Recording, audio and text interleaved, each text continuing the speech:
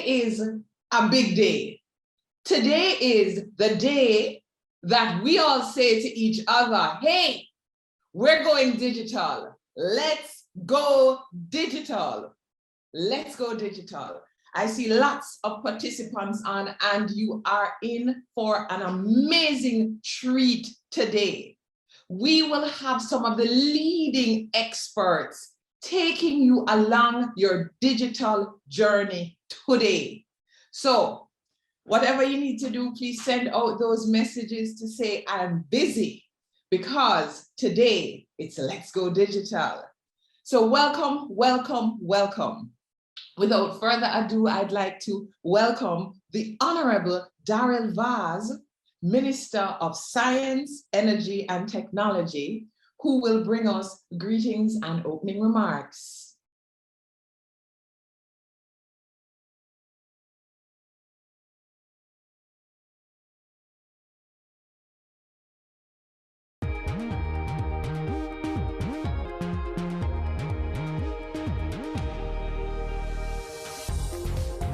While the minister comes on, just to give you a taste of what today looks like, and please send us a message if you have. Ladies and gentlemen, imagine a time where we will not have to join a line to transact business. Imagine artificial intelligence and smart systems revolutionizing our customer service and business experiences. Imagine wide-scale internet connectivity at lightning-fast speeds.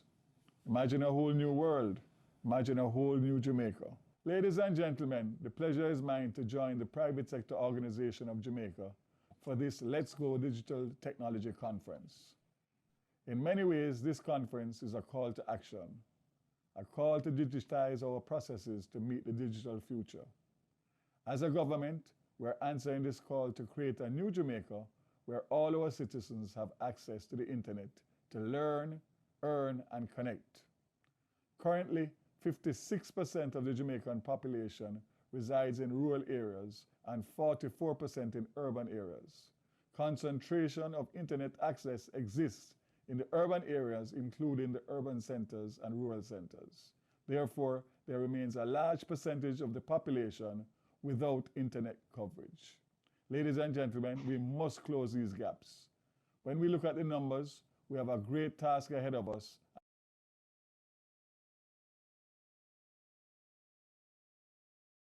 Work in an effort to design a national broadband strategy which will guide our approach to the rollout of the National Broadband Plan. We have been mapping the existing broadband infrastructure, owned or operated by the government or private telecommunication or cable providers, identifying public sites which will require broadband connectivity and prioritizing these sites, identifying critical policies, laws and regulations which may be required to ensure sustainability, and identifying high-level technical specifications of the physical infrastructure that will be required. Ladies and gentlemen, creating a digital future for Jamaica is an important policy imperative of the government of Jamaica. The National Information and Communications Technology Policy recognizes that the efficient deployment of high-capacity networks along with international connectivity has been important to stimulate entrepreneurship and accelerate the provision of the public and private services. The policy identified as a key objective having island-wide ICT infrastructure which facilitates greater access to the internet. The COVID-19 pandemic has demonstrated the need to accelerate the policy objective. It has laid bare the reality of the digital divide and exposed the need for internet access to support the national response to the crisis, especially access to online learning, provision of electronic financial services, access to e-commerce. Under what we are calling the 100-day COVID-19 project, we have received the support of existing telecommunication providers, cable operators and other partners to allow the government through the National Works Agency to have access to existing fiber to support connectivity to public institutions such as the municipal corporations, from which the government will be able to provide connectivity to schools which are not now served with the internet.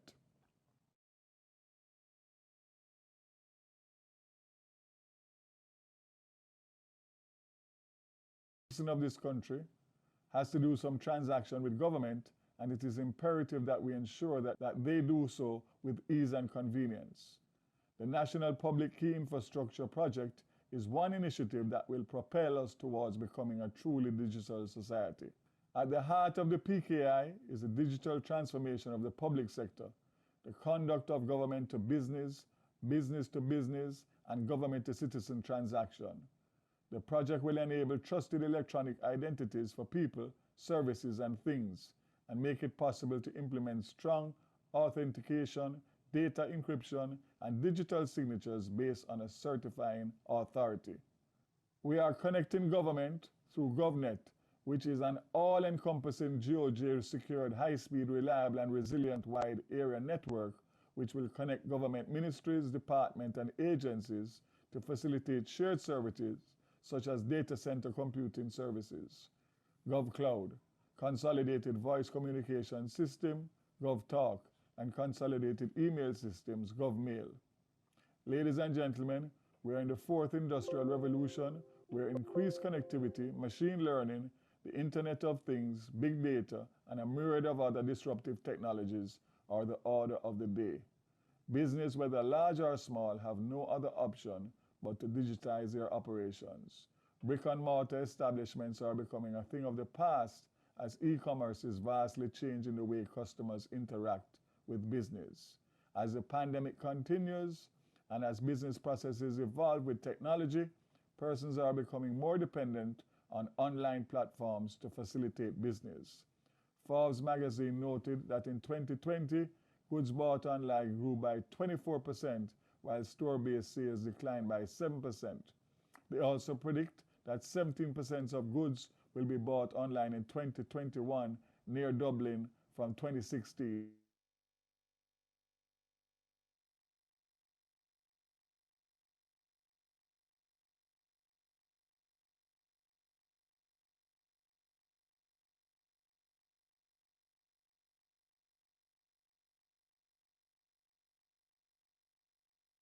Businesses that will take us into the future.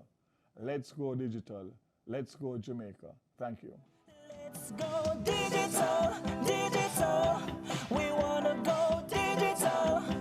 Let's get into digital. Let me see your hardware work.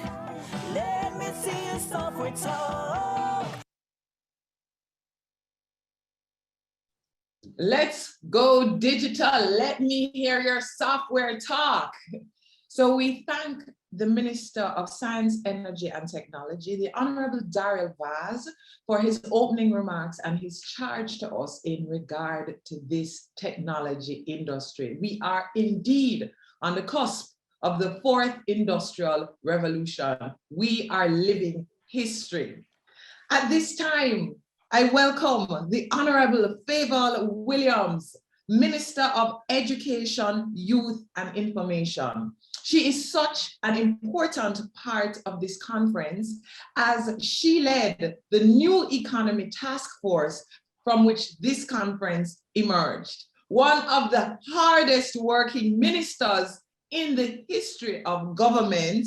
At this time, ladies and gentlemen, join me in welcoming the Honorable Fayval Williams, Minister of Education, Youth and Information. Thank you, Rochelle. Thank you, Moderator. Let me acknowledge the Honorable Daryl Vaz, Minister of Science, Energy and Technology. I understand other ministers are on as well. The Honorable Audley Shaw, Minister of Industry, Investment and Commerce. Honorable Dr. Norman Dunn, Minister of State in the Ministry of Industry, Investment and Commerce. Representatives from MSET, representatives from the Ministry of Industry, Investment and Commerce, Mr. Keith Duncan, President of the Private Sector Organization of Jamaica, Ms. Diane Edwards, President of JAMPRO, partners of this initiative, the Development Bank of Jamaica, the Jamaica Computer Society, the Jamaica Information and Technology Services Alliance, sponsors, small business owners, members of the technology industry, members of the private and public sector, representatives of the media, good morning. Salutations to the New Economy and PSOJ team members. that made this happen. It is just a joy to witness what is happening today and will continue into tomorrow. It's not just about getting our MSMEs to go digital. It's also about the Jamaican tech companies that are powering this digital transformation. In my estimation, it is nothing short of the birth of an industry, the tech industry in Jamaica. It is exciting to be part of it. We did not have to go looking overseas for tech companies. They're here in Jamaica.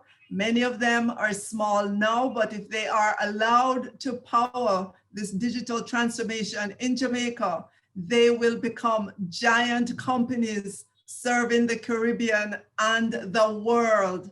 Congratulations to all our Jamaican tech companies that made it through the DBJ selection process and are here today to showcase their capabilities. We're just beginning this digital journey in Jamaica. Glad you're here to power it.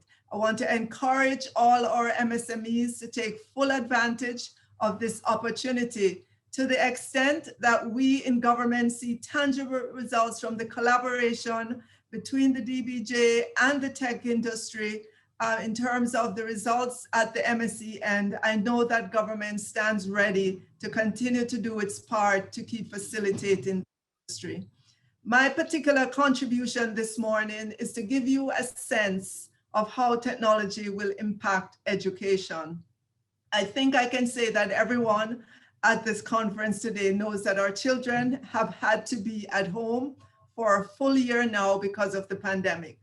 There was a very short period of face-to-face, but for the most part, it's been primarily focused on online learning. So imagine taking over the Ministry of Education, Youth and Information last September, when children should be streaming back into schools, right? We were 7 months into the pandemic.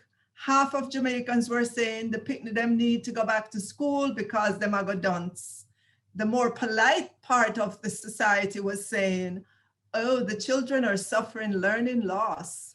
While the other half of Jamaicans were saying, them now send them picnic go to school, they would rather a dunce picnic than a dead picnic. So what was a Minister of Education to do? Well, we declared schools open on October 5, 2020 in the online world.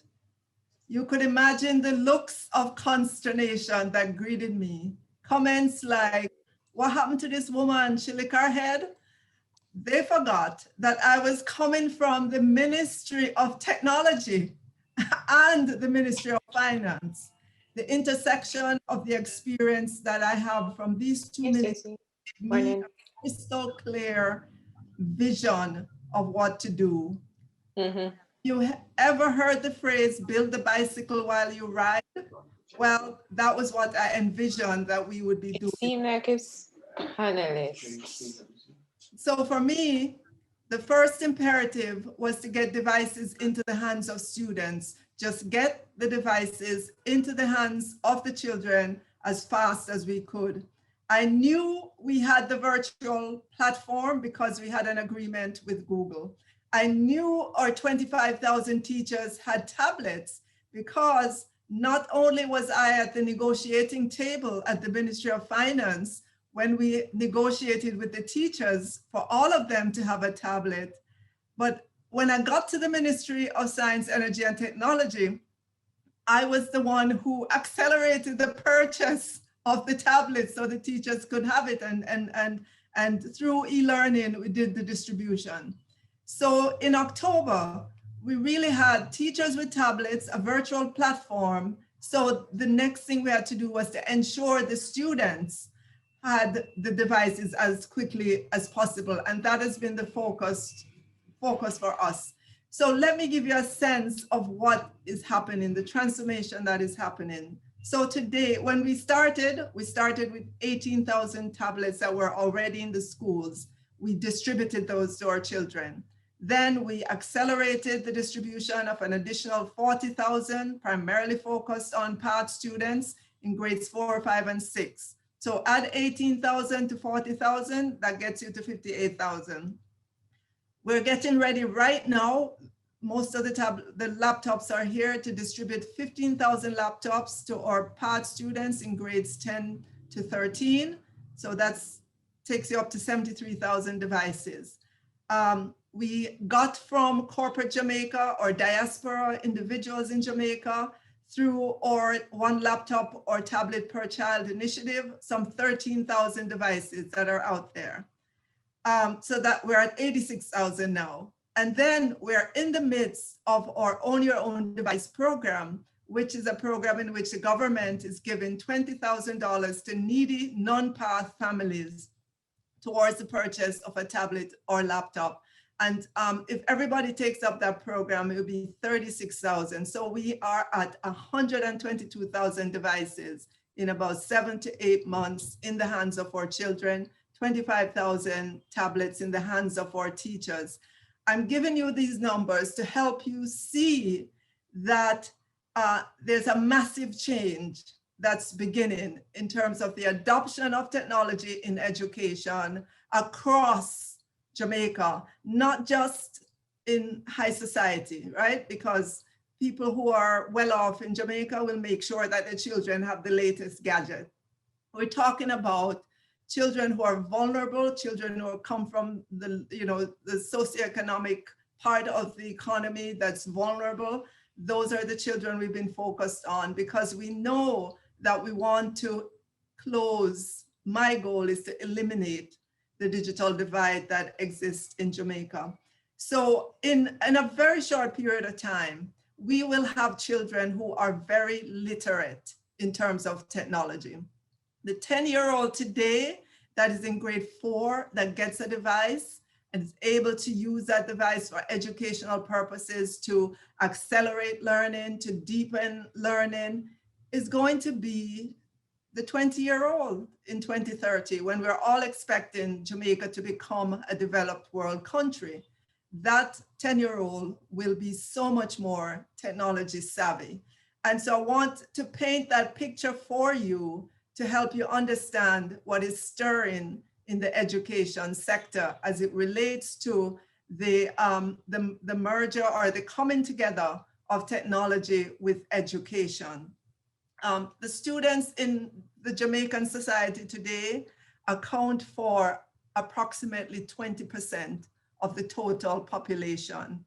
And each year we envision that we'll be rolling out at least 40,000 tablets to the incoming class so that they're kept up.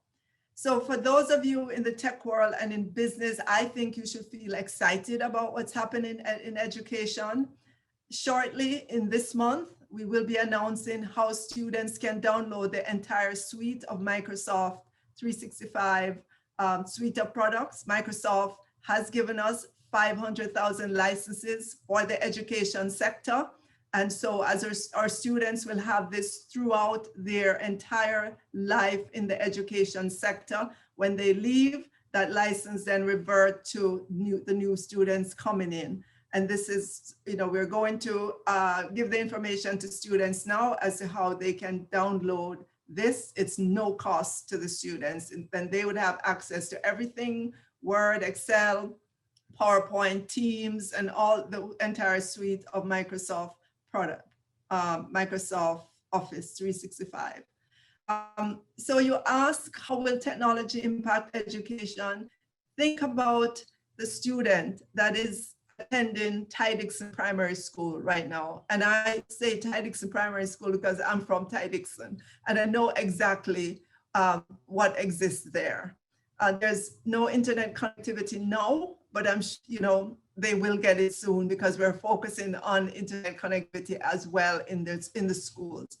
But think about that child attending that school that has no hope right now of doing physics or getting introduced to physics or some of the other courses, right? A child like that and a school like that becomes equipped, you can see how a master teacher in physics at one of our top schools here in Kingston can easily connect with the classroom in Ty Dixon in rural Jamaica and make physics and other subjects available to the students in that environment. And if you're not excited about that, I am totally excited about that and the possibilities that technology will bring to the education sector. Additionally, we are getting ready to sign an MOU to introduce code into our primary schools and our high schools. It will be a pilot program, a 3-month pilot program for now, to let us assess how it is and how we would fine tune it going forward. So I want to give you a sense of the foundation that is being laid in education to have all our students become tech savvy, not just for the entertainment purpose, but so that our students can engage directly with interactive models and videos. They can navigate websites, they can browse the internet for research. They can begin to teach their mothers and fathers, granduncle and aunts how to get comfortable with accessing services online, financial services, health services, to pay their motor vehicle or property taxes online instead of bungling up at the tax office, to order goods online. And so you can begin to see the transformation that is possible, and hence the potential for the tech companies and for MSMEs and businesses in general in Jamaica. We have many examples of countries that started on this journey that have become wildly successful. Think Estonia. Think about Uruguay. When the pandemic hit, Uruguay just went online. The students just went online. They didn't have to go buy a device, nothing, because they had started that already. They had equipped their students. And so we are just starting that process. So instead of talking to you about esoterics that may happen in education, I just wanted to just help you understand just where we are and kind of how we're moving forward and what that means for the economy when you look 5 years, 10 years down the line, what that means for the skill set that students coming out of the education sector will have. So I hope I have excited you, and I'm going to unabashedly put out a plug for our 1 laptop or tablet per child initiative. All of us on this call are probably from a rural community in Jamaica, and you probably know a child that needs a device. Don't worry about whether or not they have connectivity just yet. We can download stuff on that device and they can use it offline. Let's get the device in their hands. We're working on connectivity in the meantime. Thank you, everyone, and I hope you have a great 2-day of conference. Thank you very much, Minister Williams, and you have certainly excited us on the possibilities that technology will bring for our children, for the future of this nation. And just as you put a plug out for Tay Dixon, I'd like to recognize Lucky Hill, St. Mary, because this is a time that we recognize that technology is what will bring our people together. It is the true leveler. So ladies and gentlemen, this is our 2nd virtual conference. Virtual. We never thought this was possible, but COVID has propelled us into possibility. Things that we thought everything needed to be face-to-face, impossibility, we've just had to switch, we've just had to pivot and move. So today, I note on the chat, I'm seeing Trudy and Palmer. Hi, Trudy and Palmer. Please be interactive, share your comments, share your views. This conference is for you. And this conference is brought to us, the PSOJ, the private sector organization of Jamaica. It was very important that our SMEs were able to access this kind of information for an investment of $0. The investment is your time. So welcome, welcome, welcome.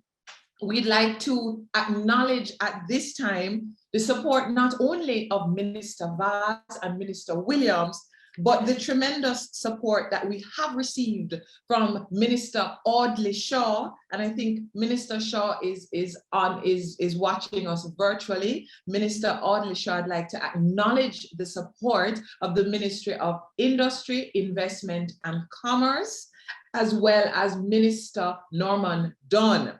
We have received tremendous support because this is truly a public-private partnership. So our sponsors, as Jamaicans would say, did not hitch to provide the support for this conference. The NCB Group, the JMMB Group, our print media sponsor, the Jamaica Observer, Flow Business, Microsft. We acknowledge and we thank our sponsors. But this is the culmination of work put in by several of our partners. Diane Edwards, I'm sure you're on, from JAMPRO, tremendous support. The Development Bank of Jamaica, the Jamaica Computer Society, that for years, Jamaica Computer Society and JISA have been pushing for technology, have been telling us that the fourth industrial revolution is around the corner. We acknowledge their work. The Jamaica Business Development Corporation, JBDC, Small Business Association of Jamaica, and the MSME Alliance. We wish to thank all our partners and our sponsors, and we wish to thank all our attendees for the investment of your time today. At this time, you're asking yourself that question, why go digital? And you know, some people are here even just for curiosity. So we are glad you are here even just out of curiosity. So at this time, we're going to answer that question for you, why go digital? And no one better to do this presentation than Mrs. Nadeen Matthews Blair, General Manager and Chief Digital and Marketing Manager of the NCB Group. Welcome, welcome, Nadeen. Good morning. Good morning. Rochelle, are you hearing me? Good morning. You guys hearing me? I'm hearing you loud and clear. Awesome. Good We're morning, hearing you. everyone. Honorable Minister Vaz, Minister Fayval Williams, Keith Duncan, President of the PSOJ, other members of the PSOJ, organizers, Nevada, Rochelle, our moderator extraordinaire, Justine and Dania behind the scenes. I see you and I appreciate you, fellow speakers and panelists, members of the New Economy and PSOJ Innovation Committee, our MSMEs who have joined, distinguished guests. Good morning, everyone. Let's get digital. So I love that Rochelle started us off by challenging us to think about possibilities, because throughout history, one thing has been consistent, the tendency to doubt the likelihood of adaptation and the adoption of new technologies. So let me take you back to 1876 when Alexander Graham Bell invented the telephone. And he went to an American telecoms company and wanted to sell his patent. And they said, no, this is like a little toy. And let's move forward to 1903 with the airplanes. We have famous scientist Simon Newcomb, who said flying through the air with machines is impossible.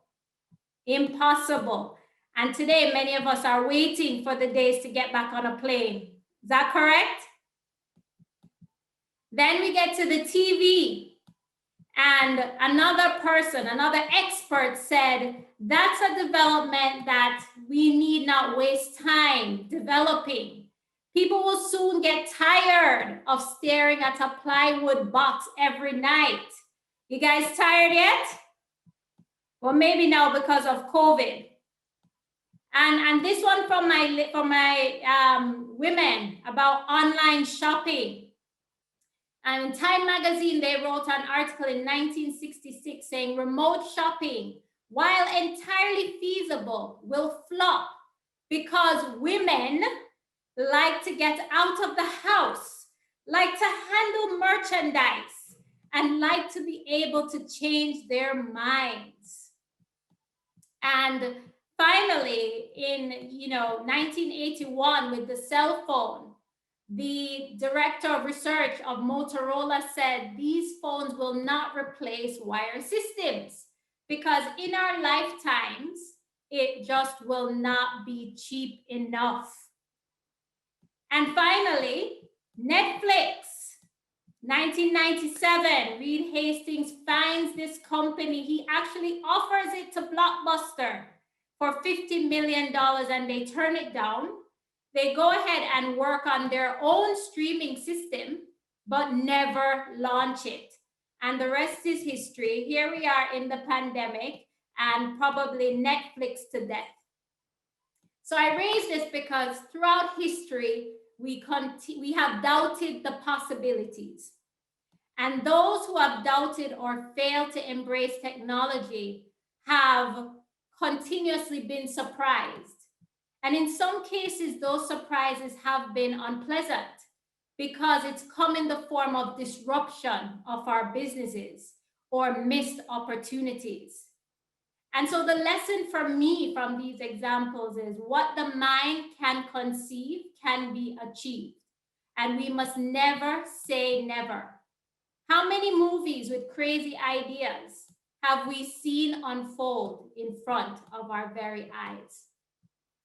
So I share this context because going digital is not the in thing. It's history repeating itself and it's life staying true to the adage that the only thing that is constant is change. The other thing I want to share is that going digital is not about just technology. It's a way of being that's critical for us to thrive in the new normal. It's not about just having a website and an Instagram page and a CRM system. It's about how you leverage these technologies to transform processes, customer journeys, and even business models. Because Blockbuster had the technology, but they did nothing with it. And so my challenge to you is, what will you do with the technology to become faster, simpler, more reliable, offer a more delightful customer experience?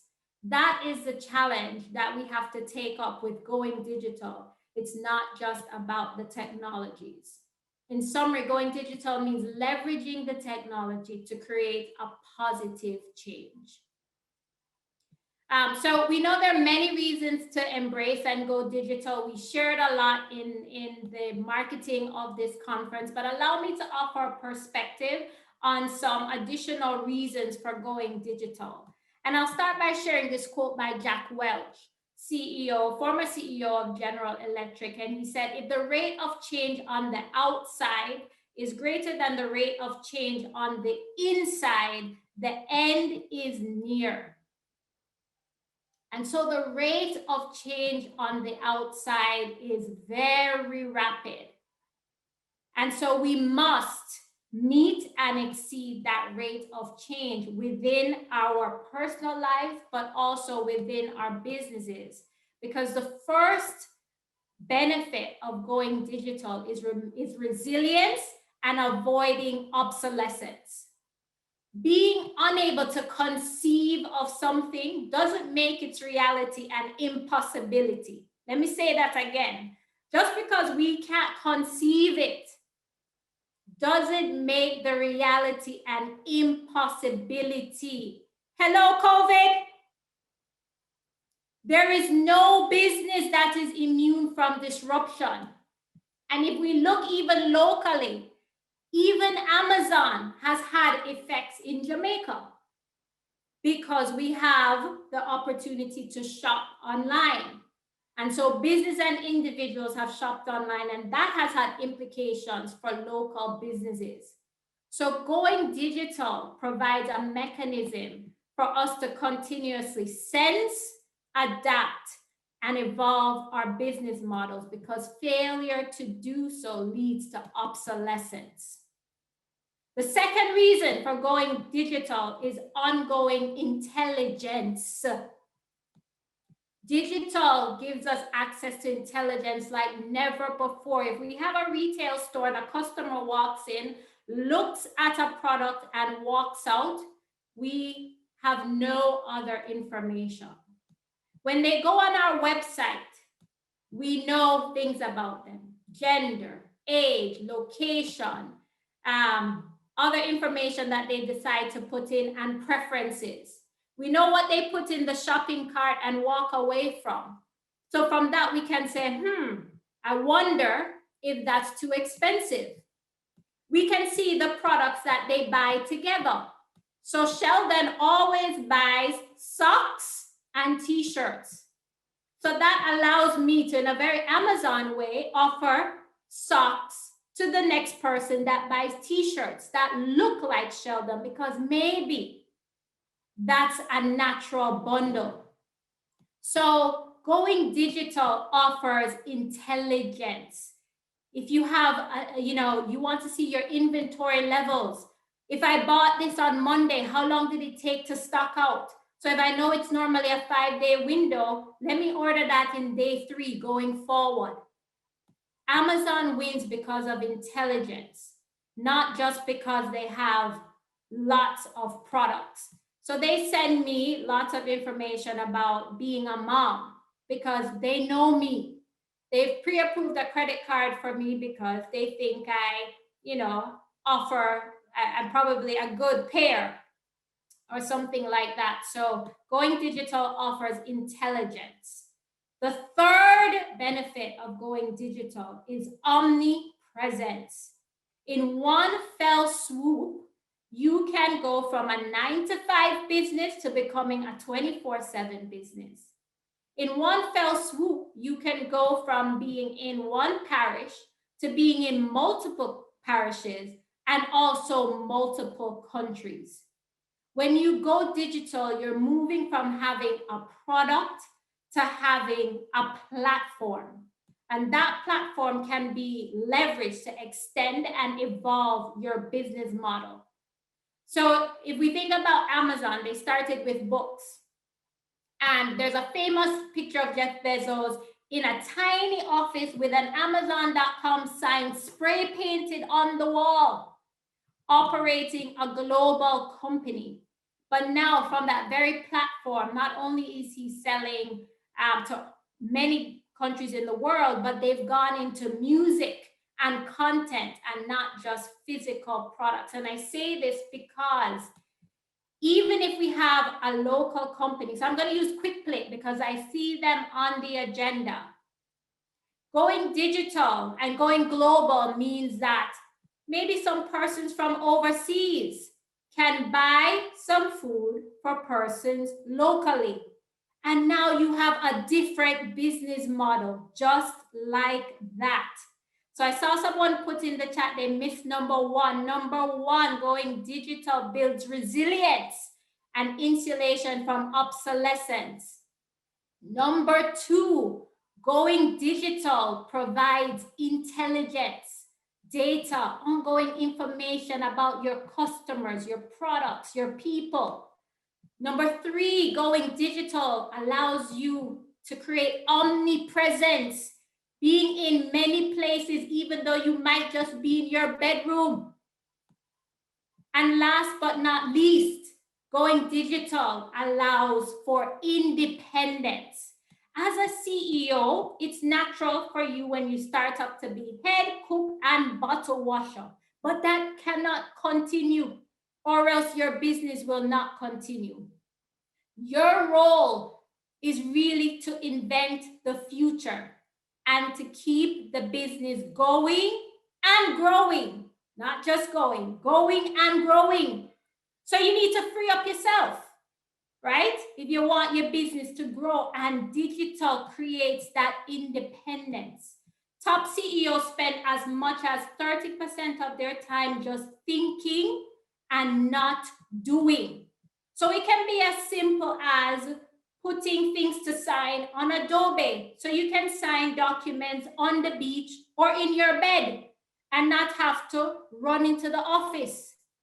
Or again, having all that intelligence that I spoke about on a single platform so that you can look at it anywhere, anytime. It can be going to virtual conferences because you need to be constantly assessing your business. And that means looking at the data, but also looking externally and keeping your eye on what is happening in the world. But you have to free up yourself, leveraging digital. How can you run your business on your computer or your mobile app so that you don't have to be head cook and bottle washer, and you can start to invent the future so you can keep going and growing? So this is the opportunity we have for going digital. Like I said, it's not about the technology, it's about creating positive change with that technology. My take from the overwhelming registration today is that as Jamaicans, we get it. We have recognized that going digital is not an if, but it's more a how fast can I go? So I really have to commend the organizers again of this conference, and NCB is proud to be a partner because our goal is to help you to go fast. NCB, how we're supporting the digital transformation. We are partnering with the PSOJ. We have partnered with the Ministry of Education and Information in terms of the devices. Commerce is a big part of going digital. And we have done a lot of work to eliminate that friction in buying and selling. So we've partnered with a fintech called Figaro to expand the suite of e-commerce options available to our customers. So if you want to sell from Instagram or WhatsApp, we have created a solution for you to do so. If you cannot build a website, we have website templates. So you're not required to get an expensive developer to create a web presence.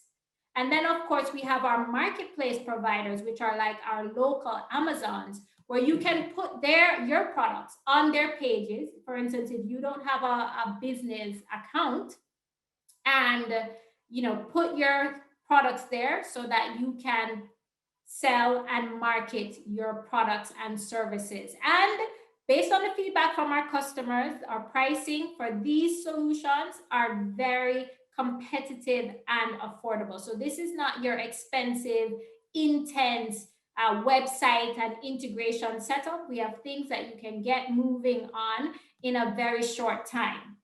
So that's what we're doing from the bank side. On the foundation side, we remain committed to education. And there are a number of things we're doing there, such as the donation of $50 million worth of devices. So far, over 1,100 of those have been distributed, but also playing a big part in ramping up the quantity of our digital producers. So our software engineers, our data scientists, our biotechnologists, you'll see us contributing a lot more in scholarships focused on these areas. And that's part of how we're playing a role. So in closing, let me congratulate everyone that's participating in this conference today and taking a step forward to going digital. NCB is excited to be on this journey with you. We're here to support you. Let us create resilience, intelligence, omnipresence, and independence as we go digital together. Thanks, everyone. Enjoy the convenience of NCB Payment Solutions. NCB Mobile Point of Sale and e-commerce solutions will allow you to facilitate more transactions in store, online, anywhere, anytime. Plus, receive payments on your social media channels with payment buttons. Use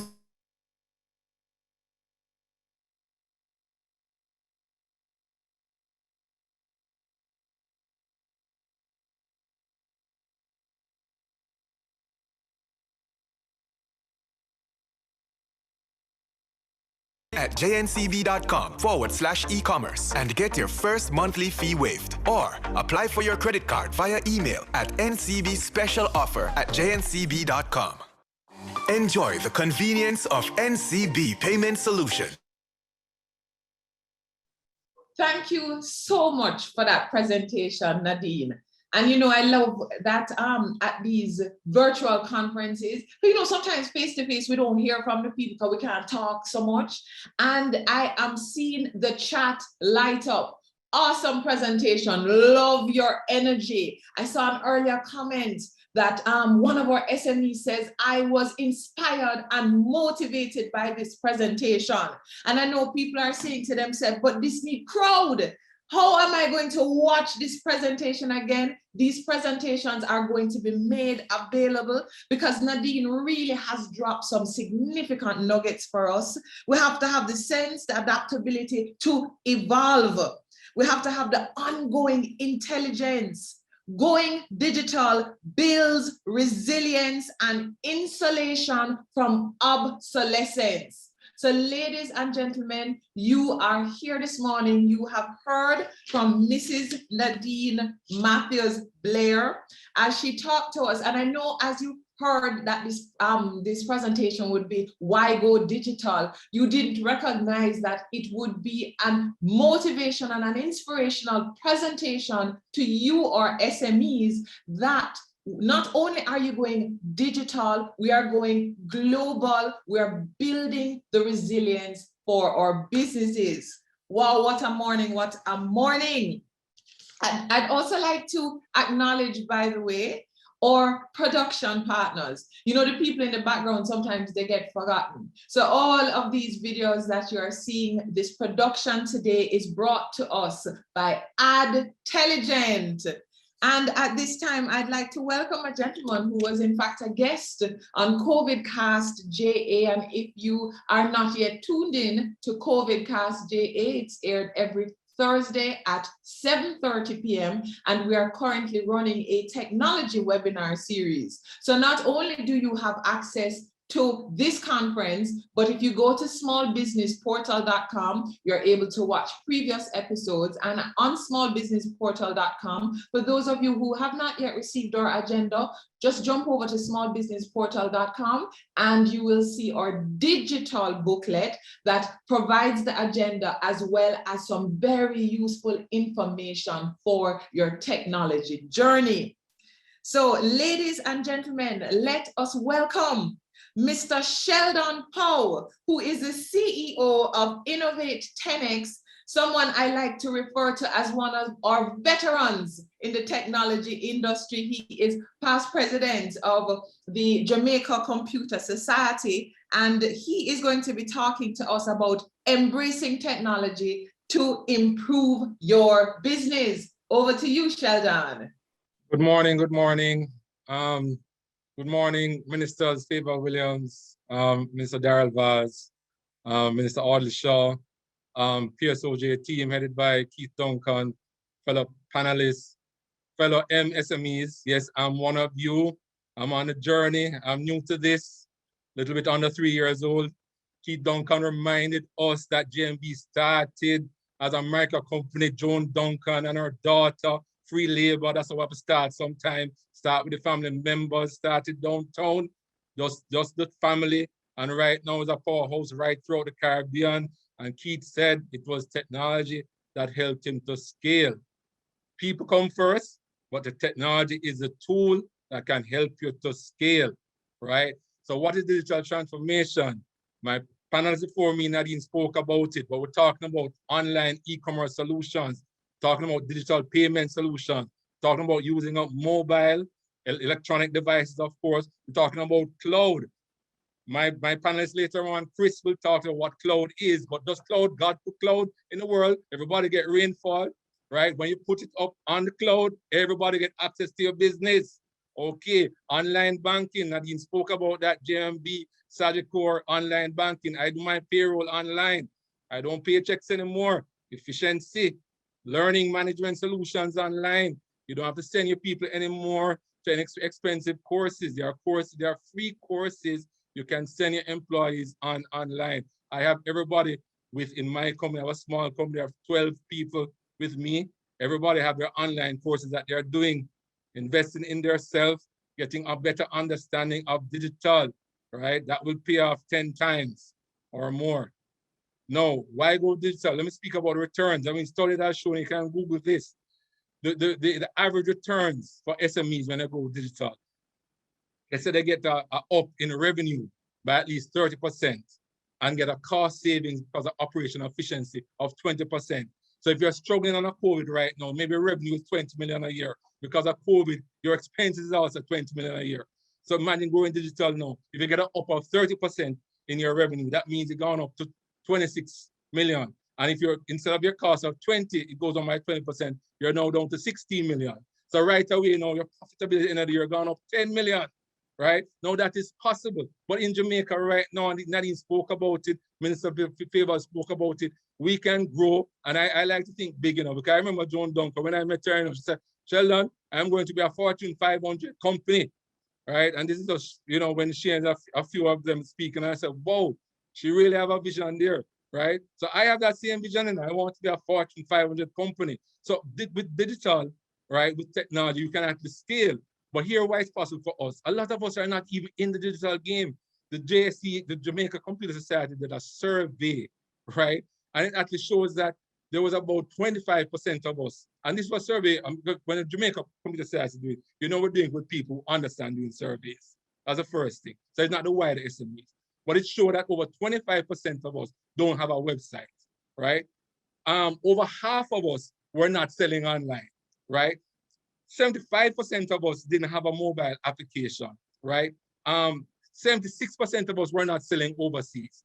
So imagine now, I mean, if you're just doing brick and mortar, if you're just relying only on walk-ins, people who pass your store, people who drive miles and come to you to get business. What happens if you position yourself online? What happens if you position yourself that your products can be seen on an international market, right? You're gonna get much more than a 30% increase. You're gonna get an exponential growth, right? The kind of things when a Jeff Bezos started out, he started selling books online, and now he sells everything. Okay, so what are we looking at? So increase customer sales. Now that should be obvious, certainly based on what Nadeen said. You're now only, if you're not online, you go online, you're opening up new channels. The channels is not only on the website, you meet the customers where you are. Customers are on Facebook, customers are on Instagram, customers are certainly even WhatsApp nowadays. That's where people are, right? If you have increased customers, you can get increased sales. Once your product is good, make sure you have a good product, because if you have a good product in the digital world, word is gonna spread fast. If you have one of them secret sauce on your chicken, and a customer go out there and buys your chicken, or hears say your chicken is the best, and they sample it, they're gonna tell their friends, and their friends are gonna tell their friends, and then all of a sudden now your growth is just through the roof. At the same time, you can be lowering your costs, because what happens in digital, you can actually have a lot of efficiency. For example, when somebody places an order online with your website, many times it's very annoying. You go on a website and you place an order, you don't get a response, right? That is very poor customer service. So I'm gonna try and call you, because if I went online or WhatsApp you or something like that, and you don't respond, I don't know what's going on. There are chatbots that you can use. I mean, other people talk about that. These chatbots actually allow you to actually process orders automatically, right? And send the messages for whoever needs to send them. If there's the chef in the kitchen that needs to see the order, it will probably send a WhatsApp to the chef. If the driver needs to be alerted that these amount of orders came in, the driver will be alerted. So that's lowering your costs, that's improving your productivity. What happens when you improve your productivity? You have time for other things, more value-added activities, such as maybe calling your customers and say, did you receive the order? How was it? Did the dress fit you properly? How was the food? Things like that. Things that you get back more time in your life because of digital. Maybe you choose to spend your time with your family. You know, like myself, I have young children. Sometimes I want to go home early, and every now and then I can check my my email and say, oh, I have another online order. Oh, I have another online order. Oh, I have another online order. It really can happen like that. Going digital allows you to track on your phone what's going on with your business. Fortunately for me, I mean, from day one, I'm a native digital business. I started out being in the cloud. In my business, I don't have any servers. Up to my PBX right now, on my PBX system, right? I went online with my credit card and put in a PBX system. Right now, both Flow and Digital offers PBX systems, you know, as a package to SMEs. Very beautiful. So, you know, let me tell you, coming from a JMMB, which had all the resources that one could have, one would want to grow a business. And when you're a small business, you don't have that. So for me, I still need to have, be able to offer good customer service. I still need to have technology. But what I like about the cloud especially, things are for SMEs, they actually make it very affordable, right? In many cases, it is true, it is actually free. And let me explain to you why it is free in some cases. CRM sometimes is free because the tech providers, right? Even Amazon right now, I have space on Amazon, you know, as a developer, they gave me Amazon credit to develop on their platform. The reason for this is that, look, they say if businesses, small business, I give them access to my tools, they will grow and they will actually be loyal to me. But not only because they like the product, that's the other way, but because it's very difficult to change from one system to the next. I mean, at the end of the day, if I get used to using a particular CRM system, right, and my business is growing and the software is working properly, I don't mind actually paying for the service. That's the idea. So it's free first for you to try, right? Once you like it, right, then you're willing to pay. And usually make the pay, you might say to you, once you have less than 100 customers, you are free. If you go over 100 customers, then you have to start paying. Or once you're using the platform for maybe 3 months, and once you're satisfied, you start paying. So that allows you to be a very experimental, to try things, right, before you buy it. No, I know, you know, some of the reasons. From the survey, we looked at some of the reasons why SMEs were tentative about going digital. Now let's look at that. We spoke about already that the cost and affordability was a problem, okay? As I said, for SMEs, it's very easy to get started. Now funding, the DBJ is actually really has funding available for SMEs to spend with local tech providers like myself and the many others that are out there, right, to go on this journey together. And they have also promised, and Fayval Williams actually said it as well, while we're doing this in an agile approach, we want to see how it works. If we show that the SMEs get return in their investment, get that growth that Nadeen spoke about, right, they will put more money behind this because that will really help to build the wealth in our country, right?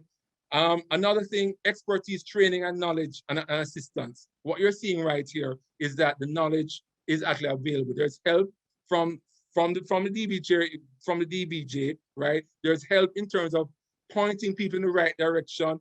You can go to T-Tech for IT support. You can go to SimTi. You can go to digital presence and so forth. The pointing as to who can give you the help, who can really help you to scale. Another thing in terms of digital payments, collecting your revenue online. Nadeen Matthews spoke to what she's doing with NCB Figaro.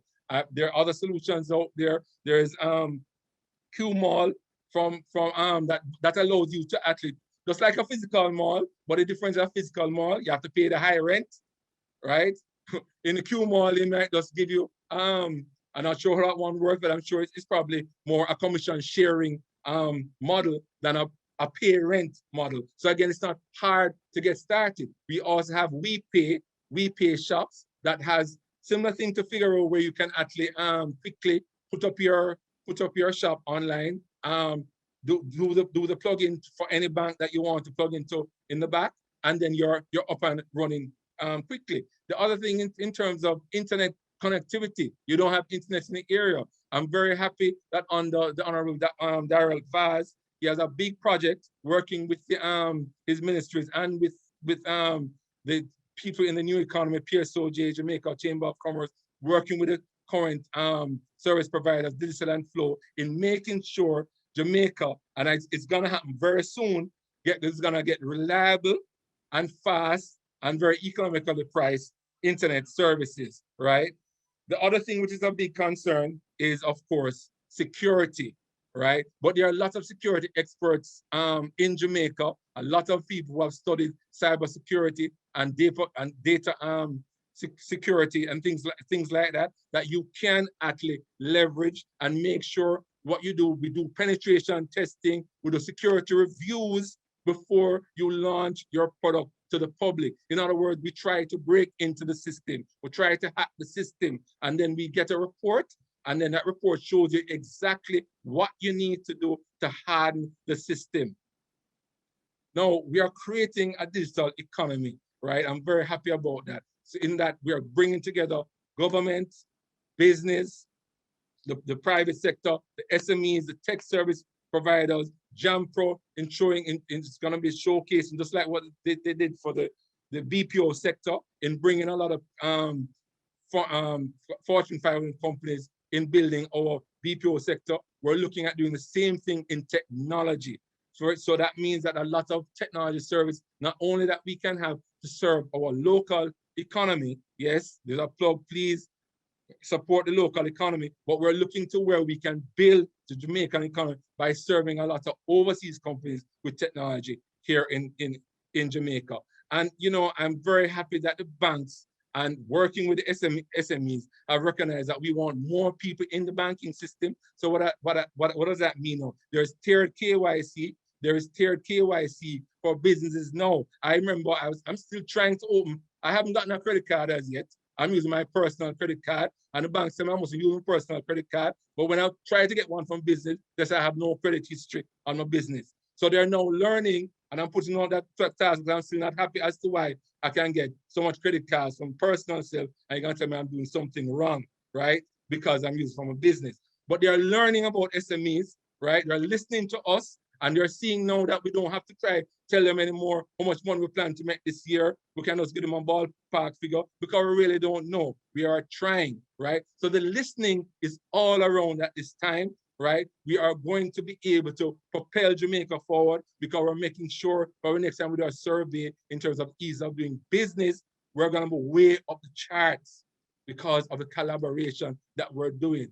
Thank you very, very much. Please, you know, there's a lot of things to learn today. If I confuse you, I'm sure my partner, Chris Record, speaks, he's going to break it down much easier than I did. Thank you.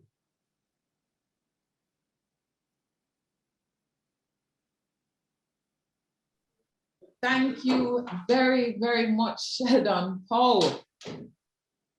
Sheldon has really, and I think I'm looking at the commentary. I see awesome presentation. Well done, Sheldon. But I also see a lot of persons saying very eye-opening. Sheldon is himself a small business operator. He reminded us yesterday. So it was very important that we're hearing not only from his perspective as a technology provider, but he also moving through his journey as a small business operator as he went through first embracing technology to improve your business. Now, at this time, we welcome the Vice President of the Private Sector Organization of Jamaica, Mrs. Jackie Sharp. Jackie will be moderating our next session, which is Basic Technology Solutions for MSMEs. Good morning, everyone. And thank you, Rochelle, for the introduction. It's been going great so far. As Rochelle said, I'm Vice President of the PSOJ and very happy to be a part of this very important conference. We mentioned the topic today is Basic Technology Solutions for SME, and I'd like to welcome Neil Abrams. He is CEO of a leading ICT infrastructure firm in the Caribbean called Innovative Corporate Solutions, and has tremendous experience over 20 years in the delivery of technology solutions.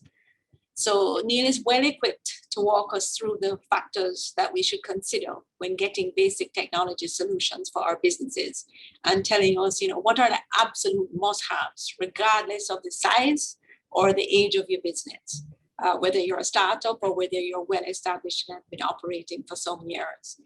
So We just heard from Sheldon and Nadeen about how important technology is for the growth and success of your business. And the reality is that if we don't incorporate technology in our businesses to do more, to be faster, to be more innovative and more effective, the chances of survival become slimmer and slimmer as our competitors forge ahead and our businesses and our models get disrupted. So Neil, welcome. All of this can be very daunting for our small businesses, most of whom do not have the luxury of large IT budgets and technical resources at their disposal. They recognize the importance of technology, but most of them don't know how and where to start to identify the right technology to meet their business requirements. So can you tell us, what do you think should be their first step on this journey? Okay, well, first of all, let me start by saying good morning to everybody. And the fact that we have 3 ministers on this conference, I think that's an amazing testament to how important this is to Jamaica and the economy. So I think it's a great achievement. As it relates to the question that you're asking, I think that the first step on the journey should be awareness, right? So by that, what that really means is that, you know, ideally you'd be thinking about technology from day zero when you're thinking about your business venture, right? So, you know, when you're formulating or gestating the idea that you have, at that point, you really want to start thinking about technology, right? So, you know, if you think about the typical evolution of a business, you know, my personal definition of a business would be, you know, once you get to the place that you have someone that is willing to pay for your product or service, you're in business, right? There's a lot of, you know, new businesses that operate without paying customers now in the new economy, but, you know, a little old school. So I think my personal definition is that once someone is willing to buy what you have or to pay for your service, that you're in business. So you really want to be thinking about what is it that you're going to be doing. And what's the business model? So are you going to be selling to other businesses in a business to business type of model, or are you going to be selling to consumers? And then you would basically use that to guide the strategy as it relates to what the specific technology is going to be. So whatever we're doing from a technology perspective would always come back to serve the business or to help you to achieve the business objectives. So understanding the business model and having that awareness upfront is the first step, I would say. Okay, great, thank you. And what kind of budget should a small business consider to get some of the basic fundamental solutions implemented in their business? And you know, as well, at what point in their journey of their business, starting from moving along, should they set aside a technology budget? Okay, well, ideally, you'd want to understand your technology requirements upfront, right? You know, so when creating your startup budget, you'd really like to include technology in the budget. Now, as a technologist, that would be obviously easier for me than it would be for other people, but that's why we started off by saying the first step is the awareness, right? So when considering the budget and thinking about technology, there are some general themes that you want to be thinking about, right? And that would be, you know, the cost to acquire whatever it is that you're going to be getting, right? The cost to run it. So whether you're going to run that technology internally or you're going to outsource it, right? The cost of renewals and subscriptions. There are a lot of free services out there, and a lot of the co-presenters have spoken a lot about them. But one of the things with the free services is that you still need to have someone to support you. And so sometimes you get the product free, but you still have to factor in some cost for support or teach yourself how to support it. So the cost of running whatever it is that you're getting should be something that you have some concept about, right? Renewals and subscriptions are very important because the industry has changed or is changing away from one-time purchases towards more of a consumption model. So, you know, when you heard Sheldon and others talk about the cloud, you're really in this, you know, this service type model where you're basically consuming a service over a period of time and you pay a subscription for it. So that you really want to know, be thinking about from a budgeting perspective, X dollars per month or X dollars per year or per quarter for whatever service it is that you're going to consume that has a cost attached to it, right? And then ultimately, your budget is going to be driven by the number of users of technology, right? So when thinking about technology, you're not necessarily thinking about the size of the company. You're thinking, you know, you might have 100 staff, but only five of them use technology. Then the technology budget would be more for the 5 than thinking about the 100, right? And I have a one pager that I tend to provide to customers to kind of help them to you know, conceptualize how they should be thinking about technology. So I'm just going to share my screen and give you a quick look at it, so you can have a visual of this.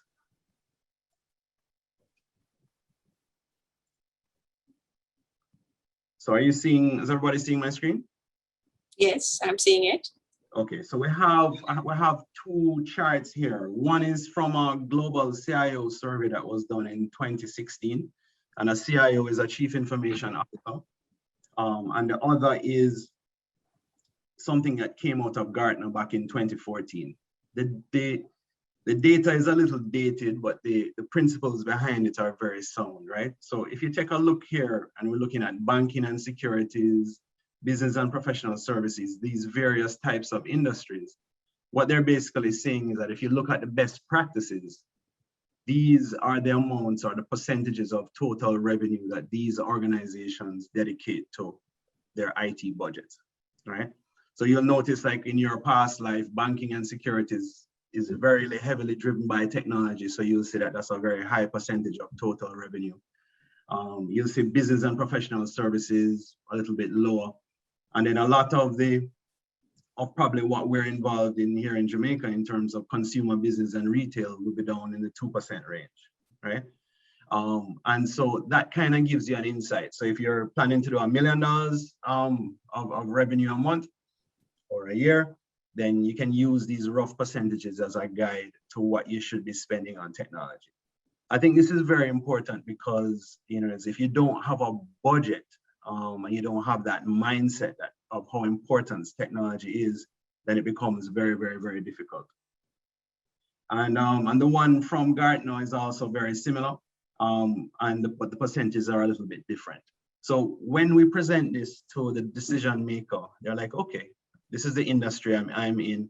This is a solution that Innovative is giving me. This is what I pay my other IT vendors.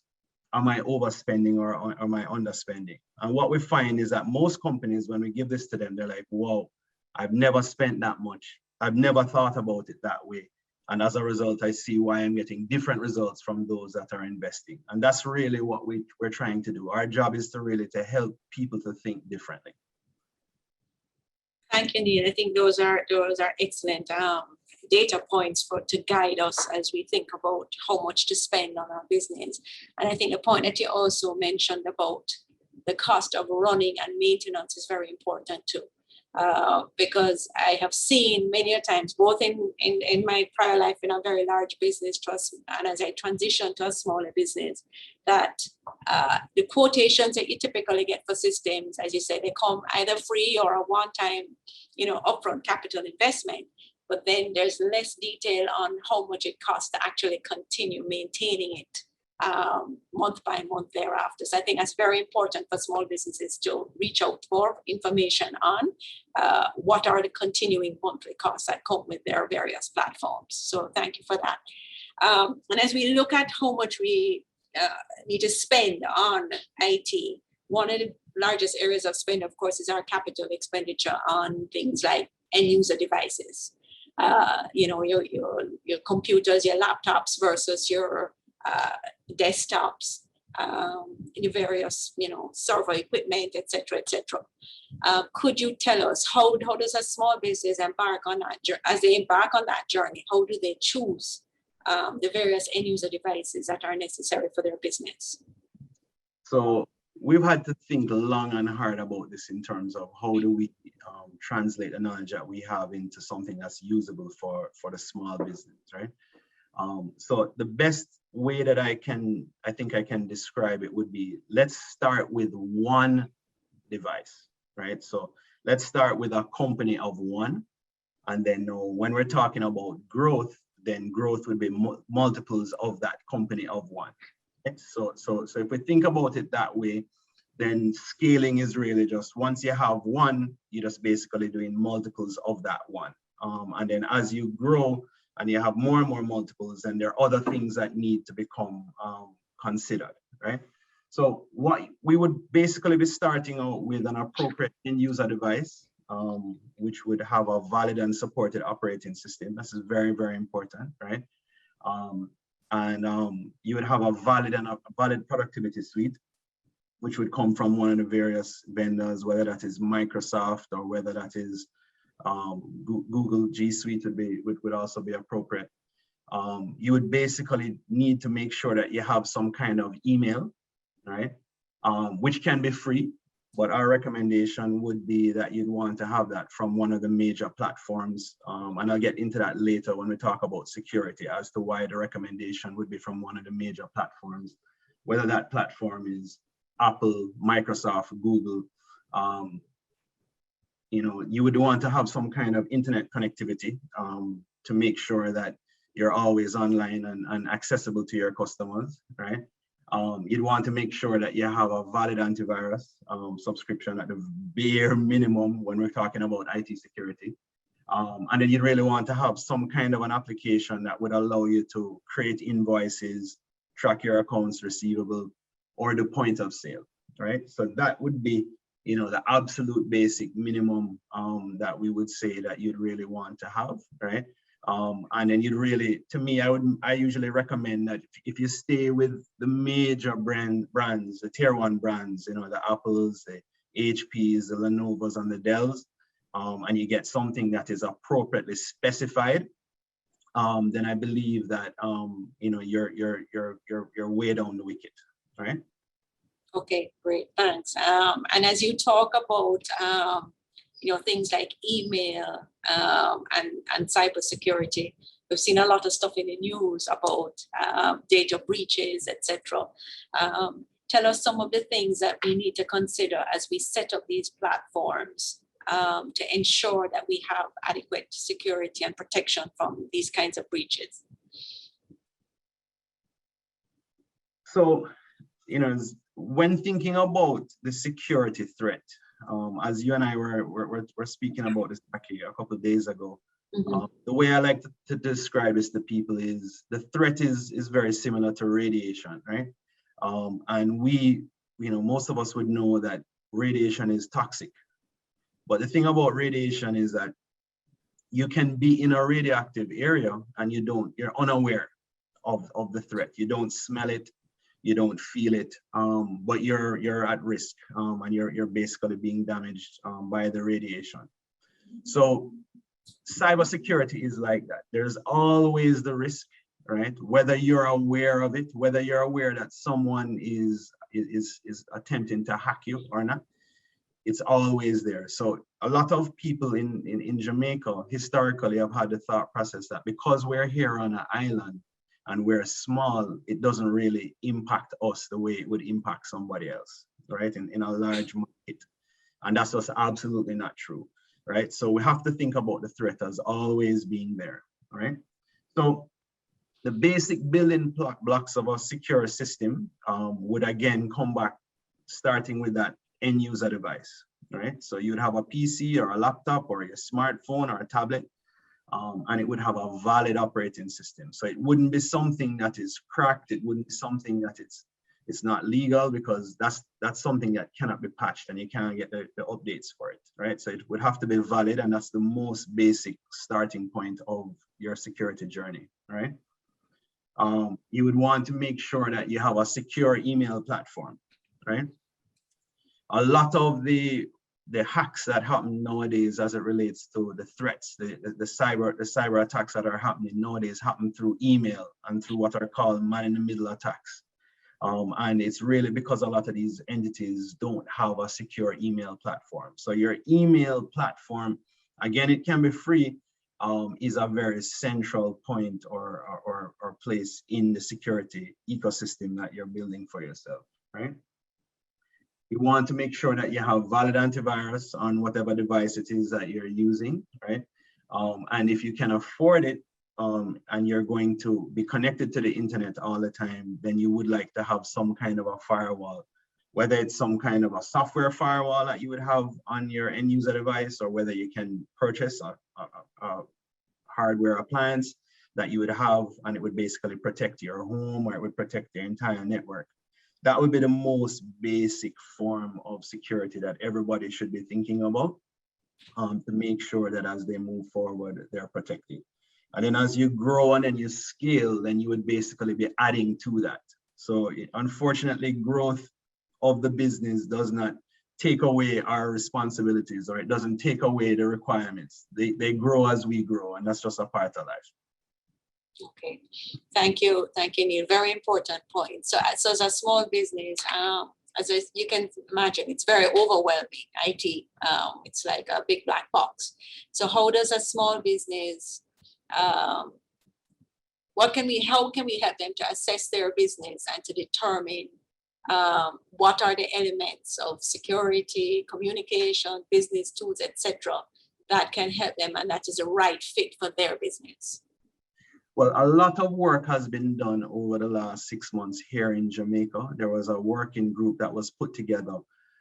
Sheldon, Powe, and a number of us worked on a document, and that document basically took the experience of about 20 or 30 IT professionals, all with decades of experience. And what we're able to do is to create a couple of pages or a couple of slides that are a cheat sheet that someone can literally take, and they can use that as a guide for all the different bits and pieces of technology.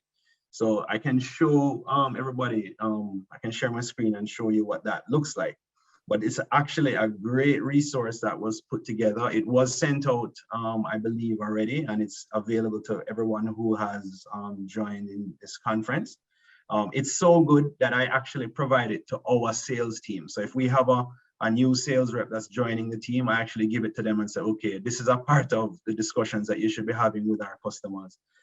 That's how good it is. So I think if people get their hands on that, that can be a great starting point. And then when they're talking to their technology professional or technology provider, they can be saying, but you know, this working group has said that I need to have this particular spec or that particular spec. Please ensure that what you're quoting me is in line with this. And so I'll just share my screen again and bring that up so you can see it. All right. Okay.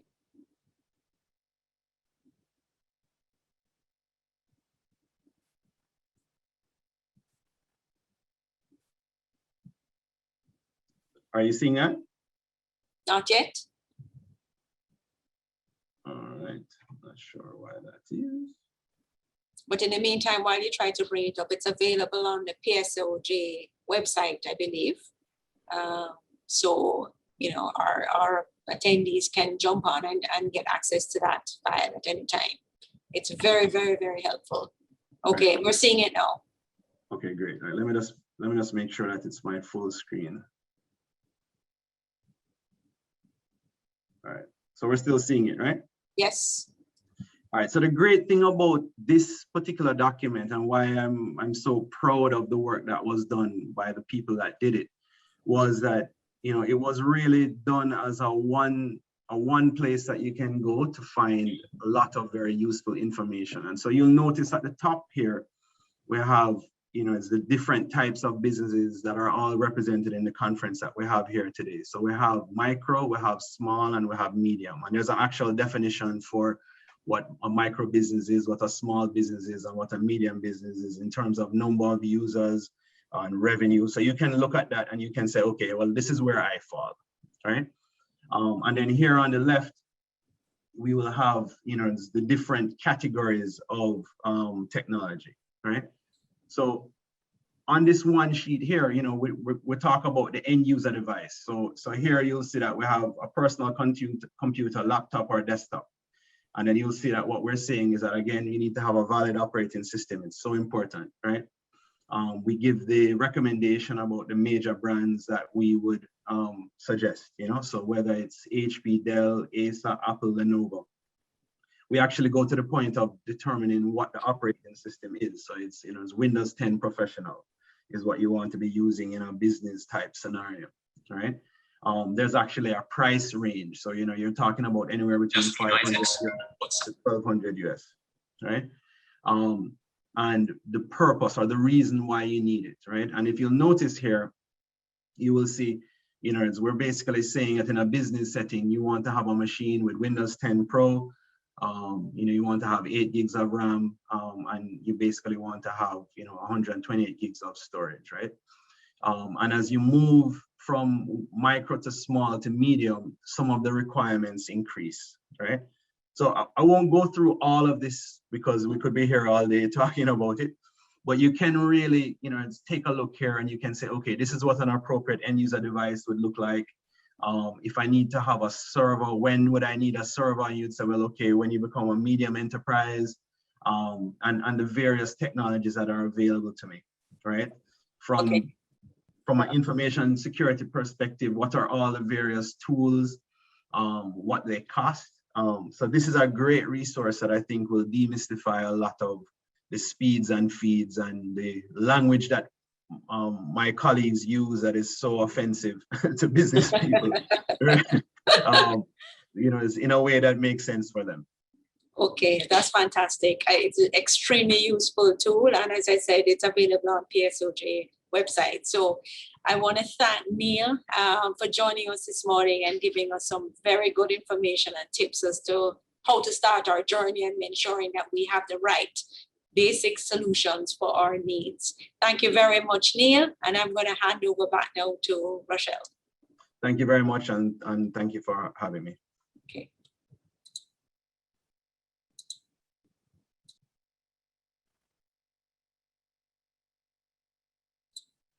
Rochelle, over to you.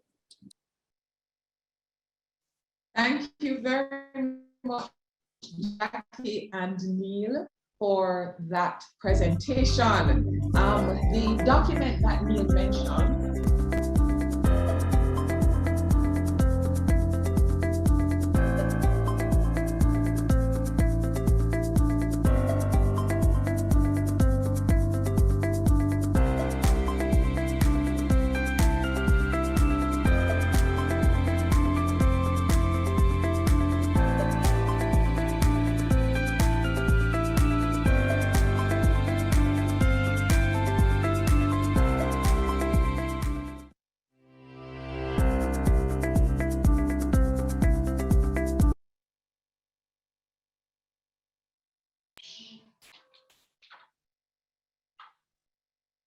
Hello, welcome back.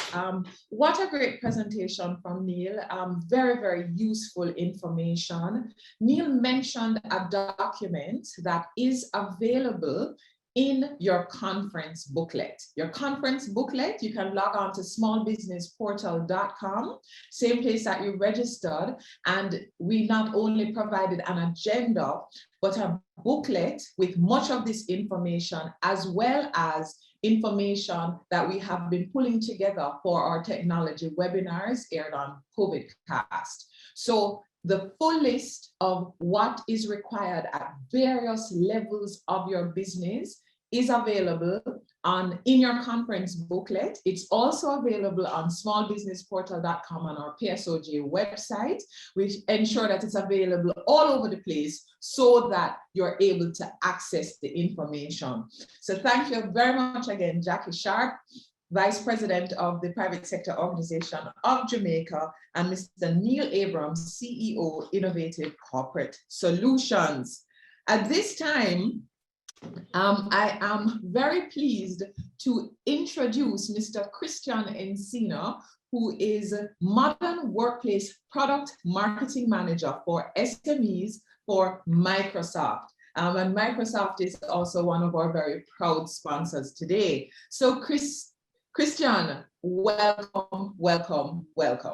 Thank you, Raquel. I'm super happy to be here. I wish I could be with you in person, drinking a nice Red Stripe beer or something, but unfortunately I'm located in Chile, very far away, but I will enjoy talking with you today, this morning. So Well, I believe I'm a little bit behind, and we're a little bit behind the schedule, so I'll try to go fast through what I had to tell you. I'll try to run as fast as Usain Bolt or something. so let me share my screen really quickly so that you can see a little bit of what I wanted to tell you about. I don't know, here. Okay, so I guess you must be seeing my screen right now. It's okay. Raquel, can you see my screen? Hearing your screen. Okay, good. Yeah, good. I'm seeing your screen. I'm hearing you well. Perfect. Okay, seeing your screen. Yes. Okay, perfect. So what I wanted to talk to you today really is about how SMEs can go digital. So building on probably a lot of the things that Neil explained before me, I want to go with the Microsft view on how SMEs can go digital and how they can do a couple of things that are critical at this point, especially with pandemics and the global situation, which is how to reduce costs and also manage risk. So Neil mentioned in the previous presentation the security risks and all the risks that are being present for our SMEs. So I want to make sure we address what is our point of view here. So let me start by telling you a little bit what we're seeing around the world. First, we're seeing, of course, an economic downturn. We're seeing many businesses slowing down, reducing their spending because of the pandemic.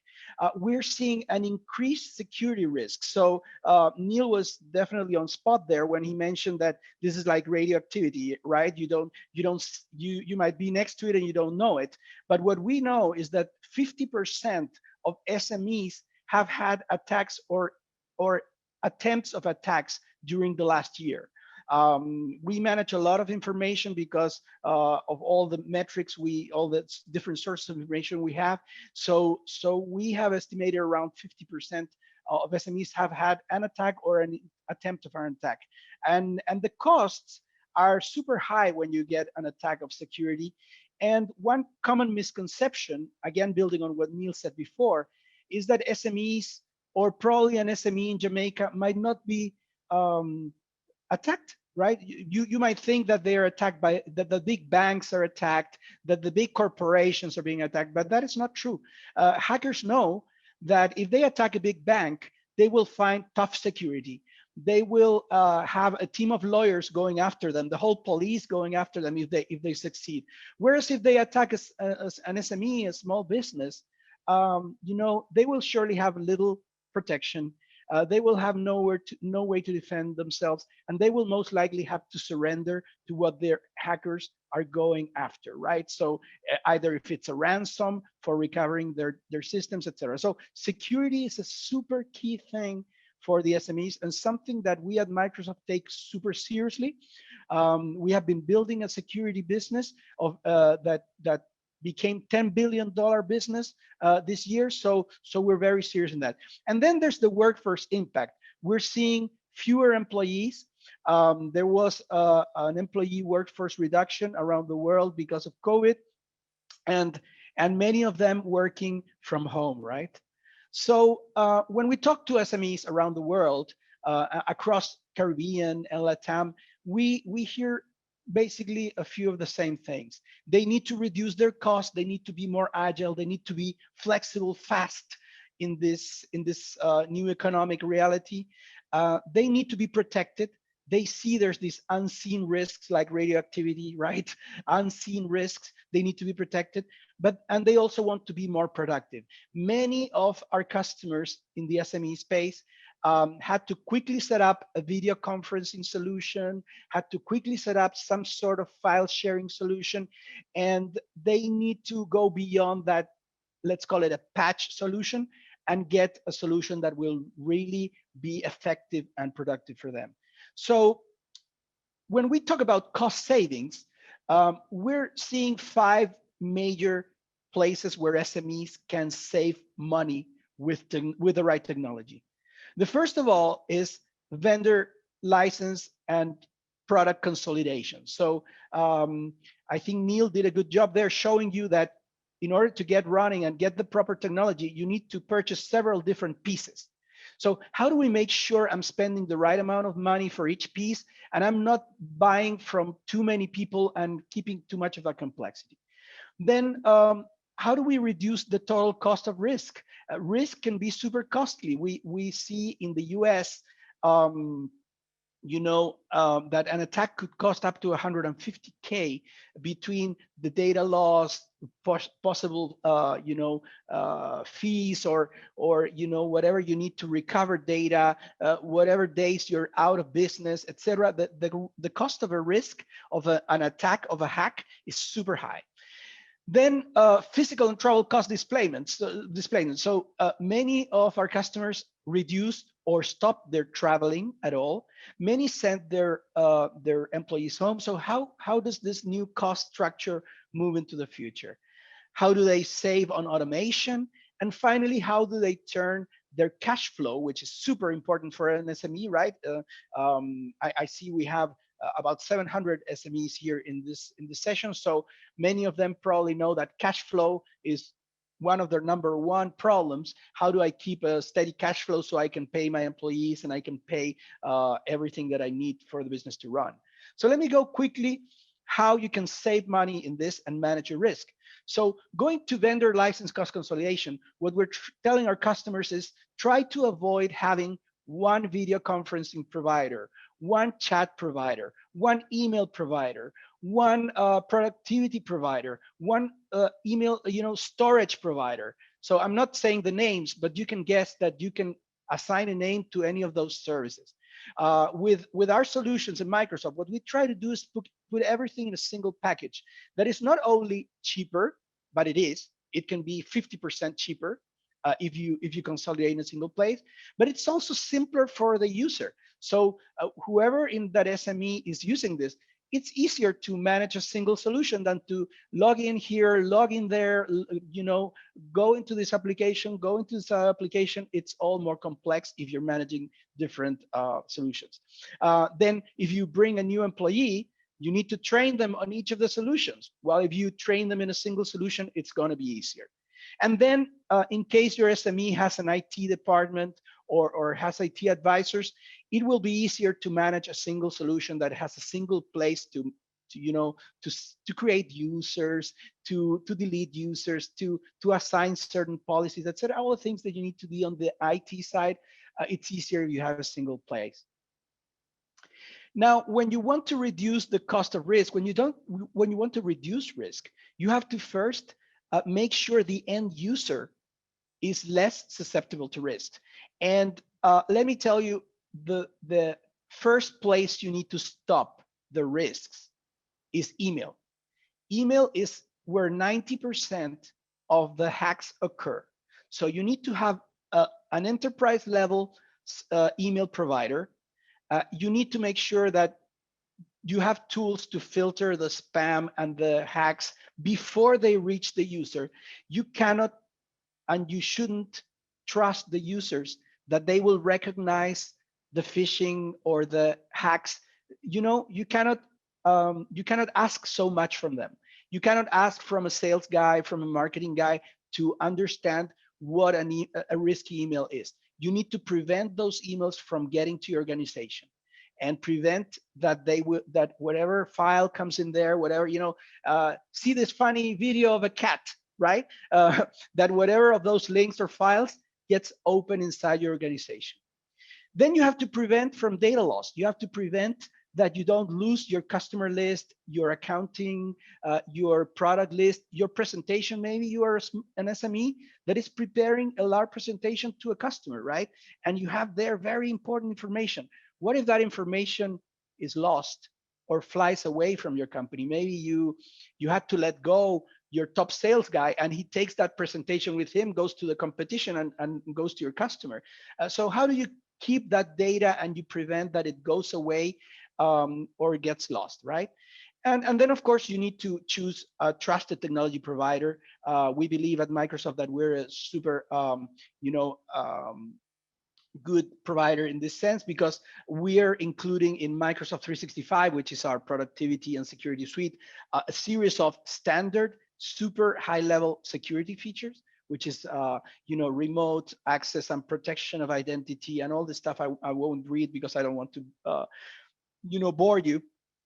And then on top, we have built other stuff like regulatory and industry standards, data encryption, a lot of technical concepts that, again, I don't want to bother you with, but you need to make sure that your provider is ensuring that your data will be safe and that your access to your systems will be safe.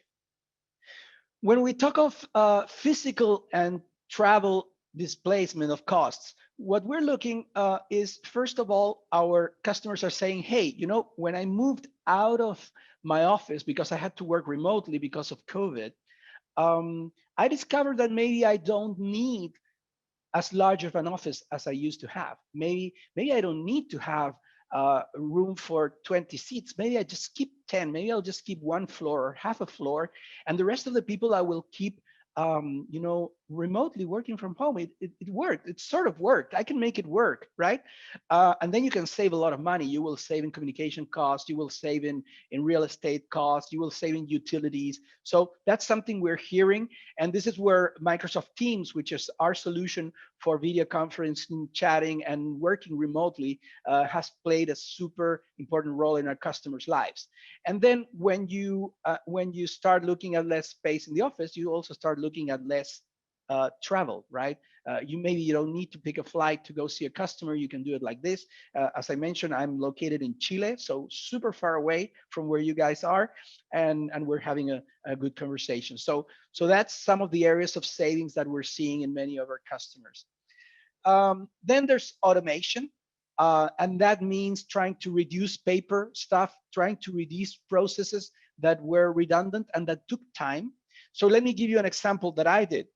Just so you know, I'm not a technical person. I didn't major in technology or anything, but I was able to build with Power Automate, which is one of our M365 tools. I was able to build a simple process where I used to get approvals by email. So I had to read the email, then write an email back, and then go through a series of people, and then automate it very fast, like in 30 minutes to an hour. I automated that process.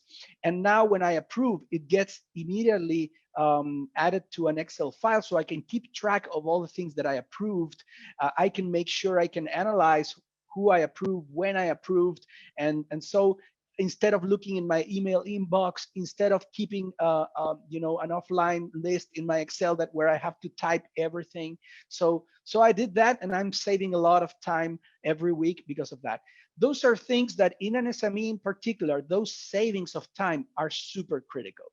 And you can then extend it and probably incorporate stuff like your travel expenses, your inventory checks, your sales proposals, and put them inside Teams, for example. Teams is our as I mentioned, is our hub for teamwork. You can, from your cell phone, do stuff in a simple way without having to go through very costly platforms. And finally, this is where I want to wrap up my presentation. You need to think of how can I go from capital expenses, so from one-shot money expenses, to OPEX expenses, so operating expenses, so paying monthly for what I really use. Stuff like hardware, like your servers, your computers, is stuff that you need to usually pay up front, and guess, unless you get a lease or something, but it's usually part of those super costly stuff at the beginning. If you buy licenses, it's going to be something that will cost you in the beginning. So our recommendation is move to the cloud systems where you pay usually a monthly fee per user. If you have to reduce your employee count, then you reduce your cost.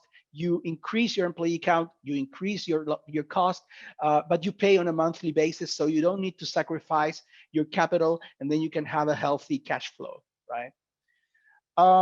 So those are things that could apply to many different solutions, but what we're doing, and I don't want to go back to this, is we're going to a single platform where you can consolidate vendor cost, where you can reduce your risk, when you can use the ability to work remotely to the most of your capacity, save on automation and automate your processes, and of course a subscription-based model where you pay as you go on a monthly basis on a cloud service. Okay, so we basically offer this in 3 major flavors for the SME. So I don't want to go in detail here, but basically you can either just get the cloud services like email, like Teams, like SharePoint and OneDrive to store your files. You can also, for those of you that want to have Office, the Office suite that you all know, and I hope you love, in your computers with Business Standard, and then you can have Business Premium with a lot of additional security features on top of the previous products I mentioned. So we have a lot of partners that can help you with this. We have a lot of stories of SMEs around the world using this. We have also tools that our partners have to help you assess what you need. So where you can say what is important for you, and then we can help you pick the right solution. So I hope that was interesting for you. Let me see if I had another slide. No, I didn't. So so that's basically what I had for you. I don't know if there's any questions. I will gladly answer them in the chat window, I guess, right? Thank you so much, Christian. Great presentation. Hi everyone. I'm Lauren from the Brainz Center. I just want to thank you, Christian. That was so great. So much jam-packed information in there. Some of what you explained, I know a lot of entrepreneurs need that information. They have been using some of those strategies to save on their costs. And guys, if you need to reach out to Christian, I'm sure all his details are going to be provided for you. Guys, we're moving into the next segment with me. As I said, I'm Lauren Ainsworth. I am CEO of Brainz Center of Entrepreneurship, and I am loving this conference so far. And guess what, guys? It's about to get even better because we're talking all about digital marketing, the thing that entrepreneurs and small business owners have been asking about since we got thrown into this COVID madness. How do we get in front of our customers? How do we let people know that our store, our shop, our business is still open? And that's digital marketing. But guess what? Things change so much, the space evolves so much that we constantly have to be updating ourselves. And we are lucky because we have 2 experts who are going to be telling us what's working today. So my first guest is Craig Powe, CEO of Adtelligent. Welcome, Craig. Hi, everybody. Can you hear me? Can you hear me? Yes, I can hear you. Okay, fantastic. So you have I'm a really for us. Yes, I do. So let me share my screen. Great. And we can go ahead. Okay, 1 second. Let's just allow it.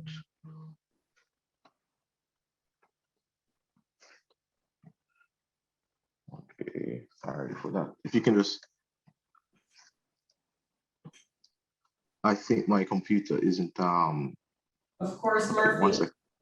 Yeah, 1 second. It's just, that's how it happens sometimes. Of course it happens, but guys, this is why it's so important for us to understand how technology works and understand, as Christian said a while ago, have I'll just talk. Right? Okay, so let me just begin because it doesn't seem to be allowing me to go through. So, okay. What I was going to show was my a presentation that I had prepared for you guys, which was pretty good, but it doesn't seem to be working. So, okay. Let's just talk. Yeah, I know. I'm gonna get energized. Okay, so first thing. We're working. Right? So great. We have yeah. So okay. Many different options, right? That are yeah. We really do. Adtelligent is actually the company that prepared this whole thing, right? So. We have over 1,500 registrants. I think it's 600 people. There's 693 people online now. And the fact is, I have not met most of you guys. I haven't seen any of you, but you all saw this conference on social media. To the tune of, I think, 200,000 people have actually seen the full conference, which is fantastic. But it's because we went online. Now, to give you a start, Q1 of 2020 was our worst quarter ever. That means for business, we lost money, and we've never lost money before.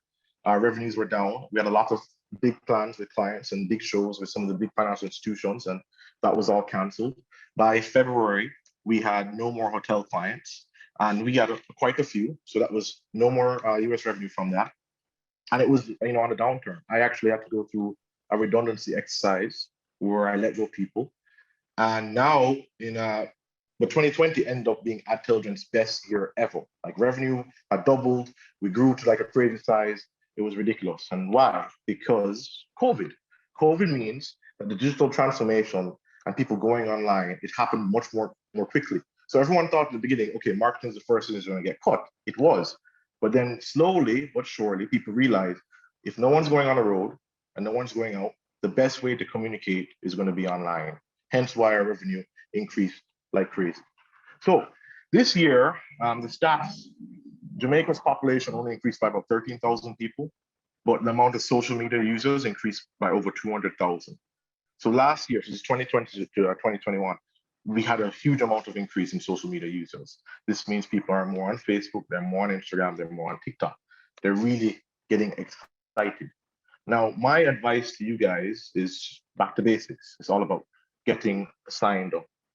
I would like you to think about a couple things. Zoom, sorry, not Zoom. Google My Business, right?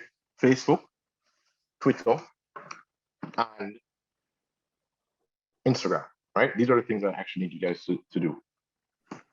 And hold on 1 second. So Craig, all of those platforms, right? So you have Facebook, you have Instagram, you have LinkedIn, you have all these different platforms, right? And each SME is going to have a different business need. Now, how do you start approaching digital marketing for a small business? Should you be on all the platforms, or should you really zero in on where your customers are? Yeah, okay. You don't need to be on all the platforms. You don't need to be on all the platforms. The first thing you have to do is get on Google My Business. And Google My Business is really, really simple. That's actually, yes, using SEO to get more customers. I have found many, many people on Google My Business. That means you type in the name and you search them, all right? And once you search them, they can actually pop up. It's easy. All Google does is they send you a barcode to your mailing address. It takes about 2 weeks to come. You use your phone, take a picture of it, scan it in, and then you're good to go. And your business is there. You add some really nice pictures, and also, I have spent at least $60,000 to $70,000 within the last year on just random things on Google. I searched tire replacement near me. I found this dude who operates out of a taxi, but he actually replaces tires and just drove to me. Spent $20,000 with him. Wouldn't have found him if I didn't type in tires near me. I found a protein shop by just having to, Googling protein near me. And I also found an electronic shop that sold audioware. And these are small companies. They don't have a really big social media presence, but because they have Google My Business, I was able to find them. And that's only taking you about 20 minutes to set up, right? Because you're just gonna put some nice pictures on it, and it really, really works. After that, I recommend for people to go on Facebook and go and set up a Facebook page. This is like, if you don't have a website, okay, the barcode is just like it's just a picture that's on the picture on the panel. Yeah, connect this Zoom for me. Picture on the panel, and then you just scan it in on your phone. It's like like something that you go to the same thing that's on a supermarket item at the back of SKU. So they send it to you, and it has a unique code that will verify that you actually live at that address, so that your business is there. The next thing that you go to is Facebook. Facebook actually has a page system, right? And the page system is, you create a page and it becomes like a website, literally, right? Just a landing page for people to come in. And even if you don't post any pictures, we have a nice cover photo at the top and a nice profile picture and some description of your services. That's gonna last long for you. Okay. So first step is Google My Business. Make sure you're on Google My Business. Then you move on to Facebook and creating a Facebook page for your business. So these are the first steps, guys. So what about LinkedIn? So should everybody be on LinkedIn? If you're a business owner, you sell Okay, Close. thankfully I have my team here, so they actually were able to get everything up for me. So I am way more happy and comfortable. So I'm gonna increase the energy now because I have what I actually wanted to show you. So thank God for that. Right? Let's just jump in. Okay. Yes. Because the first thing I wanted to talk about was all this information, guys. Right? If you can see, is available at something called smallbusinessportal.com, right? Which is a site that Adtelligent has actually built and manages, right? Along with the PSOJ. You can go on something called COVIDcast, which is a show that we produce. We have about 40 something episodes. And you can actually get training memos for each topic. So Neil's thing is there, how to go through redundancy exercises there. My thing is right there if I click get training memo. And you can actually see a listed item by item memo that talks about how to actually register. So it goes on Facebook. You can see here, email marketing is there, SMS texting is in a Jamaican context, which is fantastic. And you can see my line item bullet points that you actually need for each system. So this is really, really useful for people. Just go on smallbusinessportal.com.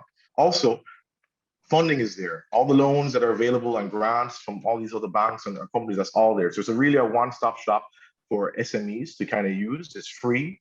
It's a free resource that we're built, with the PSOJ to help, small businesses really get through this period during COVID, especially when you can't go out and talk to people.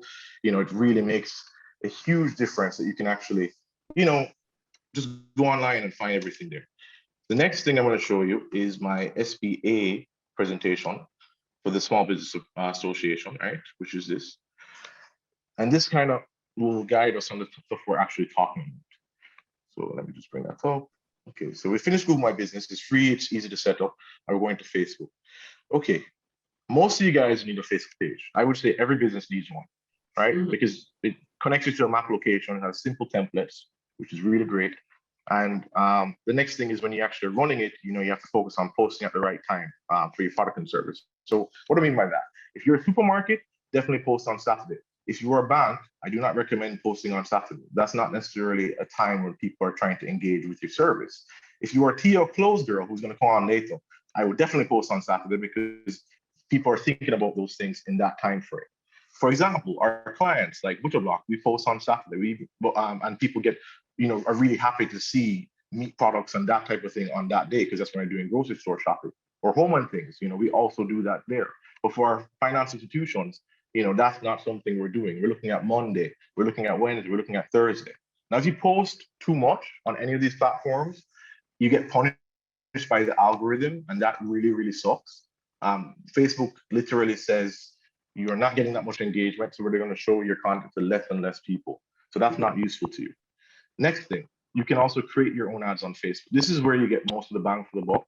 Facebook and Instagram both are trying to make money, and they don't really show you content to people anymore unless you're buying ads. One of the slides I had showcased that for PSOJ, we're getting 40,000 paid people seeing our content on a day-to-day basis. Of that, only 800 people are organic, which means that if we weren't buying ads, no one would hear of the conference. So my recommendation to people with Facebook is just get started. You don't have to think about ads for now. Just don't have to post. Use it as a basic landing page. But then when you get a bit more advanced, start posting. Don't post often. I do not recommend to anybody to post more than 3 times a week. So then when you feel a bit more comfortable. I want to move into the other aspect, other platforms, because we're running out of time and I want to make sure we're here.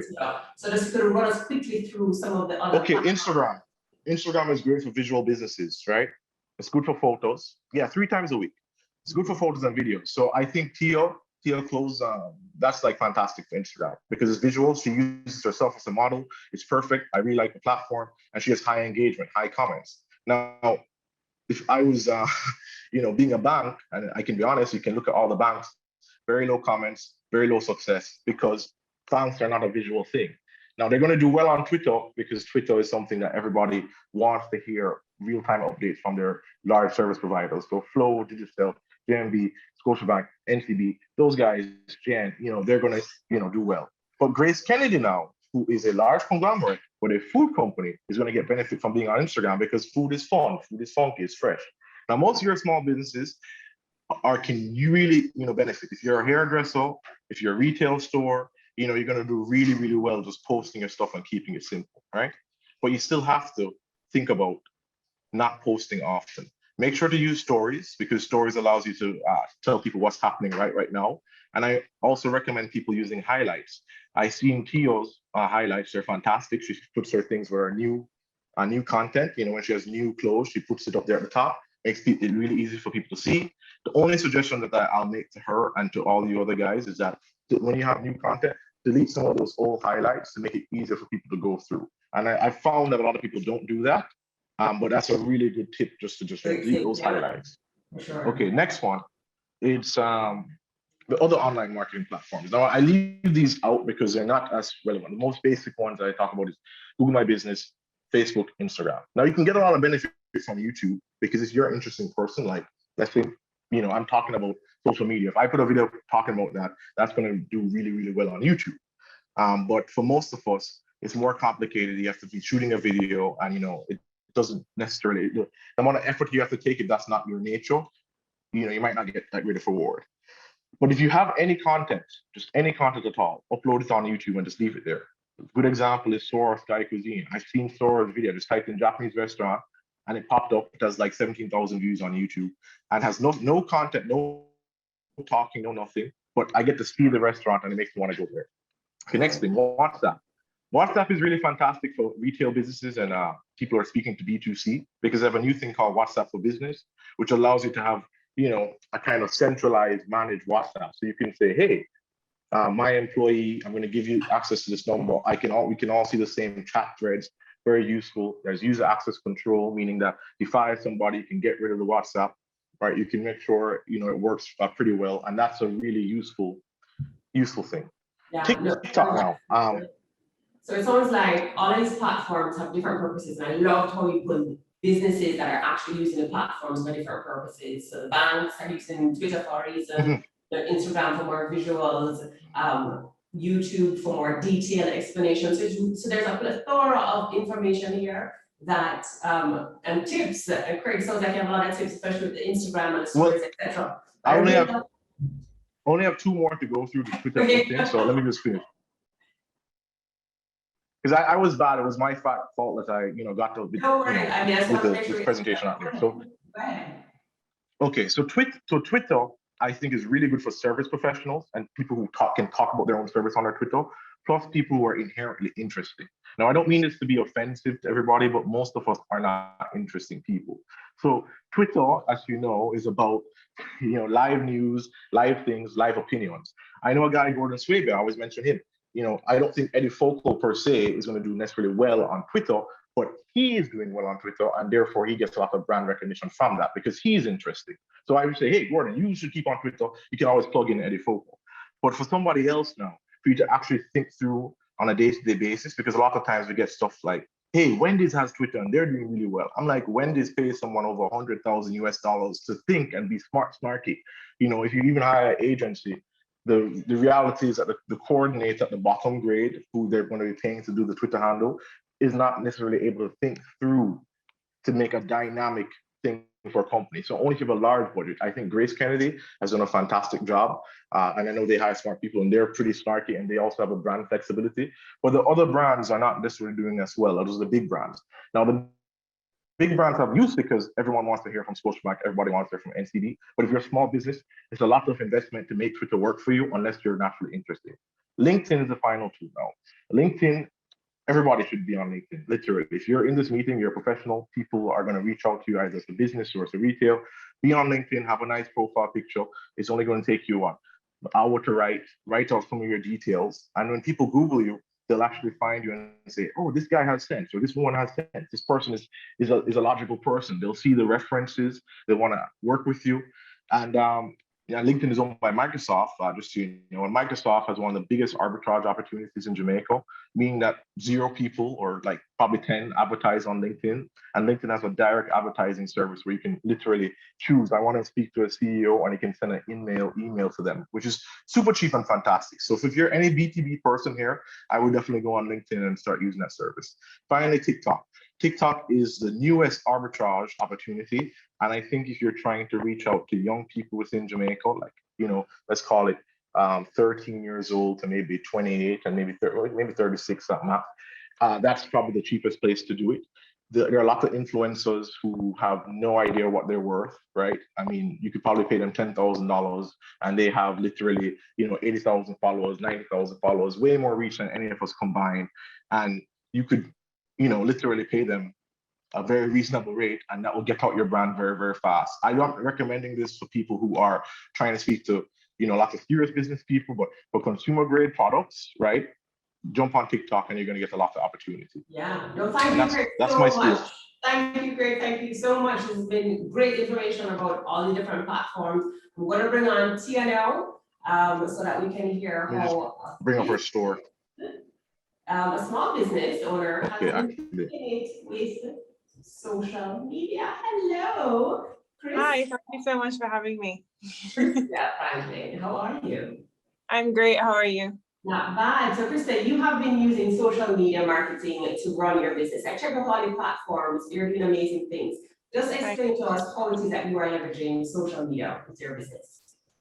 Okay, so my business is an online store. I sell female clothes, but prior to even having my website, I had my Instagram. So it's like I started to do social media marketing before we even taught it, because I was attending the University of Technology while doing my business, and I graduated the year before we started to really learn about social media marketing. So when I'm in school, I'm learning about email marketing and sending emails and stuff like that, but not about social media and the platforms itself. So I got a very hands-on experience because I was doing it at the same time that it was coming about and I was applying it to my business. So I was heavily on Instagram.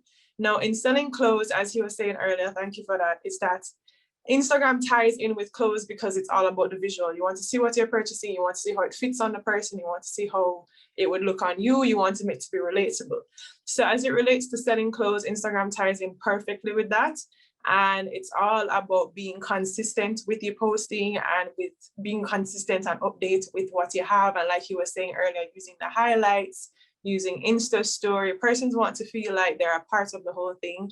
They want to hear about experience in the clothes because people don't think about that experience. But I mean, even this jacket, is it tight here? How does the fabric feel? All of these things you can communicate to your consumer without being face-to-face through Instagram, through Insta stories, through posting about them, posting videos now where you're showing the fitting of the clothes so persons can visualize themselves in it before even making that purchase.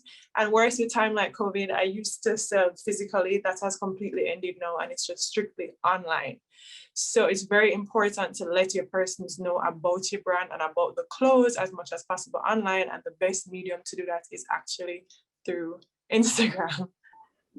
Yeah, no, that's great. So you're actually just taking it a step further. It's not just posting the image of the clothes, it's actually creating. No. So I had started off doing that by just posting images. So even during university, every single Saturday I'd have my photo shoots. So at that time, persons were buying in store. And at that time I was focusing mostly on online. So I was doing my photo shoots of the clothes, front, side and back, doing videos of the clothes, everything. So now I've tapped into the experience. Because of COVID, as I said, I've completely cut off that aspect of persons coming in. So it's strictly online. And you just have to sell your product, like you really have to sell it. So it speaks to you actually trying it on, you speaking about what body type is best for it, and you just really telling your consumers why they need it, how it feels on your body, telling them what kind of consumers, because a lot of persons, they need advice. So as a person, apart from me selling clothes, I'm also a stylist. So I've always been into also sharing with persons and telling them like, you know, this fits this kind of body type, this would fit that kind of body type. So it's really about the experience of the clothes and really making persons want the clothes. And it's a little bit, it's now a step further than just taking pictures of it. Exactly, and that's what I think is so important about your strategy, taking a step further. What has that resulted in for your business? So have sales gone up since you've been on Instagram, moving away from in person? Yeah, so the difference is, as I said, I've always used Instagram, but now solely using Instagram, sales has increased. It's just a difference. I've actually had way more international sales as well than local sales. And as he spoke about, he mentioned TikTok. TikTok is another platform that shows you like how to sell your clothes, but in a very unique way. So it's all about being the transitions, and it's a lot of work, girl. Yeah, you're doing amazing things, guys. You need to check her out and see how she's doing her stuff. The best way you can learn is go and check out Kristia, check out her handle. Where can we find you, Kristia?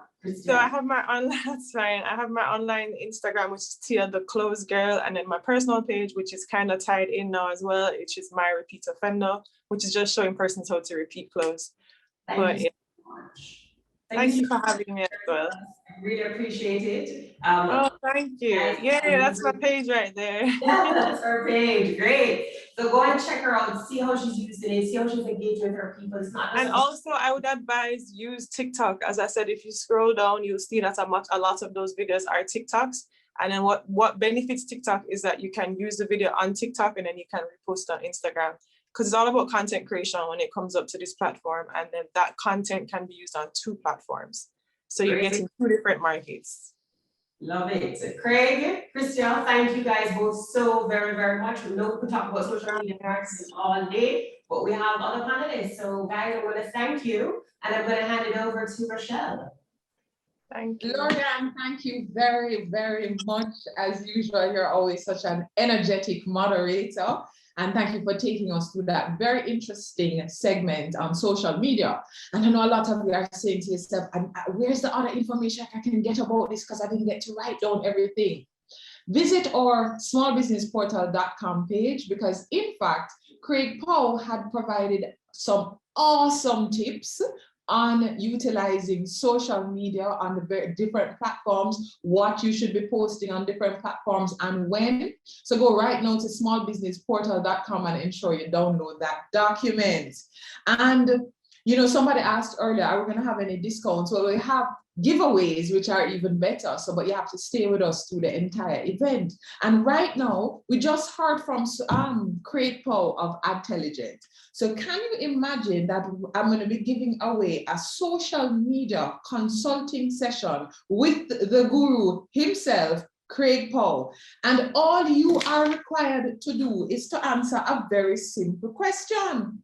And I know you know the answer to this. Name 3 of our sponsors for the Let's Go Digital Technology Conference. So I'm gonna just ask our producers to check who comes in with that answer first. So you have to name them together.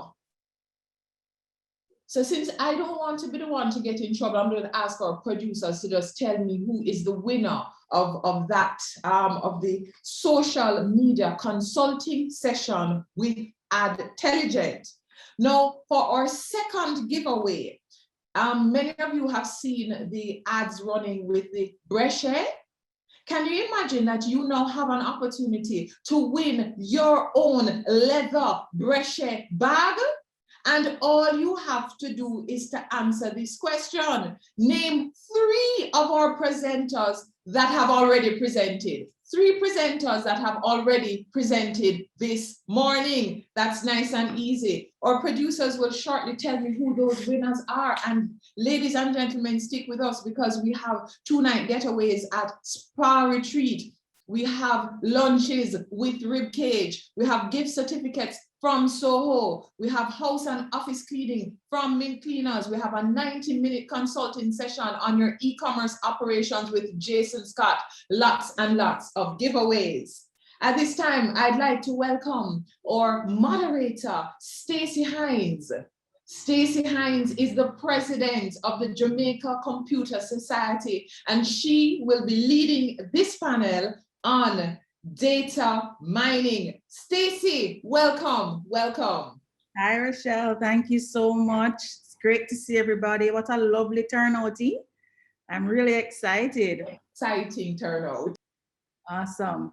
All right. Hi, everybody. We're going to keep the vibes moving and shaking. As Rochelle mentioned, I'm Stacey Hines, and I'm president of the Jamaica Computer Society, now being rebranded to Jamaica's Technology and Digital Alliance. And we partner with PSOJ on the SMEs Go Digital initiative. And we're just really happy to be here today to share insight, knowledge, and answer questions that you may have in terms of, really building your business. So joining me today, I have 2 amazing business intelligence experts. And I want you guys to not so much think of it, think of data mining, right? That's more of a technical term.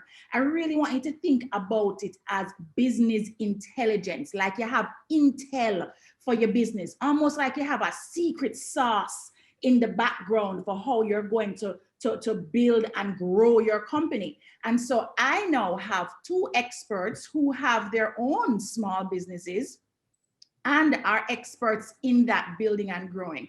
I'm joined by Raquel Seville, who is the CEO of BI Brainz Caribbean.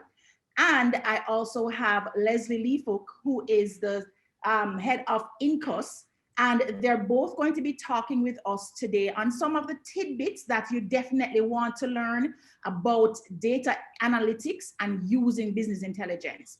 Now, some of you may have heard of like Google Analytics, you know, something like that. You thought about it from a digital marketing perspective, but there are so many more tools and methodologies that you can put in place that are not hard to do. And the biggest juice that you're going to get out of this session, which is what we're going to kick off with, right, is how you can really make the moolah by utilizing data to help to build your business. So Raquel, just give a quick shout out and say hi. Hello, hi everyone. So happy to be here. Thanks for the introduction, Stacey. Awesome. Leslie? Oh, what a gone. What a gone. So Leslie is actually going to be kicking us off with conversations that are going to lead into the discussions that we're going to have around the power and purpose of data and really getting you guys acclimated or familiar with the tools that we're going to use. I'm going to hand over to Leslie to just walk us through this presentation. Friday, 24th November, 2017. This marks an incredible day, a day that will be recorded in the history books, a day that I will always remember. Does anyone know why? It was Black Friday, a holiday in some states, and it marks the start of the Christmas shopping season. But for one man, this was no ordinary Black Friday. On Black Friday 2017, Jeff Bezos, the CEO of Amazon, crossed $100 billion in net worth. He made $2.4 billion on Black Friday. To put that into perspective, he personally made 1/6 of the annual GDP of Jamaica in one day. And remember I mentioned it was a holiday? He did this without going to work, without leaving home, without even getting out his pajamas. Now, if you keep an eye on tech news, there's been more and more articles highlighting Amazon's initiatives like renewable energy, family shelters, gender equality.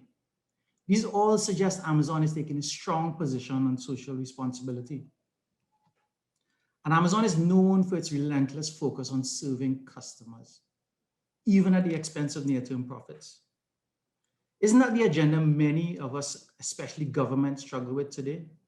Haven't social programs always come at the expense of taxpayers, to the state, or to someone else? But at Amazon, they take a long-term view, which is socially responsible, profitable, and sustainable. So the question is, how can we improve our customer experience and improve bottom line at the same time? In the case of governments, how can we improve the lives of our citizens and generate new revenue streams? While it sounds like opposing ends of the scale, Amazon is doing it using data and artificial intelligence. What if we use data? My name is Leslie Lee Fook. I'm a Caribbean thought leader in data, and I'm a millionaire. I'm not greedy, but this is my number. And when I get to this number, I'll retire. Today, my job is to convince you all to become millionaires as well. My data journey started 10 years ago.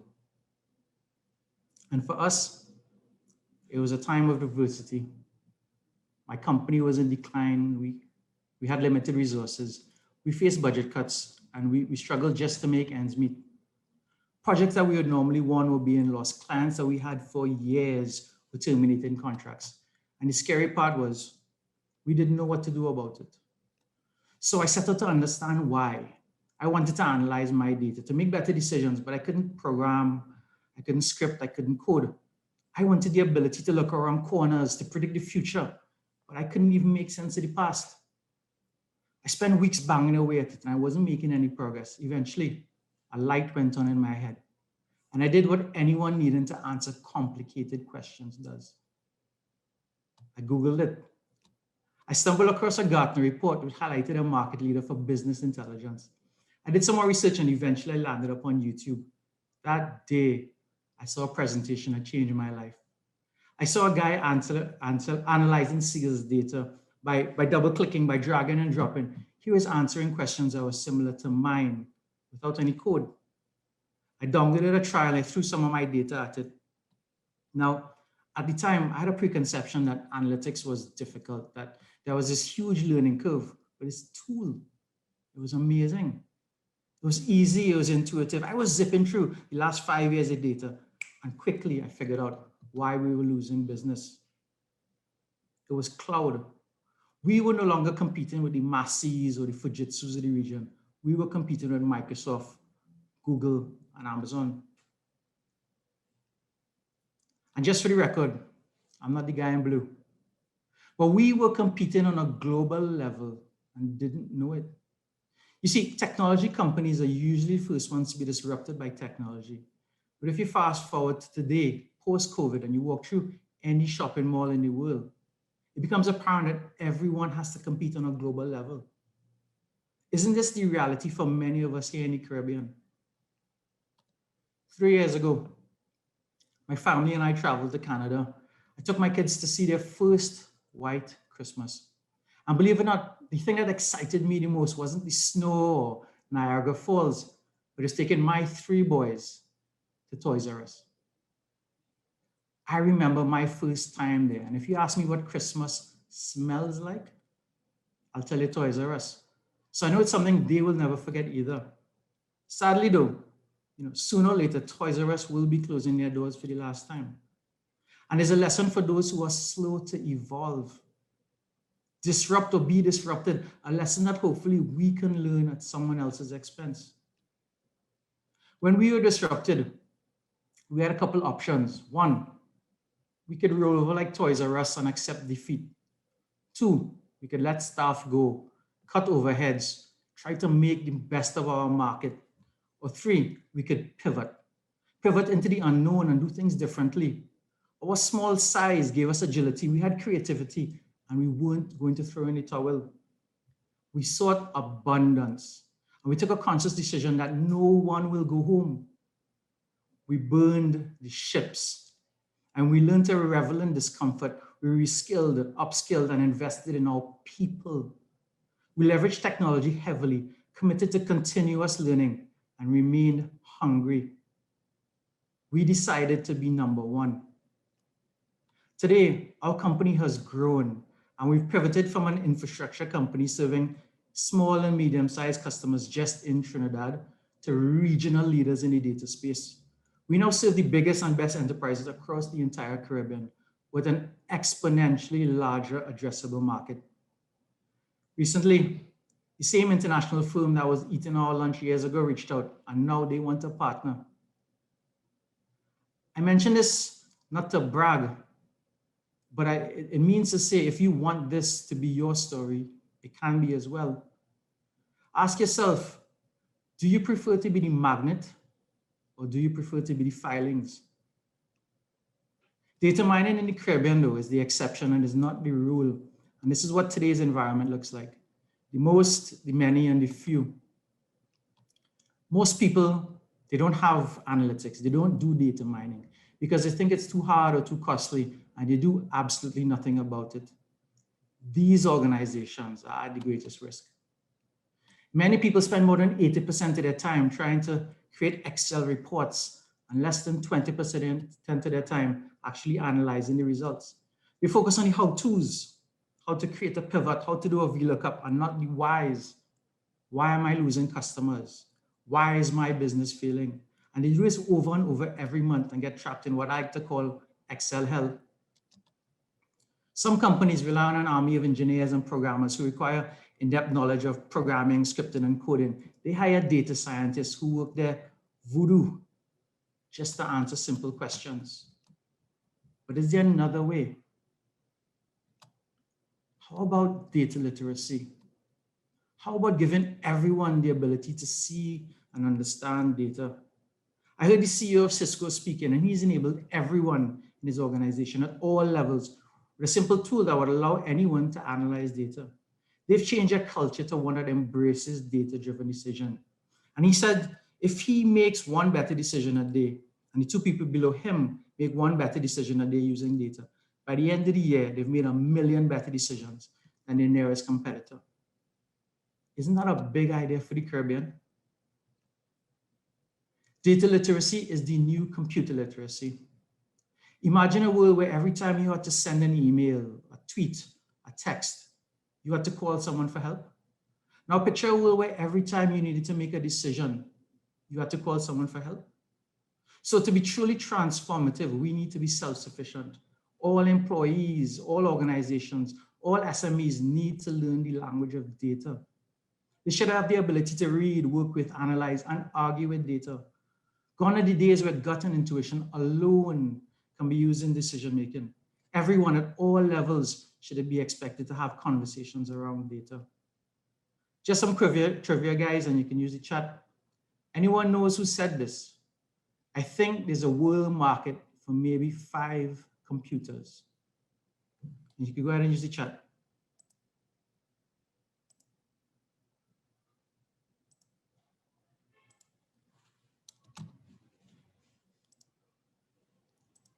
So it's Thomas Watson, president of IBM. And Watson just didn't see it. You see, back then, computing wasn't accessible to everyday people. This was way before the age of computer literacy. And with good reason, computing was complicated as is data today. But what changed? Apple. Apple made computing simple. They created GUIs, click, drag, drop. Now everyone could use data. What if we applied that same thinking to data? Adoption would skyrocket. So what's the solution? I say, let's keep it simple. So simple a 6-year-old could do it. But why? Because we need to prepare our next generation to be globally competitive. Every year, I have the honor of participating in this technology summer camp in Tobago. And it's put on by this amazing person by the name of Dr. Levis Guy, and largely at her personal expense. The camp focuses on science, technology, and math, but more than that. Levis wants to inspire the next generation of leaders, dreamers, and entrepreneurs. She wants every child to know that even though they were born in these 2 little rocks that we call Trinidad and Tobago, they have the ability to change the world. The Caribbean is blessed with some of the most creative minds in the world, both positive and negative creativity, but it's our creativity that sets us apart from everyone else. And creativity is the foundation of great decision-making. I travel the Caribbean extensively, and country to country, I'm always able to find that bright spark. A guy or girl who's doing something incredible. A guy or girl who's creating something from nothing. A guy or girl who's challenging the status quo. Like today, great things happen when there's a gathering of great minds. And it's my vision to make the Caribbean better, to make the Caribbean competitive, to make the Caribbean a leader. We can no longer rely on blue waters and white sands or oil and gas, but if we unify, we can develop world-class products, export, and stop being consumers.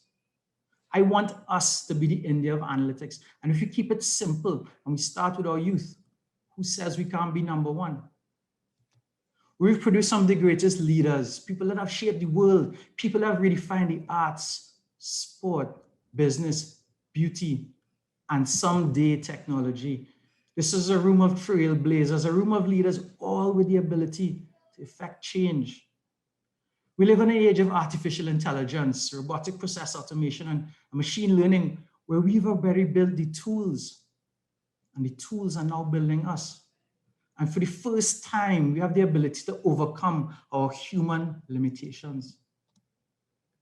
Therefore, it's our responsibility to positively and exponentially impact more people.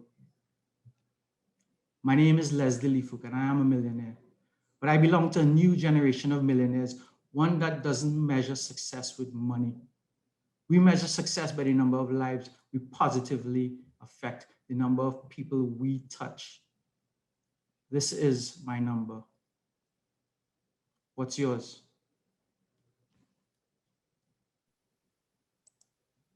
Awesome, awesome. Leslie, that was amazing. When you said, what's your number? I got chills. Okay, so I want to really see you guys now dropping notes in the chat asking, well, how do we get this done? You know, how do we become the millionaires of the Caribbean, right? So I want to just jump right in now and ask Raquel to help us with understanding how she discovered the power that Leslie just spoke to us about, how she discovered the power of data and business intelligence. All right, thank you, Stacey. Leslie, that was awesome. That was so captivating. And just from reading the chat, you know, I think that you've done an excellent job inspiring everyone. And I love the data, I love the stats. It was really good. So thank you so much for setting up the stage for data. I mean, if nothing else, I think persons are quite intrigued and interested in the conversation of business intelligence, data mining, analytics, if it's not something that they've even thought about before. So to answer your question, Stacey, in terms of, you know, finding that path in data. So I am the CEO for BI Brainz Caribbean, and we focus on data, we focus on business intelligence, data science, if you guys are familiar with that terminology, and just helping customers to make decisions with their data or from their data. So we're SME ourselves, as Stacey mentioned, right? Helping other SMEs and also, of course, helping other big companies as well in the Caribbean, in Jamaica, in the region, to make decisions and to pull insights from their data. So my career pretty much started out working in data, started working at K-Band Wireless. It was actually my first role as a business intelligence analyst. To be honest, for me personally, I did computer science at UE and I did a minor in linguistics. Very odd combination, but that's what it was, or that's what it is. And I didn't want to do programming, right? I just knew that for sure that that's not the path that I wanted to take. But I sort of just fell into data. I got an internship working on a coding project, actually, building sort of like a project management software for Cricket World Cup. So I dated myself a bit. And coming out of that internship, actually, was offered a role on the business intelligence team at K-Band Wireless. And I've literally just been in the data space working with the telcos at Digicel at K-Band Wireless for the bulk of my career. So for me personally, I'd say that data sort of found me. It's not something that I even thought was an option because I was just being exposed to computer science. The most that I was exposed to is sort of database and database design, right? So when I started working and hearing about business intelligence, I learned about ETL, learned about, at the time it was SAP, business objects, crystal reports, all these different things. I'm like, okay, you know, to start figuring it out. And to see where the industry is today, even what Leslie's speaking about, you know, Amazon, Jeff Bezos, like, you know, people think Amazon is a sort of e-commerce platform, but they're a data company, just like Netflix, just like Google. These are data companies. They're not in the industry that you think they're in, or the most obvious. What they do is use the data on their customers and use that insight to push more money and to drive decision making and to drive more business. That's what they do, and that's what they'll continue to do. And so I just love what Leslie has spoken about, because as Caribbean companies and as persons operating in the Caribbean, we have to see the value in data. We have to start pulling the insights. We have to start ensuring that we sort of pivot and switch to data companies that are going to support our decision making if we want to thrive and survive in this current era that we're in. Okay, awesome. Thank you so much for that. Now, you mentioned a couple of things there that are really critical for this audience. One, everybody is hearing about the big companies. So the big telcos, you know, or the Amazons or the Netflixes, etc. But I'm a small business, you know, I'm a small business. I may be a one-man shop or a three-man shop, but it's really me, still I run everything. How exactly is it that I can utilize the power of data for the benefits of predicting the future of my business and figuring out what my number is? Where do I begin? And I'll have Raquel go first, and then I'll ask Leslie to follow up with that. All right. So yeah, that's an excellent question, because when you hear these stories and you talk about Amazon, you talk about even just the companies that are dominating in the space, whether it may be Caribbean Airlines in the region, NCB, all these companies, it sounds like it's out of the reach of the small business, but it's really not, right? Because from my experience, what I've noticed, it's not necessarily about the technology. So some person may say, what tools do I use? Just tell me what tools. It's really about the people and the processes. Right. So even when you hear Leslie spoke about, it's really that we need a mindset shift. It's really that we need to shift the culture. Right. You have to start understanding and believing that, you know, you need to be looking at your data, looking at your customers, start asking the right questions to push your company and to push your organization to that next level. Right. And you don't know where it's going to lead. Right. So I can't tell you that, boy, you know, if you just focus on, you know, your sales or focus on your churn, your customers that are leaving you, then you'll find the answers. You really don't know. But once you start asking the questions, the data will lead you, you know, into the right direction. So I would say for small businesses, really and truly, the biggest hurdle that you'll have is to shift that mindset. So instead of having things manual, instead of having things paper-based, you know, start somewhere, just start documenting. As I said, even if it's just working in Excel, you know, just have digital records of what it is that you're doing, because the Excel file can be uploaded to a database later on, or it can, you know, we can even put any of these data mining tools or presentation tools to an Excel file. So just at least start by ensuring that you have digital footprints for your data, whatever that is, whether it is, okay, I made a sale, or, you know, just document it. Just document everything and ensure that you have something digital, because you cannot measure, you cannot analyze, you cannot do any data mining on data that does not exist, or data that is stuck on a paper form or a PDF document. So just ensure that you start by documenting, ensuring you have a digital footprint of your data, and of course, shift the mindset. You know, the mindset of the leader is very important, because a lot of the times trying to do these sort of changes bottom up is extremely difficult. It has to be done top down or in tandem, right? So I'd encourage the leaders of your small businesses, you know, your different organizations, just to start, you know, with that shift, to start understanding and knowing that the data that you have, there is a lot of power in that data. And if the big companies can do it, you can also do it, right? It's possible for you as well. Awesome. Thanks, Raquel. Leslie, where do we begin? What are your points on that? Yeah, sure. And you guys are here. You all showed up, right? So I think in terms of mindset, you guys are already thinking differently. So that's not going to be a massive concern. The next step is going digital. And I've been in a place in my life where, you know, we were just trying to keep the lights on. And, you know, we took a big leap of faith, but it wasn't a gamble, right? It was calculated risk. And that calculated risk is in going digital. It is in automating things. It is in creating digital processes. And a very big part of thinking differently and changing that mindset is knowing that digital is not putting what you have online, right? It is rethinking, reinventing the entire process. But when you do that, you also need to figure out, you know, are you competing with Amazon? Can you give Amazon a run? Because if not, they're going to squeeze you out to the market. So whatever you do needs to be first class. It needs to be, you know, as good as or better than the best in the world. And that's how we try to go to market. So you guys are on the absolute right path. Knowledge is key, guys. So, you know, get into a program, learn how to do these things, because it is a new computer literacy. I think that's some great places to start.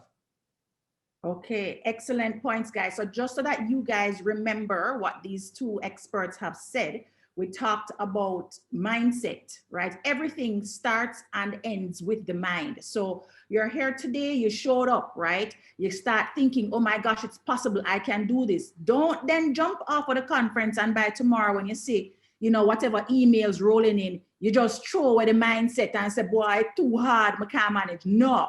It starts and ends with the mind, right? So whatever you pick up from this segment and every other segment, just hold on to that key thing that you thought of that is inspiring you and encouraging you. If it's what Leslie said about the number, if it's about impacting, if it's about the Caribbean becoming, you know, the global leaders in this space, whatever it is you need to do to fuel your potential positive mindset on a daily basis, because it takes everyday thinking in order to shift that needle, right? So even the data that you have in your head is the first place that you start. Second thing, you want to make sure that you are documenting, right? So lots of us back of the napkin will come and we'll write down the things, but somebody walk into a store and you don't necessarily even take their name. You don't say, Miss Stacy Hines, what's your name? Let me get your phone number or email. No, you write down, oh yes, I sell a patty today. The person just walk in and buy it. No, we have to move from that, write down the information. If you don't have something you can type into, and then transfer it. Close out your day with putting your information into something that you can then transfer it from, digitize it, right? That's really, really important. Digital footprints, very, very critical.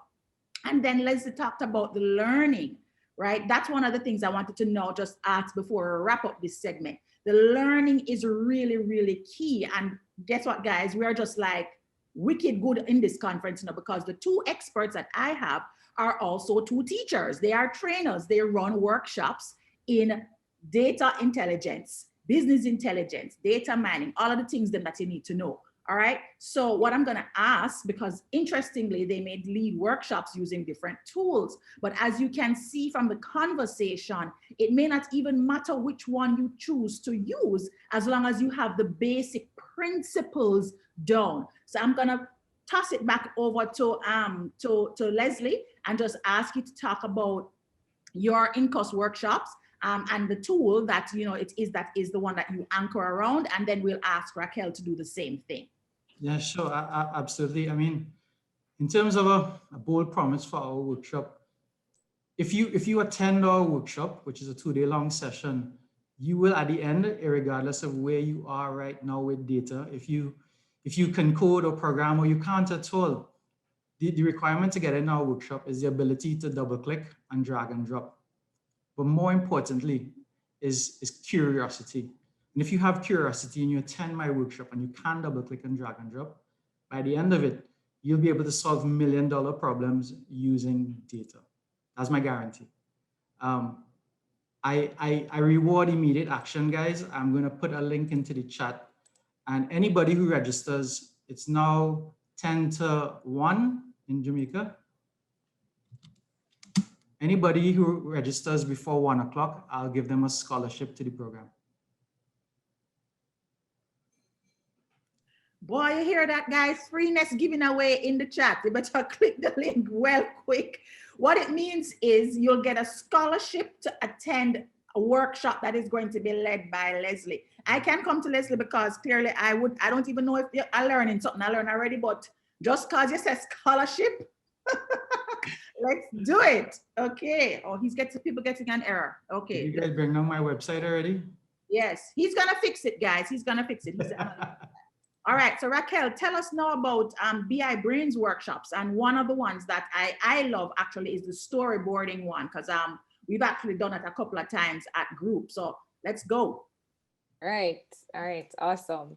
Yes, so we have a data storytelling workshop that we do, and it is for any and everyone, as in it's not technical. There is absolutely no using of any technology in the workshop. It's really getting you back to using your natural inbuilt skill that we all have to tell stories, but applying it to data.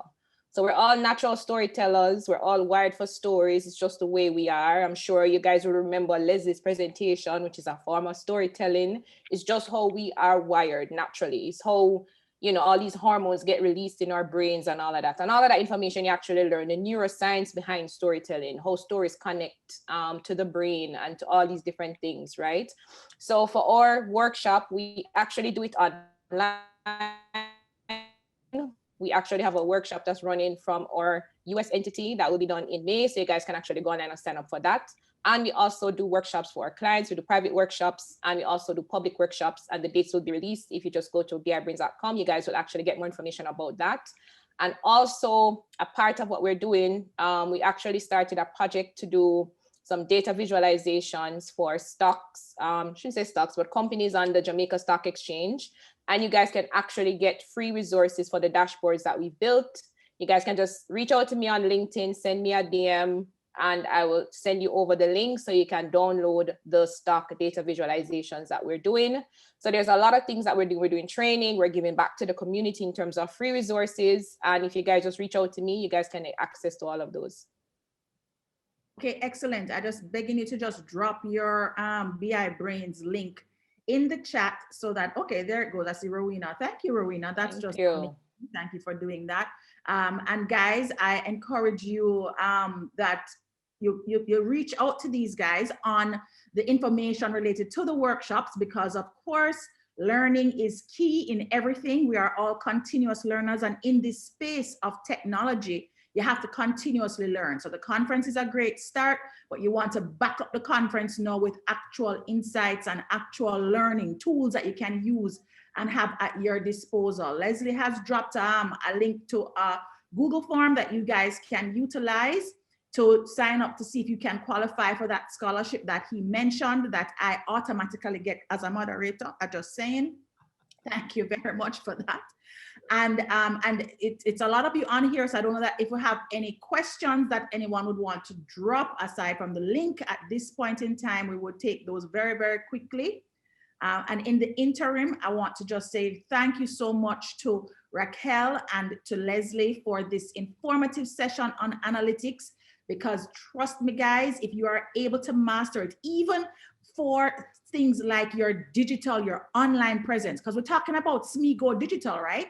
So for your online presence, you want to start to look at how people are interacting with the business and how people are actually, you know, looking at your website or visiting your social media pages. There's just little things you can start to do right away, even before you take the course. If you're on Instagram, use insights on Instagram. You can, and I'm going to give you the instructions. No, you can Google it. If you're on Facebook, Facebook has also a lot of insights. If you're using email, I encourage you to use a CRM system so that you can get the insights there. And once you have a website, Google Analytics is free, right? And these things you can actually find out about online, very easy, very straightforward. So thanks again for joining us, guys. I really appreciate all the attention and the excitement in the chat. You guys are amazing. And I'll be back online this afternoon to talk with you about e-commerce. So make sure to come back and check out the e-commerce panel, okay? Thanks, Raquel. Thanks, Leslie. Yes, thanks for having us. Thank you.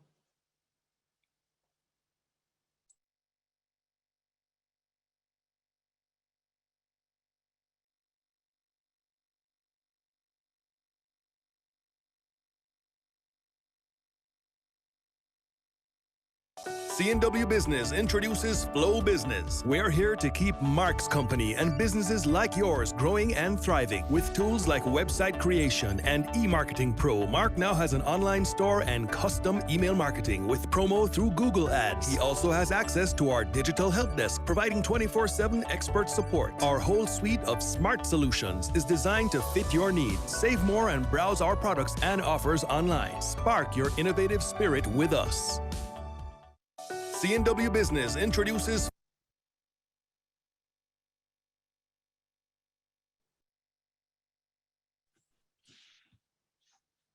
Hi guys, we are back. Hi Jordan, guys, what an amazing presentation. Leslie, I'm reading the comments, you broke the internet apparently. That was such an interesting panel. I know that we're gonna have another interesting panel right now. So we are talking about business productivity tools. Now, every business owner knows that it is challenging to manage all the aspects of a business, especially if you're a small business, right? So today we're talking about how you can use business productivity tools to maximize your productivity and increase your efficiency, because efficiency and productivity is what's going to help you to maximize your profitability. And so today I have three panelists that are going to be talking to us about three specific types of tools: customer relationship management, task management, and enterprise resource planning tools. My first guest is Jordan Baskett, CEO of CRMmetry. Jordan, how are you doing? We're not strangers to each other. I know, we spoke a couple of weeks ago. I'm doing good. How are you doing? I'm good. Yes, that's right. Jordan and I actually spoke about this when we had a COVID cast takeover. And we're coming back here again because it is such an interesting topic, something that a lot of businesses need right now. And Jordan, I understand you have a presentation for us. I do. And it's less about myself this time, just so everyone knows. Jordan Baskett, CEO of CRMmetry, the leading Salesforce.com partner in the region. But let me go ahead and share my presentation, if you don't mind. This is one. Oh, it's not, I guess I need access to share the presentation. Give me 1 second here. Okay, so. For some reason, it's asking me. Do you want me just to talk through it? Yeah, absolutely. Let's talk about what is a CRM. Like everyone's hearing about the CRM thing. What exactly? Sure. So the presentation's not running right now. Adtelligent, can you guys get it going right now, or do you need me to do it?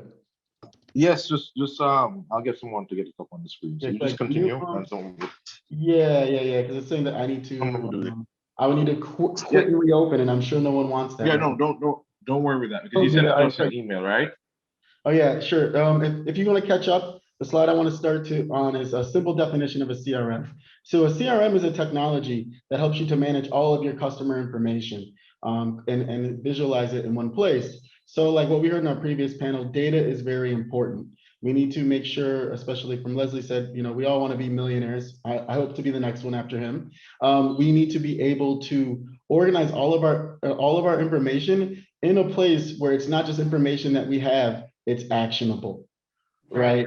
So meaning that all the information is something that we can see, we can make understandings of it based on data mining, what was Raquel and Leslie just spoke about, and how do we actually manage it, as well as how do we improve our relationships with businesses. And that's what a lot of CRM is about, is improving the simple business relationships.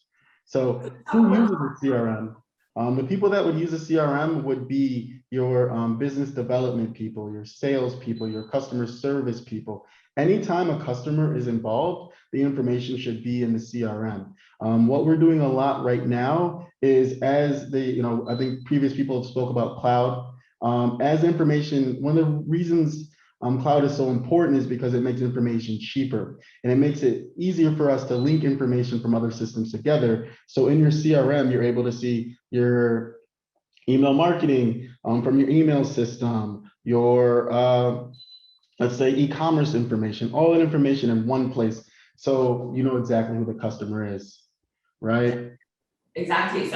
So from a practical standpoint, everyone is hearing these terminologies, data mining, information, email, all these integrations. So let's take it through, like anyone who's listening, if you have a customer who's coming in to your website, putting in their email address and going through to become an actual paying client, a CRM helps you to capture that information. And how can a salesperson use that information to finalize that sale?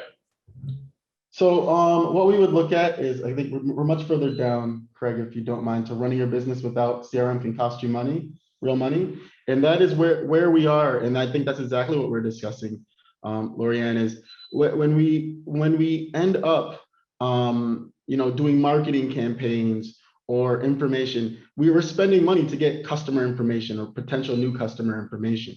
So when we're spending that money, we need to make sure that we understand what the interaction is with the customer. So who is the customer? I guess, did we get the most out of it? Did someone even call them to follow up with them? Right? What a lot of companies end up having is they end up having an Excel spreadsheet, which can easily be written over, or they're going to be able, or they have, handwritten notes, but that's not an understanding that everyone can have. The CEO can't make his decision based on that kind of information. So if we're all investing money, especially a lot of the small businesses out here, in all these different marketing campaigns, how do we know if they're effective or not? Are we just spending money? Are things coming from them? Exactly. So essentially, when you're taking that person that's put their email address in and someone didn't follow up with them, and you're spending money to send ads to that person again, if you had a CRM, you would have been able to see that customer and see that no one followed up with them, who should follow up with them, and close that deal. So, but what makes it, I guess, work better than an Excel spreadsheet is we're looking at how many times you followed up with someone. So in a past lifetime, I did a lot of work around sales automation. And one of the things is when you follow up with customers, you're gonna have to follow up multiple times before you get them and actually get them to purchase in most situations. The faster you're able to follow up with them, the more likely you are to have a sale, right? If my car breaks down, I need a new car loan, I'm gonna follow up with several banks, and the first one that gets back to me with a reasonable rate, I'm gonna go with, because that is a car is not something that you can't be without. So I think that's very important when we're talking about organizing our information.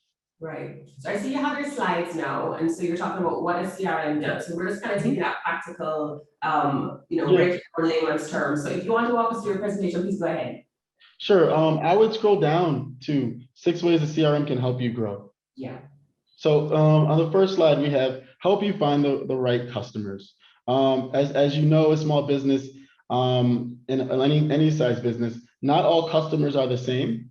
So one of the key things that we're able to do at the CRM, and I know people talk about the buzzword artificial intelligence, AI, is being able to segment our customers, understanding that the sales process we have for a big company might be different for a small company, and looking at all these different pieces of information, as well as once we say this is a big company, this is a small company, do we interact with them the same way? So CRMs help you with that. And these are numbers based on Salesforce's average improvement of customers that have moved to the CRM. So they're getting a lot more lead volume, lead conversion, and increasing ROI. So if you go to the second slide, the next one is more around building sustainable relationships with customers. So I think this is very big, is as companies grow, you may have a salesperson that does, all of Jamaica right now, but as you grow, you're going to be adding more salespeople. What you're going to want to do is you're going to want to be able to onboard new salespeople to the different, if you go from all of Jamaica, let's say, to cities. So one person that may have been working with someone in Westmoreland now in the grill may now only all of Jamaica. The salesperson might be working with someone in the grill, which is now handed off to someone that just does all of Westmoreland, et cetera. So when we're building these sustainable relationships, we can look at what has a person purchased in the past, what are they looking at purchasing now, what information is important to them about a sale or about a product, and then maybe even who are the competitors that they're also looking at. Yeah, no, that's interesting. So that's basically what the previous panel was talking about. This is kind of where all that data sits and is housed, so you can access it. Exactly. This is where all the data should be housed. And we do a lot of work with integrations to bring all the information in, so you have that one point. And we're gonna get a little bit into that a little bit later, that one point of clarity about all your customers, so you can make smart business decisions. Also, what we're looking at is reducing the cost of sales. Again, on the support side, it is very important that we keep the sales that we have. But I guess, but on the cost of sales, again, we're talking about the numbers around someone being able to understand, when did this lead come in? What is their time frame? What are the different things that they need? And that type of information so we can increase our own probability internally. Because we know usually when someone reaches out to us, we're not the only person. There's always an alternative. So you're going to want to make sure that you stay in line with that, so you can actually decrease your own friction internally when you're approaching the sales process. So if we go to the next slide, increasing employee productivity, and this is very essential in choosing any CRM or any tool, is what we want to do is we want to make the salespeople, as an example, focus on sales. A lot of the paperwork filing, a lot of the different activities they may have when it comes to completing a sale, if we can use tools like inside of a CRM, like automation. So if every time we fill out, the certain close by date or a certain piece of information, it pushes the sale along. We're able to automate emails for follow-up if we haven't heard from a customer in a while. All of these things that may take 5-10 minutes here add up at the end of the day. Yeah, no, that's really great information, because as we moved online, we're going digital now, and all of our customers are online. Tools like this allow us to automate things, and it allows you to be more productive in your business. It allows you to follow up with your customers so that your business is moving forward and not constantly spending your time following up with the customers. You can have emails that are going out to your customers immediately after they've hit your website or they've made a sale, and this is the power of a CRM. Yeah, exactly. So if you know the next step is to, after you close the sale, to actually schedule the delivery, you can send them a link to, so they can schedule their own delivery. You can have all that information in one wonderful place for them. And then when it comes to customer service, I know the hot button that, you know, we work with a lot of clients on is actually understanding your customer, so you can decrease the cost for the actual support, right? So if a customer sends you an email, they call in, they have all of these different channels that you're going to be investing in, they send you a Facebook message, you're able to understand who that customer is, and is this the first time you're doing it, I guess, coming into this issue, or is this a new issue? So they don't have to spend time repeating themselves, which saves you time in closing the case and any kind of information that's not repetitive, if that makes sense. Yeah, no, it does. So, I mean, what I'm seeing here is this is the entire customer journey. And I love how you laid this out, because it's from inception straight through to purchase, straight through to customer service, following up with your customers. So when we think about a CRM, we're thinking about all of the data, all of that entire experience that our customer goes through is being managed through the CRM. Yes, and a lot of times customers are, I guess, that we have will initially think that CRM is either sales or it's going to be a ticketing system, when realistically it's taking all that information and putting it in one place, especially with like a marketing overlay. So how did this customer come in? Did it come in from a campaign that we did? How did, you know, of the campaign that we did, who converted? Of the campaign that we did, who converted and who has issues now because maybe something wasn't explained to them properly in the sales process. And it's helping us to have all this information so we can proactively service our customers in the best way that, you know, we can as a company. And that leads us to improving customer retention. And the great stat there is from Harvard Business Review. A 5% reduction in customer deflection rate can increase your profits 25 to 85%. Meaning, once you have a customer, you spend all this effort, you spent marketing effort, you spent sales effort. The larger companies, you're giving salespeople commission to bring someone in the door. You're going to want to keep them and keep them happy. And that's what the sales, what a CRM does. And what we do with Salesforce is we're able to take all these different pieces of information, put them together in one place. So when someone calls in, you're, instead of asking who they are, you're already telling them about why they're calling or asking them questions about how their service is going. Right. So it sounds like there are multiple tools that are working together in a CRM. Yeah, I mean, it's one collective tool, but there's multiple features that could be in the CRM that would enable them to do all these different things, if that makes sense. Right. So in other words, because you mentioned integration and layering on top of your marketing. So is it that you have a CRM, and then if I have a MailChimp or ActiveCampaign or other tools that links in with the CRM? Yeah, and that's exactly what we're talking about is other tools. So CRM is essentially a lot around the customer information and engagement, but you're gonna want to have other tools out there like a mass marketing campaign tool. You're gonna want, you might have an interactive website that the customer is actually interacting with, then pulling all that information about their usage into the CRM. So yes, there's definitely, you know, integrations. One of the top ones would be the marketing automation, like you brought up, Lori, which would be like a MailChimp, or we have our own marketing automation tools, but anything we can pretty much integrate to the CRM. If it's not a native integration, we can use, for a small business setting, we can use tools like Zapier, which does a lot of different integrations. Yeah, I love Zapier. Yeah, me too. That can bring stuff. So the technology, all of this can sound very overwhelming, guys, because there are so many different tools, but as your slides say, you know, how do you know if you need a CRM? Yeah, and again, like we just brought up, you don't have a single source for customer information. When we walk in the door with a lot of companies, the one thing that pops up is, how do you store your customer information? And they go, oh, marketing automation is in the marketing tool. Oh, service information is in the ticket desk. Oh, sales information is in a spreadsheet. And what ends up happening is you end up, that is what we call in the industry silos.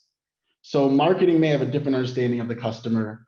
Customer service may have a different understanding of the customer. Sales may have a different understanding of the customer. And the three shall not meet, right? So there's not these insights going across to different departments on how to work with the customer based on what the other departments know. Yeah. Jordan, thank you so much. I mean, this is now the piece that, this is kind of like the back end to make sure everything runs efficiently and operations run smoothly. So now I'm going to move over to our next panelist, who is Kenesha Brown, CEO of Brossom Consulting. They're going to talk to us about task management. Welcome. Hi, Lorianne. Thank you. Thank you for having me. So Kenesha, I understand it. Hi, there you are. Okay. Okay. So you're going to talk to us about task management, which is a different type of productivity tool, right? So tell us all about task management tools. All right. So first of all, my name is Kenesha Brown, and I'm the CEO and founder of Brossom Consulting, and we are a change management and digital transformation company. So this is very fitting today for us to be here. And we're focusing today on task management and business productivity. I just wanted to, first of all, give you a quick definition of what task management is. And that really is how it is that you manage and track the tasks that you have on, whether it's projects or your daily activities. And some of the things you want to track would be like who's assigned to it, what's the task itself, the status, all of that. I will give you some insights into how it is that you're performing as an employee or as a business. Right. So another thing that we want to look at is project management as it relates to task management, because a lot of activities within your company might be grouped as projects, right? In order to, because they have a specific start and end date, and you want to be very efficient in the way that you actually execute those activities. Task management is a part of project management. However, project management is the big picture, and task management focuses more on those granular tasks and driving those little tasks home. All right, so I'm actually going to share my screen right now to give you just a quick presentation that I have on task management. So you can let me know if you're seeing it. Yes, I'm seeing it. Awesome. All right, so I'm just going to do a quick slideshow. Still seeing it? Awesome. All right, so we did an introduction already. So I'm going to skip to some basic stats, right? So this is very alarming for me, and the fact that 269 billion emails are sent globally, and only 24% of those emails are actually read. I can say I'm very much guilty of that. When you look at my Gmail, I have quite a bit of unread emails, right? So if it is that your company is relying solely on emails to communicate and collaborate and boost your productivity, you realize that this might not be the most effective way to do that. Also want to look at this 85% of employees who spend 2 to 3 hours per day, per week, sorry, searching for information. Again, this breaks your productivity. It means that you're wasting 2 to 3 hours. It means that you're losing money. If you look at the entire time that you spend searching for documents per year at 2 to 3 hours, you're looking at about 19.5 days, and that's almost a month that you're losing searching for documents. So needless to say, your employees are distracted looking for documents, and so you need to find ways and tools in order to improve the way that you work, right? In the way that employees can execute their tasks. More than likely, they're looking for documents because they're trying to execute a task and they need this information. And they might very well be looking for emails, searching for emails that was sent some months ago with a document that they might not have even opened, right? So just wanted to point that out there. All right, so I just wanted to skip real quickly into some ways that as a business you can improve the productivity in your organization. And I have zoned in on just 5 quick, sounds very quick, right? But it's very efficient way of doing it. So one and the most obvious based on the statistics that I've shared is that you need proper access to information, right? So information storage and retrieval. It means that you need a centralized area for your employees to be able to save their information, to access their information, and just to be able to retrieve that whenever they need to execute a task in order for them to do it on time and deliver the best quality that they can. Another thing is that is usually overlooked in the whole digitization process is that we need workflows. Employees, a lot of times, the reason why they're not productive with their task is that they don't know what they're supposed to do. They don't know what to do next. And everybody tends to do things their way. You find that I might be baking a cake and I might cream, butter, and sugar, but somebody might decide that they're going to put sugar and flour. You know, everybody does things differently. And if it is that you want to ensure that your organization is operating consistently well, you need those processes, those workflows that you can also use further on to automate and improve the efficiency of your business. And of course, in the middle here, we have productivity tools, and those productivity tools, which is the main course here today, is what we will be using to manage our tasks and increase the way that you, how much you can produce as a business. And I'll delve more into that a little bit later.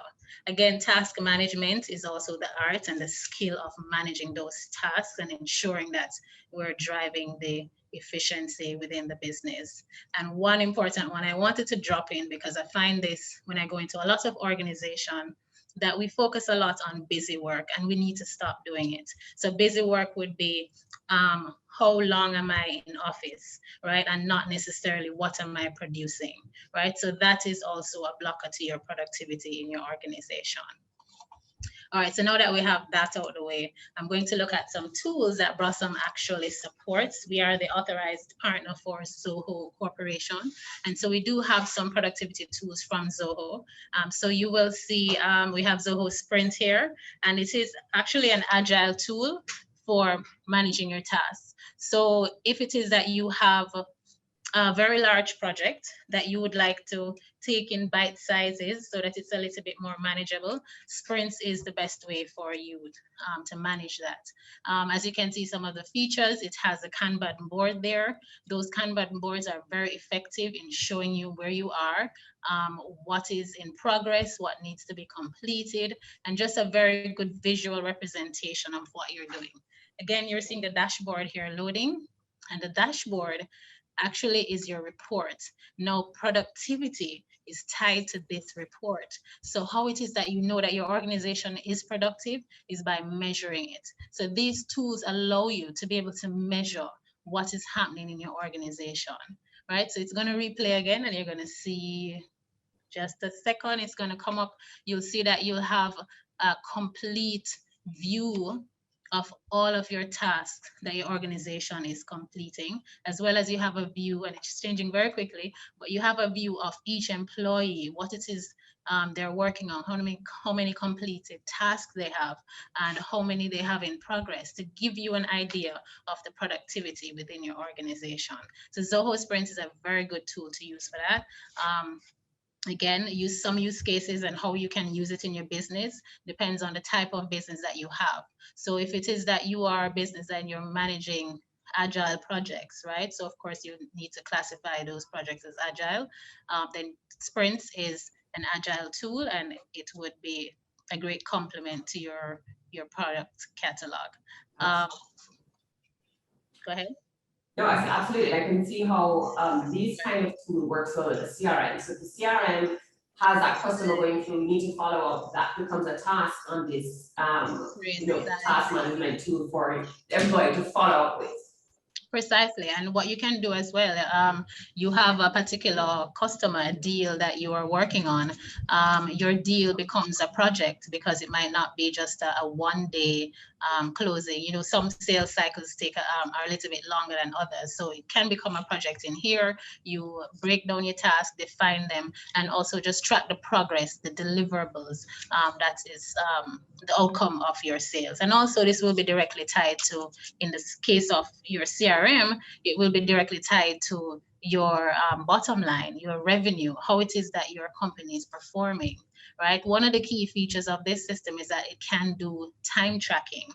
Very, very important to let you know how long an employee is spending on a specific task, right? Not for micromanaging, right? So just to emphasize that you're tracking your time, not for micromanaging, but for the purpose of understanding how productive your business is collectively and how to empower your employees to work harder or smarter or in a shorter time. All right. So, okay. So the next tool I'll be looking at is Microsoft Teams. We're also a partner with Microsoft, and Microsoft Teams is great for any size business, but I would say because we're looking at small businesses, small to medium businesses today, Microsoft Teams is a very good foot in to a digital workspace. It is an all-in-one workspace, and you basically have everything there. You can chat, you can meet, you have a document repository, you have Yammer. Yammer is basically a social media for your organization, and you do know that engaged employees tend to perform better. So if you have this Yammer, increase the engagement within your organization, of course, that will help boost your productivity, because happier employees work faster, work quicker, and are more eager to produce, right? So that's Microsoft Teams embodies all of that. So I did mention your document collaboration is one very great thing. One of the things that I find is that collaboration on documents tend to be very, very tedious. You're sending these documents via email, document 0.1.1, and then another one is KB 0.1.2, and you have so many versions of the documents and you're unable to track them. Well, that issue is solved here in Microsoft Teams, because you can all work on the same document, collaborate together, and make and work on your completed deliverable. Right? Some use cases for your organization is that you can use it for company level collaboration, which means that you can send out broadcasts, inform your team, whether it is you're doing some training, awards and appraisals, all of that. And then you can use it for your department workspace. So there are some activities that are confined and unique and are only for the eyes of some department. Finance is one of those departments that's, has very confidential information. Also payroll, you might want to have departments for those, and you basically only invite the persons who are working within that particular department to share information and collaborate together. Again, you have some processes that in your organization that you might want to create teams for those. So in Microsoft Teams, you create a team and you invite the persons who are involved in those processes. So for example, inventory management, if you need approvals and all of that, of course, it is very good for it. And another important fact to note that's not here is that Microsoft Teams also has an inbuilt planner, which is perfect for task management. Again, so you can assign tasks to your team, track it, and you also get a very good dashboard of what it is your team is doing, how it is that they're producing, what they're how long they're taking to do it, and all of that, right? So this is also a very good all-in-one, and I think it would be a perfect start for small businesses. But of course, it is very scalable, and there are many different tiers to the products, so large businesses also use it. Yeah, no, I think these are great tools. I mean, and as you said, the productivity tools, the task management, putting all of your tasks in a process flow, having your team utilize those tools. Also, as the CEO or the managing director of the business, you don't have to be following up with each person every minute. You can kind of go in, see where people are, and it's very effective. Thank you so much, Kenesha. I really appreciate you walking us through. I do have one more slide. So this is the final slide, and this is Zoho projects, right? So this is now more for the big boys, the big players. If it is that you are managing more of a larger project portfolio. So as a small business, if you're a consultant, you may this may apply to you as well if you're managing projects for companies or for your clients. This will apply to you. As a small business, maybe not so much if your focus is not projects, but for other companies, Zoho Projects is perfect for keeping your projects on track. It's a very good productivity tool, which also includes a very detailed task management module that you can also automate your tasks. So this takes it a step further to automate those tasks to allow you to be way more productive. So some business rules are placed in there to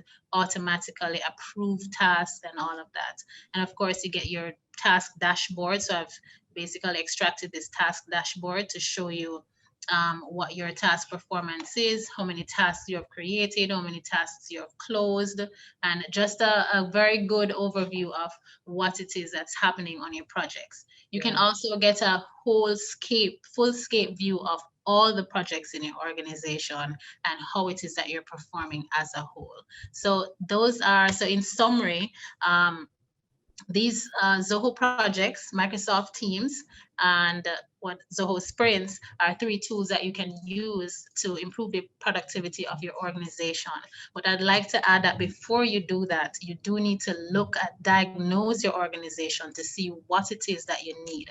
And that is where you go in and you look at your processes to see what they are now or if they exist or not, and you improve those processes and implement the tools where they are needed the most, right? So for all these tools, I just want to say that they're all available on our website. So you can actually go on to Brossom, www.brossom.com, and we have free trials for Zoho projects and Zoho Sprints. So you can go on and try it out to see how it will work for you. And if you're interested, of course, you can also book a free consultation if you'd like to hear more. You can book a free consultation on the website or just leave us a message on the homepage. So scroll to the bottom and you'll see that form. Leave us a message and we'll reach out to you. Lovely, great. I mean, these are great tools. These are really great tools. You guys are giving us such good packages. And I'm going to bring on our third speaker who's going to talk to us about enterprise resource planning. Please welcome Nayana Williams, CEO of Lifespan. Nayana?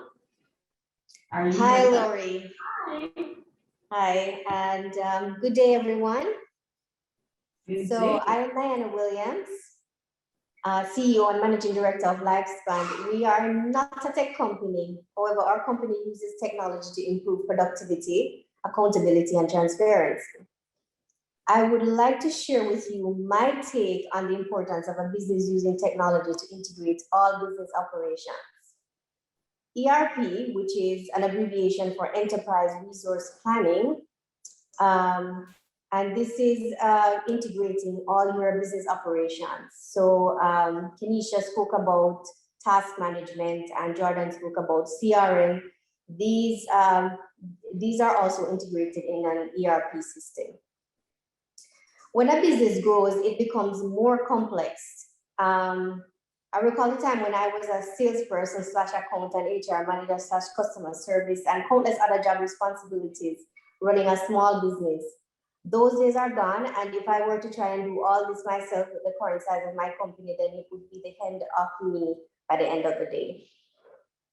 As time goes by, the business requires more systems and procedures to ensure operational efficiency, gauge cost efficiency, improve productivity, and the data analytics in order to meet the goals of the business. An ERP system will give your business the tools to make this a reality. The upfront cost of an ERP system can be discouraging. However, the benefits will outweigh the cost over the long term. The time it will take to implement an ERP system can take up to 12 months or more. There is also the training of the team members in the various business units. It may seem tedious and repetitive at times. However, when the team gets the hang of it, it will become second nature. It will just become a matter of getting the team on board to embrace the fact that their work life will become much easier. The whole point of an ERP system is to have seamless integration of all units, which will realize cost savings, better management of resources, real-time business analysis, improve team collaboration, improve productivity, better supply chain management, and inventory. And we want to improve our customer relationship management and HR management. And those are just some aspects of the areas that an ERP system covers. When choosing an ERP system, there are several things to consider. You will need to look at the features of the platform and see if it aligns with the company needs. You will also need to determine if the structure of the platform is flexible enough in customizing it to meet the needs of the business. You will have to review the system requirements and evaluate whether additional hardware will be needed or they can work with your existing hardware and IT infrastructure. So these are costs that you will have to take into consideration as well. You will also need to look at the subscription inclusions, and that is what you are paying for is what you are really getting. There's also the choice of going cloud versus an on-premise. The latter can be costly, while using both can ensure redundancy and business continuity. However, business continuity can also be achieved through the cloud and a cloud backup for redundancy. The drawback to using a cloud-based system is the unreliability of internet connectivity at times, which means there has to be a manual backup system in place in the event internet becomes unavailable. I have seen where companies have embarked on the implementation of an ERP system, and when the internet went down, the business completely stopped, and this can be costly. Finally, you will need to get an ERP system which will grow with the business. Lifespan is engaged in manufacturing and wholesale distribution. Therefore, our choice was to implement SAP B1. And the implementation process is still ongoing for us. So we want to ensure that we have all our areas integrated. And the modern business landscape is becoming more fast-paced, making it more difficult for enterprises to keep up. So therefore, using an ERP system will allow you to not only accelerate your operations, but to also become more efficient in achieving your business goals. Thank you. Thank you so much. So guys, Nayana, very, very interesting presentation. Thank you for showing us how you're doing things. You know, it's amazing that everyone is sharing. I see everyone in the chat also sharing their tools and what they're doing. I just want to say thank you so much, Jordan. Thank you so much, Nayana. Thank you, Kenesha. You guys have shown us a range of productivity tools that we can use, and each one layers on top of the other. Each one can be integrated. So guys, take a look at everything that everyone has shown you and look at processes in your business first and see which processes require which tools. Thank you so much, everyone. I appreciate it. Thank you. Thank you so much, Lorianne. And Lorianne, that would have been Lorianne, Jordan Baskett, Kenesha Brown, and Nayana Williams. Great presentations. And of course, the chat is fired up. So we know persons are really, really engaged. So just so that you know, the winners of our first two giveaways. So the first giveaway was a consultation session with Adtelligent, and the winner is Anne-Marie J. I encourage you to ensure that when you're on the Zoom, rename yourself so that we know exactly who you are. Now, the question to winner, which is a leather Brescia bag, is Simone Todd. Congratulations.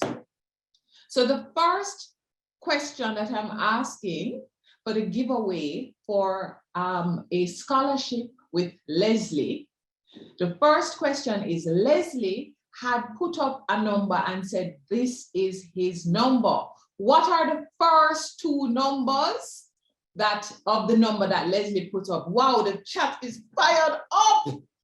Producers, please tell me who the winner is.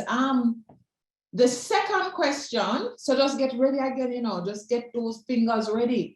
The second question is, what is the name of the seminar that we are giving the scholarship for? So what is the name of Leslie's seminar? I can't say it because then you're going to know part of the name.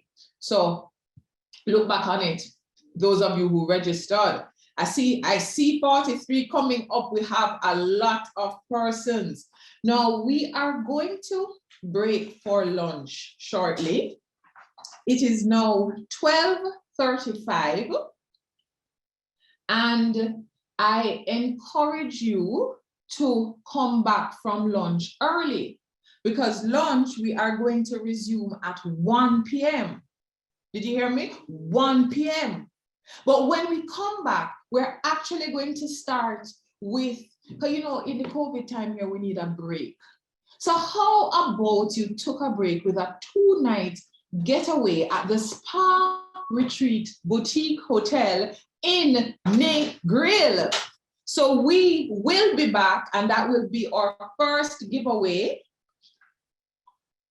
So that will be our first giveaway. Now, I encourage you, please come back early, because we start our presentations at 1 p.m., but we are going to be back here at 12:50. So that's 10 minutes on and giveaways. So that means that you need to come back early. So we're going to call it a brown bag lunch, a box lunch, because we're going to whistle and ride and eat our lunch while we go back into the presentation. So see you back here, because we're back here for giveaways at 10 minutes to 1. In fact, don't log off. Just stay on with us, because we're going to have a little lunchtime information available for you. So just stay right on. I see order from Quick Plate. So yes, order from Quick Plate. So when you come back, you have your lunch and you're taking part. So don't leave. Just go and get a glass of water, get the lunch, sit down, because we're going to stay right here together. So we resume with our giveaways at 10 minutes to 1. Let's go digital.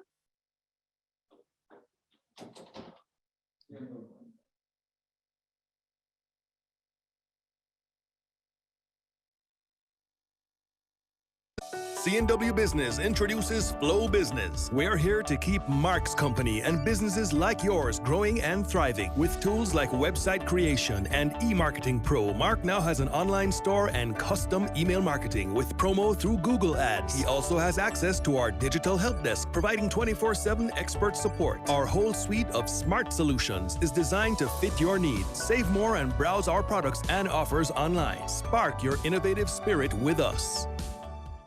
Hey guys, so I'm Venice Anderson. I am a global director in a company called Total Life Changes, and I'm also a CEO for my business, Body Contouring by Venposh. Pretty much technology is 100% important, especially in this day and age. When you put your business on a website, that's when you literally tap fully into this whole technology. What I love about NCB Solutions is that they find workable solutions for their clients. So things like the MPOS system, that's a mobile point of sale machine that you can take anywhere and you can get your sales, right? So you're not losing out on sales. Another thing that they introduced is the payment button, and I really love that because it's so convenient, it's so easy. You just send a link to your customer, they make a payment just like that. In my business personally, the solutions that NCB offers has helped me tremendously, because for one, I'm someone who does a lot of pop-up shops. I do a lot of expos. Now that is absolute convenience.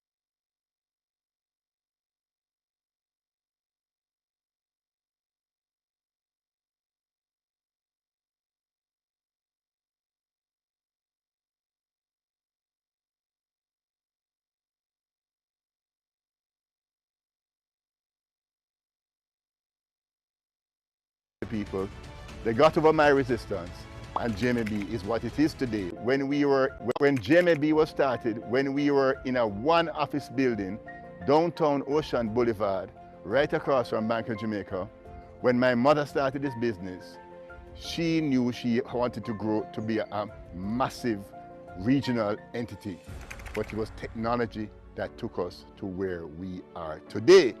Even me resisted along the way because I built my fancy spreadsheets. And I said, but my fancy spreadsheet is scalable. But there's no scale to a fancy spreadsheet. Where you get the scale is in automated databases, and that is what we did at JMB. We brought in the technology people, they got over my resistance, and JMB is what it is today as a result of technology.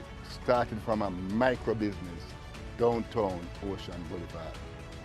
So let's replicate that right across the board from micro, small, and medium enterprises. So come on board, March 5th and 6th, be there.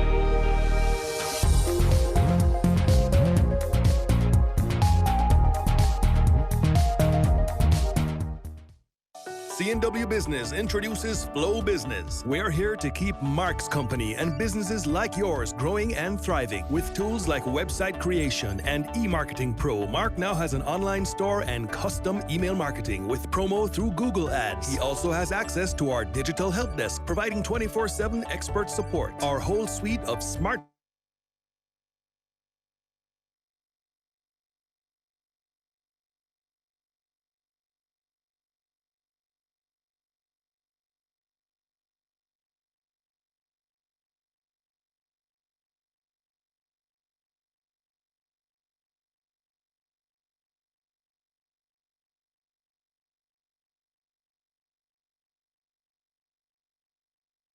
and pay taxes and utilities. Easy, safe, and secure. Plus rewards. Earn unlimited cashback or points. Redeemable on NCB Miles. Give customers an experience they love and never miss a sale. Sign up for NCB e-commerce today at jncb.com/e-commerce and get your first monthly fee waived. Or apply for your credit card via email at ncbspecialoffer@jncb.com. When JMB was started, when we were in a one office building, downtown Ocean Boulevard, right across from Bank of Jamaica, when my mother started this business, she knew she wanted to grow to be a massive regional entity, but it was technology that took us to where we are today. Even me resisted along the way because I built my fancy spreadsheets. And I said, but my fancy spreadsheet is scalable. But there's no scale to a fancy spreadsheet. Where you get the scale is in automated databases, and that is what we did at JMB. We brought in the technology people, they got over my resistance, and JMB is what it is today as a result of technology. Started from a micro business, downtown Ocean Boulevard. So let's replicate that right across the board from micro, small, and medium enterprises. So come on board, March 5th and 6th, be there. Hi, I'm Gregory Peart with National Commercial Bank Payment Services Division, and I lead the Merchant Services team. It has been a challenging time for Jamaican businesses, including MSMEs. And at NCB, we're very excited to partner with MSMEs to help them to receive payments in a digital manner so that they never miss a sale, whether it's online or offline. We also provide them with tools to manage their inventory and the logistics to ensure that their products reach to their customers. We also partner with them to even create the invoices. And then it's not just to receive payments, but they also need assistance to make payments. We provide an online platform where they can do their wire transfers or ACH and RTGS, and also a credit card where they can use to make the payments to their suppliers, whether it's their utilities or their taxes, and they get rewards for the payments that they make. We urge MSMEs to embrace technology because it provides an opportunity to scale your business up, and you can respond a lot faster to your customer needs, and it also provides with an opportunity to attract more customers to your business. Let's go digital.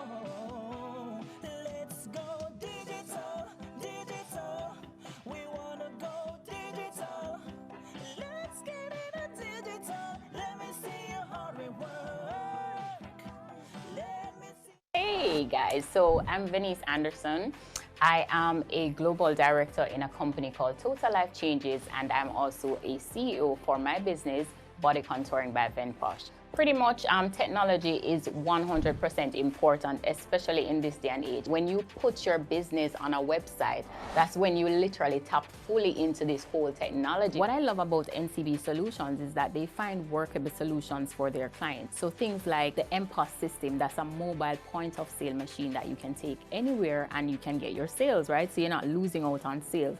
Another thing that they introduced is the payment button, and I really love that because it's so convenient, it's so easy. You just send a link to your customer, they make a payment just like that. In my business personally, the solutions that NCB offers has helped me tremendously because for one, I'm someone who does a lot of pop-up shops. I do a lot of expos. Now that is absolutely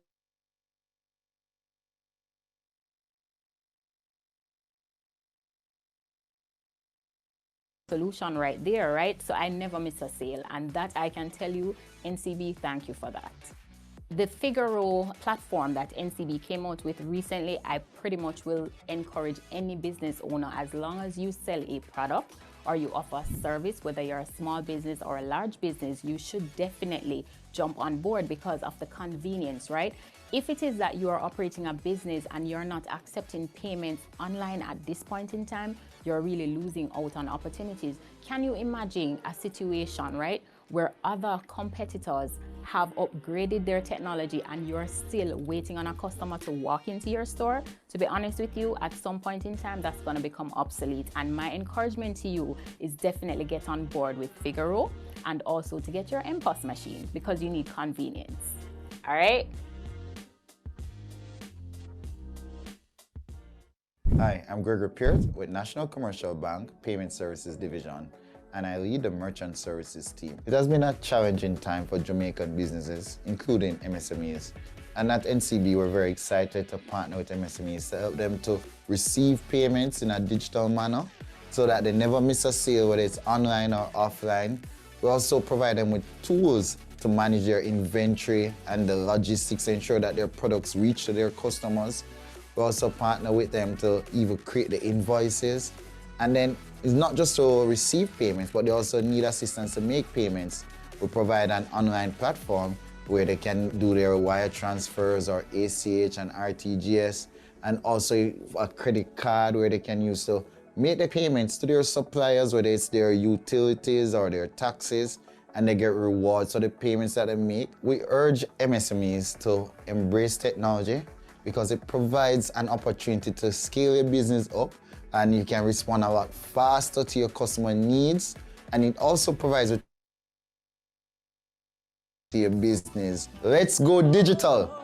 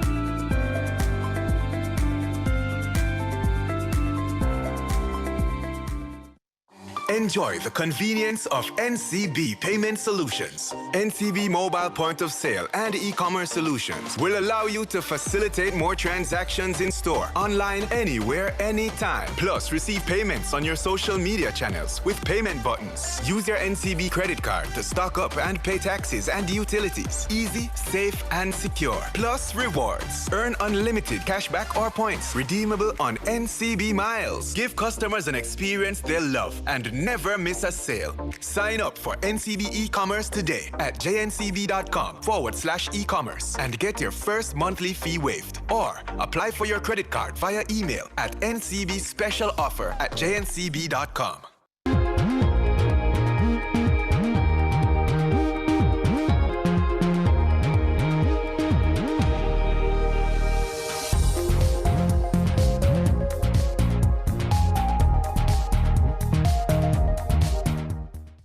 When JMB was started,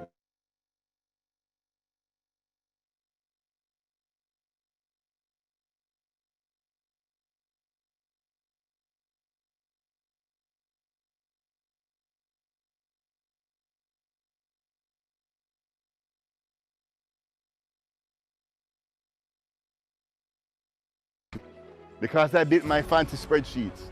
And I said, but my fancy spreadsheet is scalable. But there's no scale to a fancy spreadsheet. Where you get the scale is in automated databases, and that is what we did at JMB. We brought in the technology people, they got over my resistance, and JMB is what it is today as a result of technology. Starting from a micro business, downtown Ocean Boulevard. So let's replicate that right across the board from micro, small, and medium enterprises. So come on board, March 5th and 6th, be there.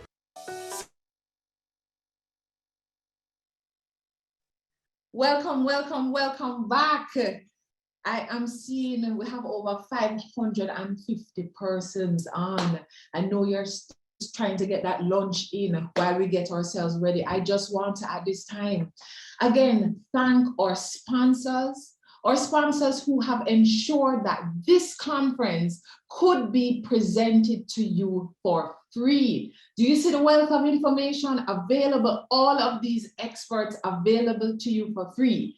For those of you who joined late and are wondering where's the agenda and the booklet, our very extensive conference booklet is available on smallbusinessportal.com. Not only is there agenda information, but there are useful business tips. There is information from the presentations. There are links. Please download right away. Our sponsors, NCB Group, JMMB Group, the Jamaica Observer, Flow Business, and Microsft have ensured that this conference is available to you or MSMEs. Our partners, the Ministry of Science, Energy, and Technology, the Ministry of Industry, Investment, and Commerce, the Development Bank of Jamaica, Jamaica Promotions Corporation, that's JAMPRO, Jamaica Computer Society, the Jamaica Business Development Corporation, the Small Business Association of Jamaica, the MSME Alliance, and the Jamaica Information and Technology Service Alliance. Now, we are encouraging all of you to ensure that not only you made the time for today, March 5th, but very, very, very importantly, you make the time for tomorrow, March 6th. I see a lot of questions in the chat. Guess what? We are going to have many of our providers available to you tomorrow, doing presentations, answering your questions, getting into more detail, getting more in-depth, so that you can find the technology packages and solutions for your business. We have Innovate 10X, we're going to have WePay, we're going to have Adtelligent, Incus will be here. You heard from Leslie, you heard from Craig Powe earlier, the JMMB SME Resource Center, MC3, Resolve IT, CRMmetry, I keep pronouncing it wrong. I'm so sorry about that, Jordan, but no, it's unforgettable. One-on-one educational services and Crescent Digital. I will be announcing the other booths as we go along. So tomorrow is another day that you will be getting even more smaller work groups. We're going to break you out into smaller work groups so that you can hear from our presenters, you can ask your questions. And because what are we talking about again? We're going digital. So we need to have all the tools and packages available to go digital. I know you really are, you want to hear, you saying, I hear all of that, Raquel, but who were the winners of the scholarships from Incus Academy? So those were the winners for the two-day training with Leslie Fook on data mining. The first winner is Sheri, S-H-E-R-I, and winner number 2 is L. Bailey. Somebody asked earlier, who was the winner of question number 1? Question number 1 winner was Anne-Marie J. Question number 2 winner, Simone Todd. So Anne-Marie, Simone won the Brescia bag, and Anne-Marie won the consultation with Adtelligent. So congratulations to all our winners. I'm just making sure my producers aren't telling me something else too again. No, we have a 2-night getaway at the Spa Retreat Boutique Hotel in Negril. That is a 2-night getaway at the Spa Retreat Boutique Hotel in Negril. And the question for this, we're going to take it back. We're going to see whether or not you have been following us on programs such as COVID Cast JA.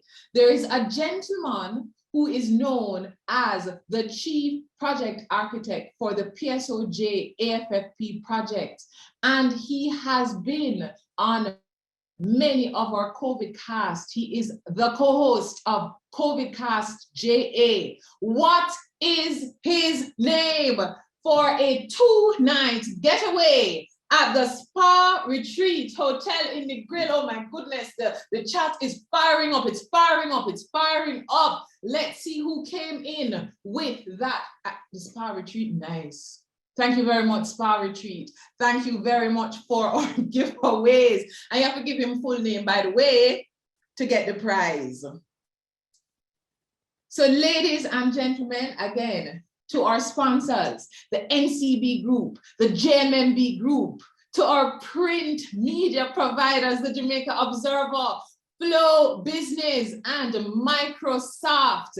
We wish to thank our sponsors for ensuring that our MSMEs are in a position to start their digital journey. Remember, we are back again at 9 a.m. tomorrow for your opportunity to not only get additional expert information, but to sit with our technology providers and get in-depth presentation on what is available and ask your questions. So we're now at 12:59, it's 1 p.m. pretty much. So we are able to start with our segment 2 for March 5th as we go digital. Our next presenter is the Product Director of B2B Connectivity and Security Product Management for C&W Business, Flow Business. That is Berlitz Maldonado. Berlitz, I'm sorry if I've assaulted your name. I've tried my best. I practiced. Berlitz, welcome, welcome, welcome, welcome. And Berlitz is going to be telling us a very important topic, running your business from home. Over to you, Berlitz.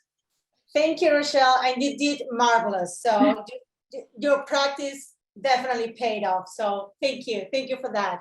I really feel honored, and I feel honored to be here as one of the speakers of this lovely panel and sharing with you what remote work means to us, right? And when you talk about remote work, pretty much we're talking about what we are all doing at this moment. All of us are at our houses with our internet connected to this conference and wondering, well, this is it for remote working? Well, no, remote working is much than that.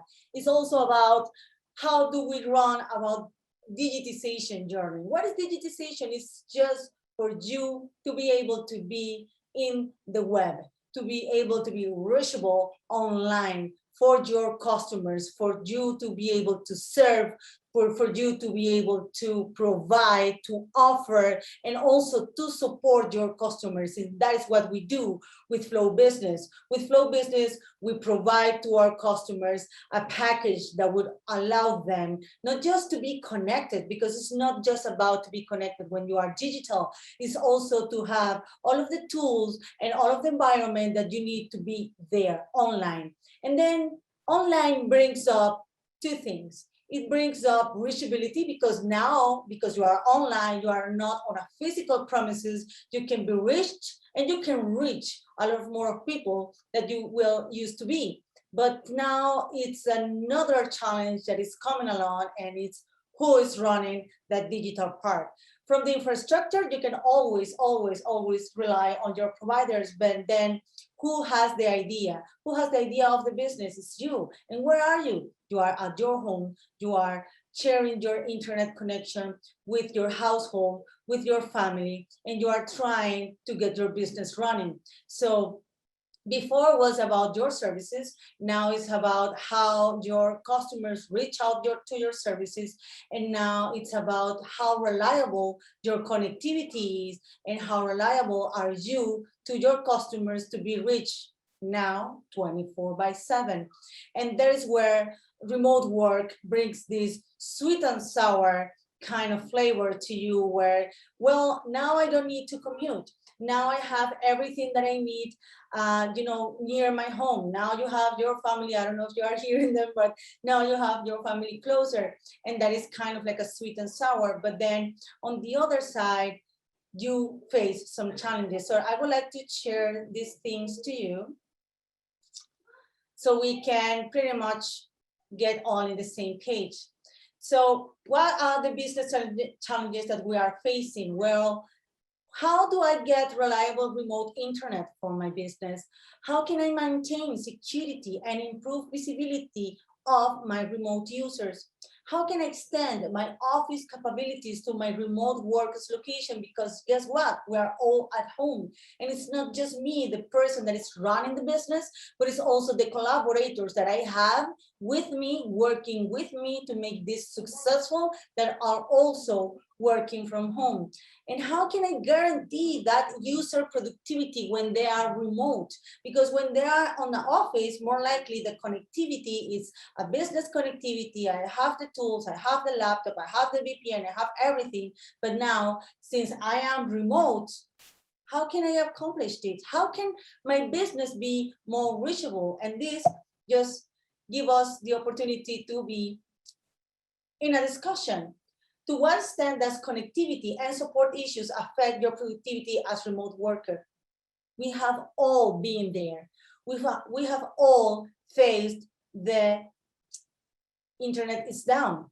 I'm not connected. I don't know what's happening in the digital world. I don't know if people are trying to reach out to me and I'm not there to answer their questions. And then I need to call, and then I go through all of these things, and the worst part is that I don't know when it would be fixed. Do I need to run to another location? Do I need to go to, do I need to call? So those are the things that you face normally. Now, what we have with Flow Business is that we have distributed workforce, and it is exactly the extension of the office capabilities to the remote location where the person that is running the business is. And what is the extent of office capabilities? Well, you have an internet connection that is dedicated for business, that is protected for business, because even if you haven't think about it, now that we all are more connected, pretty much like we double the time of connection that we have done before. Now we are more exposed.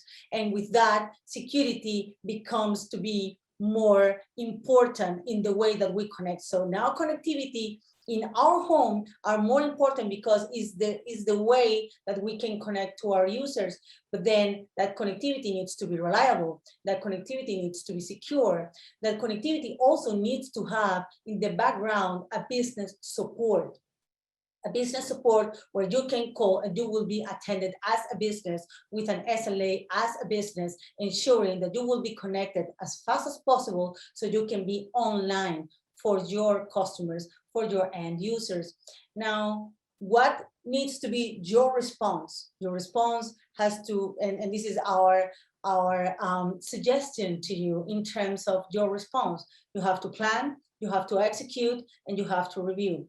When you plan your strategy for digital engagement, you need to think on who is your end user, where is it, what is that they want, and what would be the best way to serve them? What would be the best way to provide them with the information that they need to take the decision to purchase a service from you?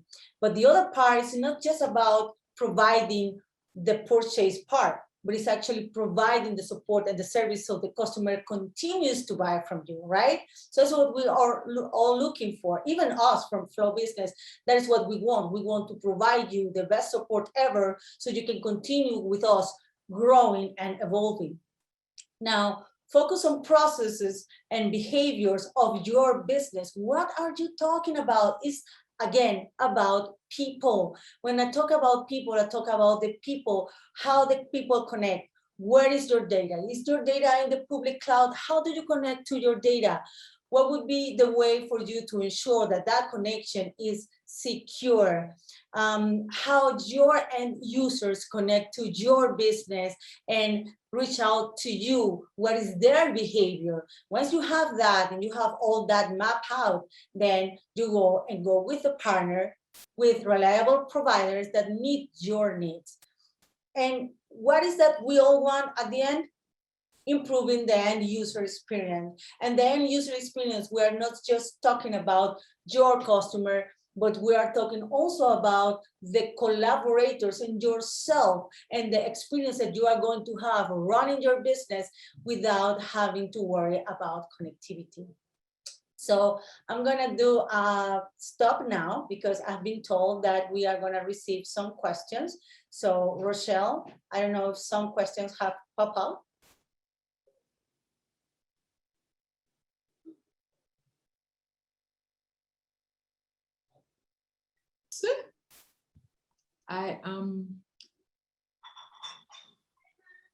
Let me just look. I'm pulling up the questions.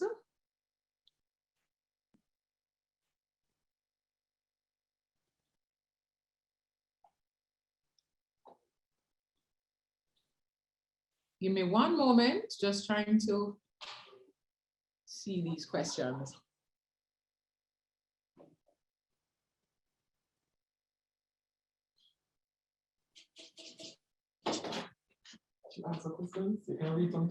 Yes. So Berlitz, well, we have a question here regarding connectivity at a plant in East Portland. I'm not sure if you're able to answer that, but you certainly could give us an idea where Anarchy Tucker could get additional information. Sure, and thank you for that. Yeah, so specific plans for what is going to be our building, I just don't have it right now, but definitely with our team on Flow Business, they can get more information. So that can be online, and we can share what is our web page so they can get that information. But definitely, yes, and actually this year we have a plan to expand and to offer better services to our customers. So definitely the web page would be the way to go. Okay. Now, one of the things, Berlitz, is this whole concept of now working from home, running your business from home. From a Flow perspective, as you've developed this product for small businesses, what does the future look like in this running your business from home, working from home? What do you think the next 5 years will look at? Is this a thing that will die with COVID, or is this the new future? Thank you for that question, because as we were looking at this for last year was kind of like a response. Let's respond to the new reality. This is going to be temporary. But the thing is that, Rochelle, after 12 months, all of us have changed our behavior. So our behavior on how we find information, how we purchase, I'm telling you, I don't go to the store anymore. That's done for me. I mean, I always deliver because I am in Colombia, by the way. So here there is a good network about it. I don't go. So my behavior as a person has changed. As my behavior has changed, and I am an end user, right? Every one of our end users have changed. That is how we say, hey, you need to look at the behavior of your end user. And what we have seen is that as that has changed and people have realized how easy it is to find information and to get providers out of the internet without having to get to a specific location, that definitely has opened up a door that I don't think, and we don't think, and we have seen a lot of studies on it, that it's going to be closed. And if you look at from another perspective, it's not just about that, but also about resources. What about the people that you wanted to hire, but then they were not near to you and it was harsh? You now pretty much can hire anyone that is, you know, located anywhere. You just need for that person to have internet. That's pretty much it. And you can get top level persons. And you know what? You don't need to pay as much. Oh my God, it seems like I'm human resources, but this definitely, the thing is that people prefer to be at home. Yeah. And you know, salary is not as a big deal as to be comfortable, as you just avoid me the thing that I need to commute and maybe face traffic, or any, if you have a family, as most of us have, then you know all of the logistics that implies. So definitely in Flow, we see this as a long term, as has changed the world. After 12 months, it has changed the world. We can go back to our offices. Our behavior more likely is gonna stay on the way that we can do things faster. So I have my kid like, Mom, I want to do this faster. It's like, not everything is internet, boy. Because you know, everything is so close, but we get used to that. Yeah.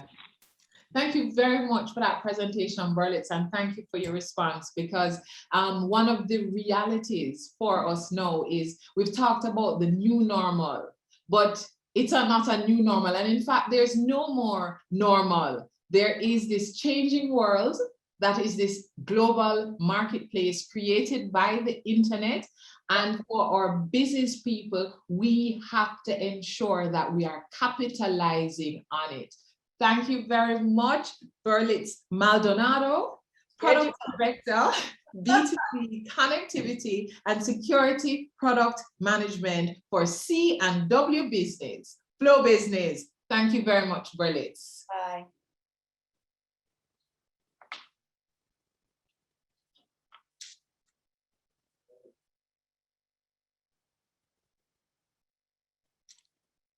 C&W Business introduces Flow Business. We're here to keep Mark's company and businesses like yours growing and thriving. With tools like website creation and e-marketing pro, Mark now has an online store and custom email marketing with promo through Google Ads. He also has access to our digital help desk, providing 24/7 expert support. Our whole suite of smart solutions is designed to fit your needs. Save more and browse our products and offers online. Spark your innovative spirit with us.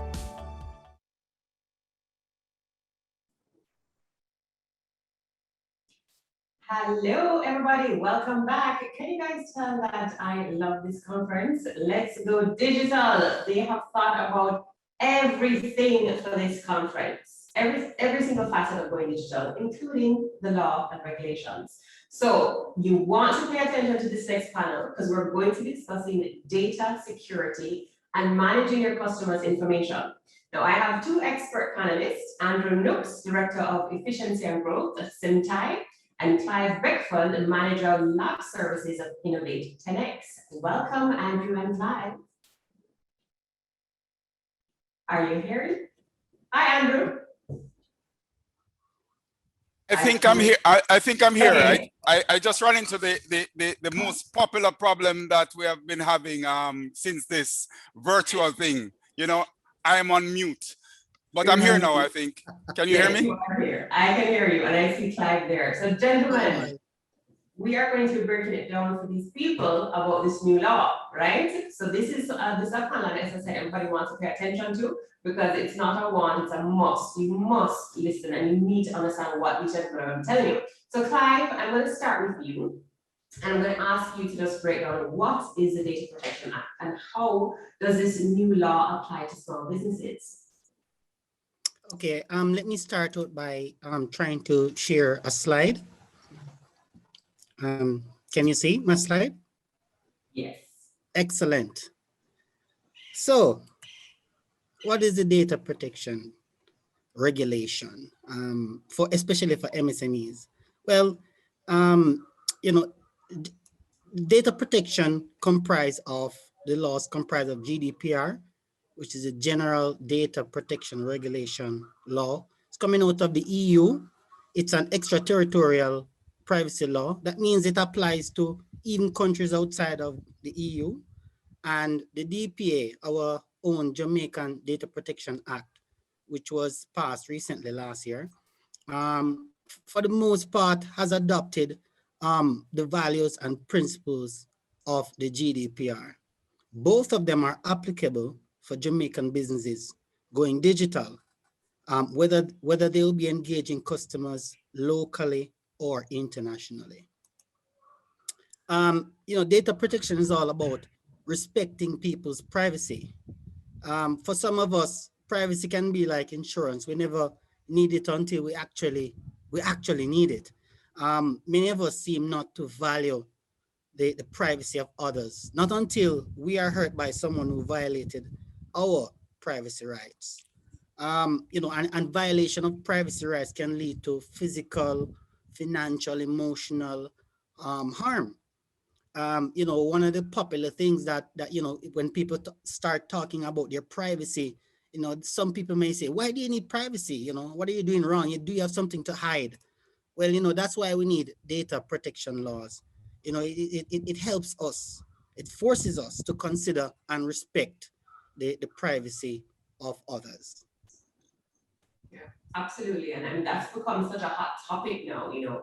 And as I said, everyone needs to understand what all this means. So Andrew, I want to ask you to kind of break down some of these key concepts that we all need to know. I know there's a lot of terminology there to the law. Can you break it down for us? Yeah, certainly. When we start talking about data protection, a couple of things come into place. We talk about data subject, and the data subject usually is you, the individual that's providing the data. We talk about the data controller, and that is a company that will determine how the data is being used. And in this context, would be the SME, the MSMEs, you know, in this context. You know, because you are the ones that are collecting the data for your business purposes. Then you have the data processor, in which you may outsource some aspect of your operations to a third party that processes and bring you the results for the information being processed. You are regarded as a data processor. And in this context, we talk about privacy. We're talking about a specific set of data, which is personally identifiable information, and that is information about you. In addition to your regular demographics, name, age, date of birth, mother's maiden name, and all of that, you have other things that come into play that can be used to identify you. That may be how you're known on the internet, your internet handle, for argument's sake, for those of us who are on Twitter and Instagram and Facebook, you know, those have now come into the whole purview of identifying information. And then you have the sensitive data that has to do with your political affiliation, sexual orientation, religious preferences, biometric details, you know, your fingerprint, retina scans, that kind of thing, and your medical records. So, you know, all of those things come into the whole business of data protection. So those are some of the key concepts surrounding the data protection legislation. Yeah, no, that's interesting. And so as business owners collecting information from our customers, this kind of terminology is necessary for us to conduct our business because there are laws and regulations now in place that require us to do business in a different way. So I'm going to ask Clive to walk us through what are some of those tips and tools that are going to support us to do business in a different way and how we can, as business owners, really implement data security in our businesses. Yeah, Clive, you caught the same disease I had. Mute. Yes, it's going viral. Yeah.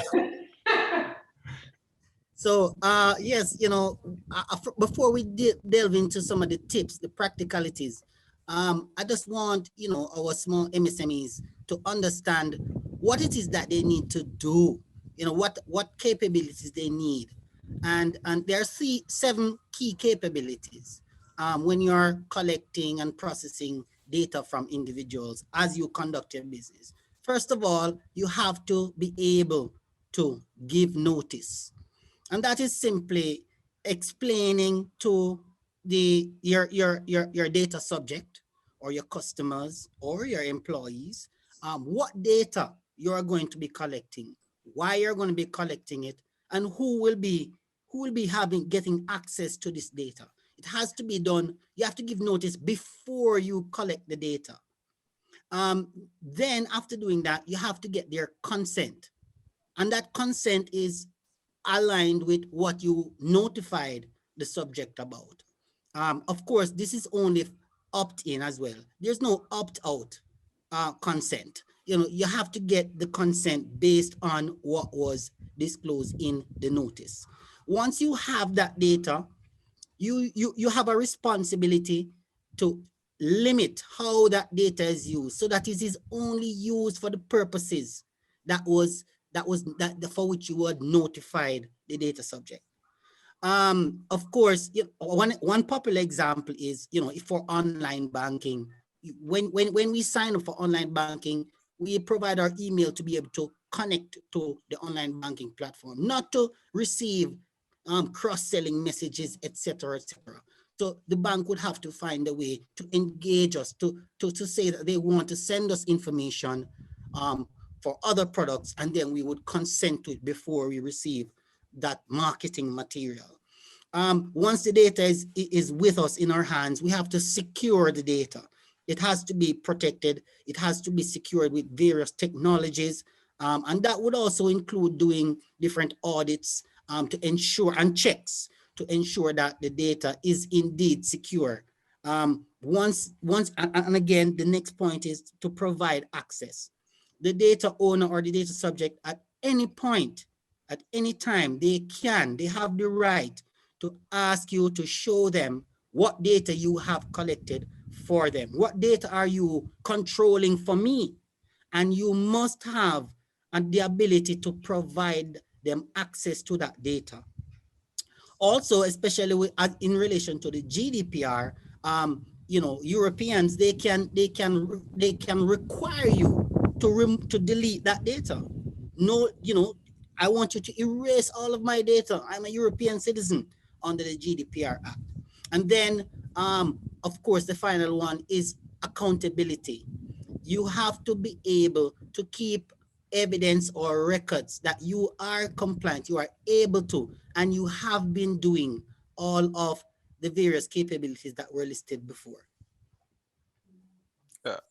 And of course, all of these are not necessarily absolute, because then there are conditions where there are exceptions. And Clive spoke about the right to be forgotten and all that. Now, if you have a contractual obligation to keep some information, if you owe the bank some money, then you know you can't just go in and say, hey, tell you what, forget about that money I owe you, forget about this loan and everything. You know, GDPR says you can forget about us, you know. But there's also the whole business of when we're thinking about things, you know, the retention of data. We have a tendency to keep information for much longer than we need to, and we have to be mindful that, you know, this doesn't only exposes our clients, it also exposes us as a business, because there are fines that comes with you know, data breaches and everything else that we have to be mindful of. So, you know, those are some things that we have to be aware of. I encourage everybody to familiarize themselves with the data protection legislation. And if you're using third-party services, especially those that are not within the Jamaica's jurisdiction, and you're passing data to them, you also have to be mindful of the impact that can have on our local citizens and what the law says about sharing data across jurisdiction. Yeah, so from a business standpoint, you know, if you're a business and you're collecting information about your customer, your clients, and you have employees who can access that data and take it and move it around, that you could be in breach if you don't have protocols or systems in place to protect that data. Yeah, you know, Lauren, and the thing about data sharing, you know, it's sometimes overlooked that we do it on a day-to-day basis. We're collecting data in Jamaica, but we're storing it on Amazon Cloud, for argument's sake, or we're storing it on Google or with Azure and stuff. And right off the bat, that is sending data across border, right? Right off the bat, because we don't have those data centers in Jamaica.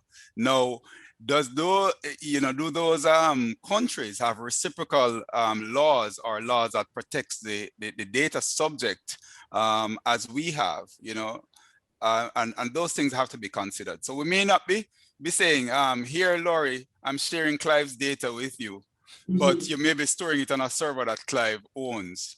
And in so doing, it may very well be that you are sharing Laurie's Clive's data with Laurie. I'm sure that many of us, many people are guilty of this because we just don't know. So, you know, how do I ensure that I'm protecting myself, my company, my business? You know, are there tools that I'm supposed to be utilizing, or, you know, what am I supposed to be doing to ensure that I'm being compliant? Yeah. You see, before you get to tools, you have to familiarize yourself with the requirements. And by doing that, you know, in the art of war, Sun Tzu says you have to know yourself, you have to know your enemy, and if you know both those, then you can win in 1,000 battles. You know, you will not lose. And by knowing yourself is knowing your business, knowing your business processes, and what you absolutely need to drive that business process, and only collect that. Now, if you collect that information and a later need comes up, you can't just go ahead and use the data for that later need, because that's considered secondary use of the data. You now have to go back to your client, if you didn't already do so, and get consent again. So before you get into tools, people will like to look at tools as this magic fix, but it is an entire life cycle. Right? So Clive mentioned it. You have to know what data is being collected, where the data is going to be stored, how you're going to use the data, who has access to the data, how long you're going to retain the data for, and the jurisdiction in which you operate are just few other things that you have to be mindful of. And then the tools such as privacy notice is one of those things. But then your internal policies become very important. What is your policy surrounding data, and is it consistent with the laws of the land or in the jurisdiction in which you wish to operate? You know, the notices are external facing, and this is what tells the customers what you're going to be collecting, why you're collecting the information, how is the information going to be used, how the customer is protecting it. And if you notice, most of these data laws, they're talking about protection of information. They're named Data Protection Act or General Data Protection Regulation, you know, for a reason, because a lot of the onus is now placed on you, the MSME, to ensure that the data that you collect has a level of protection. And one of the standards of the law speaks to that. You have to ensure that the data is duly protected. And that may mean, and it doesn't prescribe how, but there are a lot of technologies now that you have to incorporate, things like data loss prevention tools. You know, you may have to do services like data security assessment and things like that. And I'll stop there for now. Yeah, so I mean, we have a lot of information about it. I'm sure everybody's gonna have a lot of questions. I see somebody, Juliet says DPA is scary. So it can sound scary. It doesn't have to be. It doesn't have to be, because we need to ensure that you're aware of, as you said, what the regulations are, what the concepts are, etc. So gentlemen, I'm gonna ask you just to wrap up. If out of everything that we've said today, that you said, you know, what are the 3 things that you absolutely want everybody to walk away with? There's only 3 things that they remember from this presentation. All right. The first thing is that understand your business and understand the data that you require to drive your business processes, right? Ensure that once you understand that, you are gaining the consent from the users to use the data in a particular way to support your business process. And you have to put controls in place. And this may be administrative as well as technical controls to protect the clients and their data. And I may add a 4th one. You know, if you have to share the data, you have to understand who you're sharing it with and why you're sharing it. And you have to, those persons who may be processors, you have to ensure that they understand your obligations to your clients and they are putting in controls that will also assist in protecting your clients' data. Right. I mean, there are tons of other things that we could, but then, you know, between ourselves and T-Tech and Innovate 10X and Carter Lindo, and all the other law firms and experts, I know we'll be talking a lot more about these subjects. So I'm impressing on the MSMEs to follow what's going on in our space. I mean, a lot of the experts are talking about it. Free conferences, free information is out there and available and stuff, you know, and you can join us. Simtai, Innovate 10X, T-Tech, we're all you know, practitioners in the data security and data privacy spaces, and you can find more information on our websites and in our profiles, LinkedIn and otherwise. Yes, I agree. Knowledge is power. You know, if I should leave one point, you know, take the time to you know, when I explain to my kids what responsibility is, I tell them that it is taking initiative to find out what needs to be done and then doing it. Now, you don't have to be a lawyer, but take up the Data Protection Act and read it. You know, have discussions. Knowledge is power, and we will all come through and become compliant together. Okay.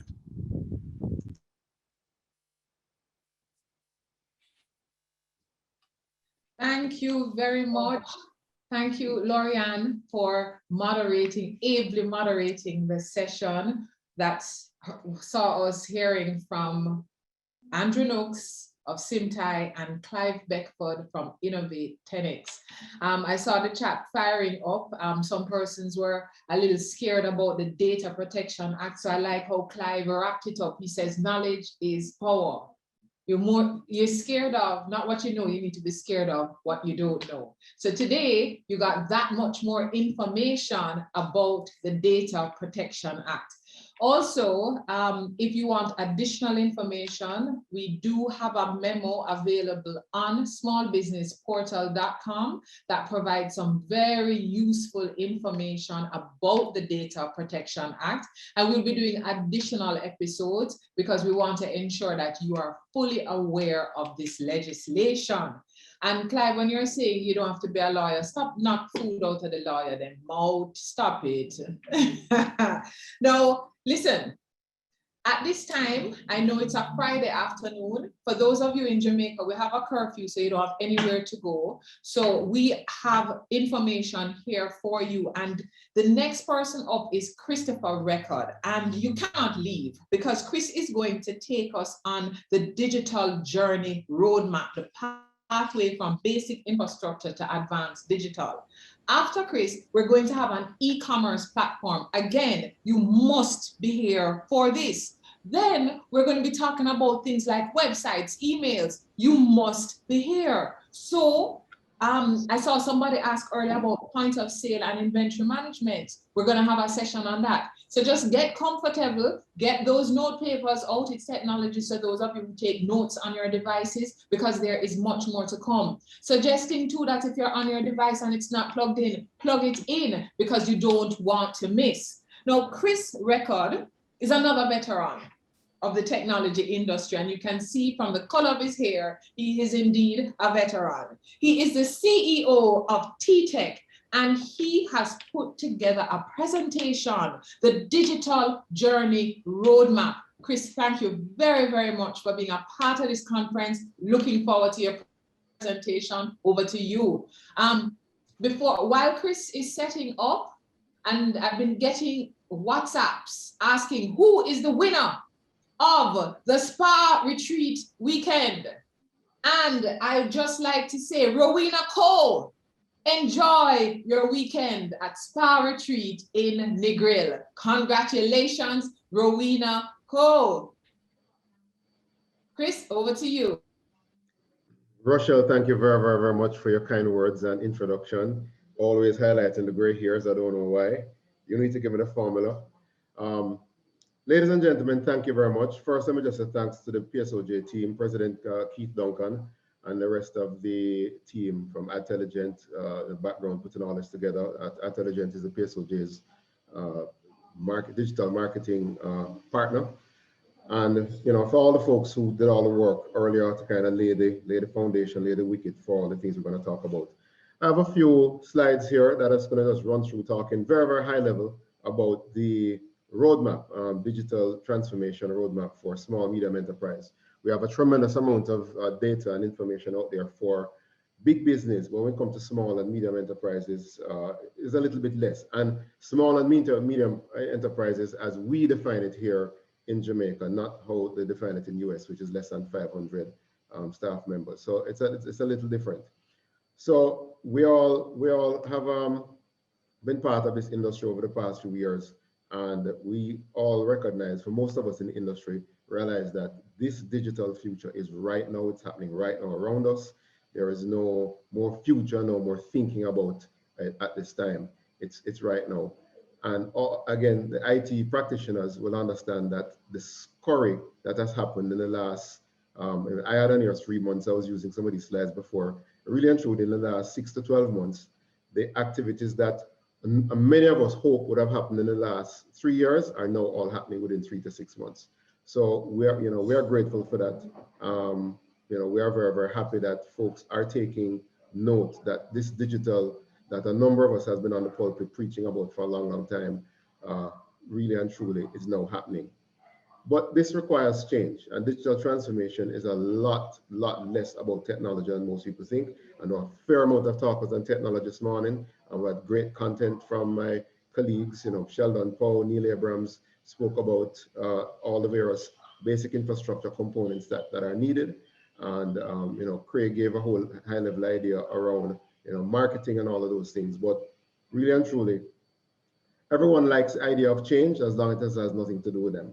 And this is one of the challenges that we have in the industry and that we need to consider, is the fact that there's a mindset change that is very, very, very necessary. And we have to figure out how to ensure that really and truly this mindset is adjusted. We did have a nice session yesterday evening for those who watch COVIDcast. You can go back and watch it repeat, go to the website, smallbusinessportal.com. But the whole idea and this wording digital transformation came about just about, maybe 10 or so years ago with a group from MIT and a consulting firm called Capgemini. And this term really and truly means a lot of different things to a lot of different people. But at a very, very high level is around the use of technology to transform the reach of our business and radically improve our performance. So it's internal, how do you engage with your team members, your processes internally, and of course, how do you touch your customers? So the experience has to be radically changed. But there is a difference between just installing and implementing some technology, which again, in industry speak, we talk about, that's just digitization. If you have a manual process for doing invoices, you have a manual processes for confirming your order with your customers, that is just one component of it, and that's a digitization component, implementing new digital technology. The transformation comes about when all this technology that we heard about all morning so far, when that has been installed and implemented, what happens after that? Does the customer have a new experience with the organization? Can they call you and say, boss, I don't know where you know, but all I know that the response time has been amazing. Or, wow, normally I get this thing in 5 days, but I turn up, 1 day later. What have you actually transformed and changed? Not just digitizing a process that already exists, making life easier for you alone. Have you touched the customer? And I know Sheldon gave some examples. Now, for us in the space, myself and a colleague of mine, a friend of mine, Trevor Forrest, 876 Technology Solutions, have been writing a set of columns in the Jamaica Observer. And thanks, Jamaica Observer is one of our sponsors for the event today and tomorrow. And we have been doing, over the last, call it 14, 15 weeks, each week we had a different chapter. And what we did, the same originating folks who came up and conceptualized that concept of digital transformation, we went back and looked at their model and looked at their framework. And their framework, again, because it was Capgemini, MIT research, Capgemini, that's for big business. So we went and looked at it and we said, okay, how can we take their roadmap, their pathway, from planning to people to process and the technology, and kind of simplify it for our small market. So that's what we attempted to do in a series of articles that we did in the Observer, and you can log on to the Observer and search at your leisure.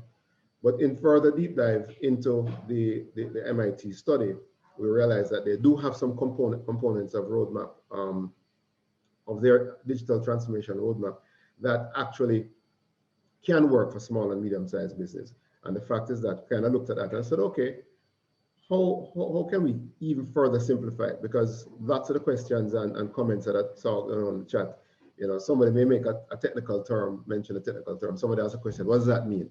We have to translate. We have to be the translators from this confusing world of technology to your language, small, medium-sized businesses, and even some large businesses. How does this work for you, right? And so one of the things that we did is look to say what are the main components, what ideally are the main components for any framework. So if you were to sit down and say, okay, I have my business going, I'm not a solopreneur that I can just on a dime just change. But I do have a company, I have maybe 10, 15 people, I have some processes already. So any sort of framework that you have has to have some components. And the component is that, like anything else, clear objectives. Why are we doing what we're doing, right? You have to have some sort of integrated approach. It's just not one part of the business you're going to touch, one part you're going to upgrade and implement.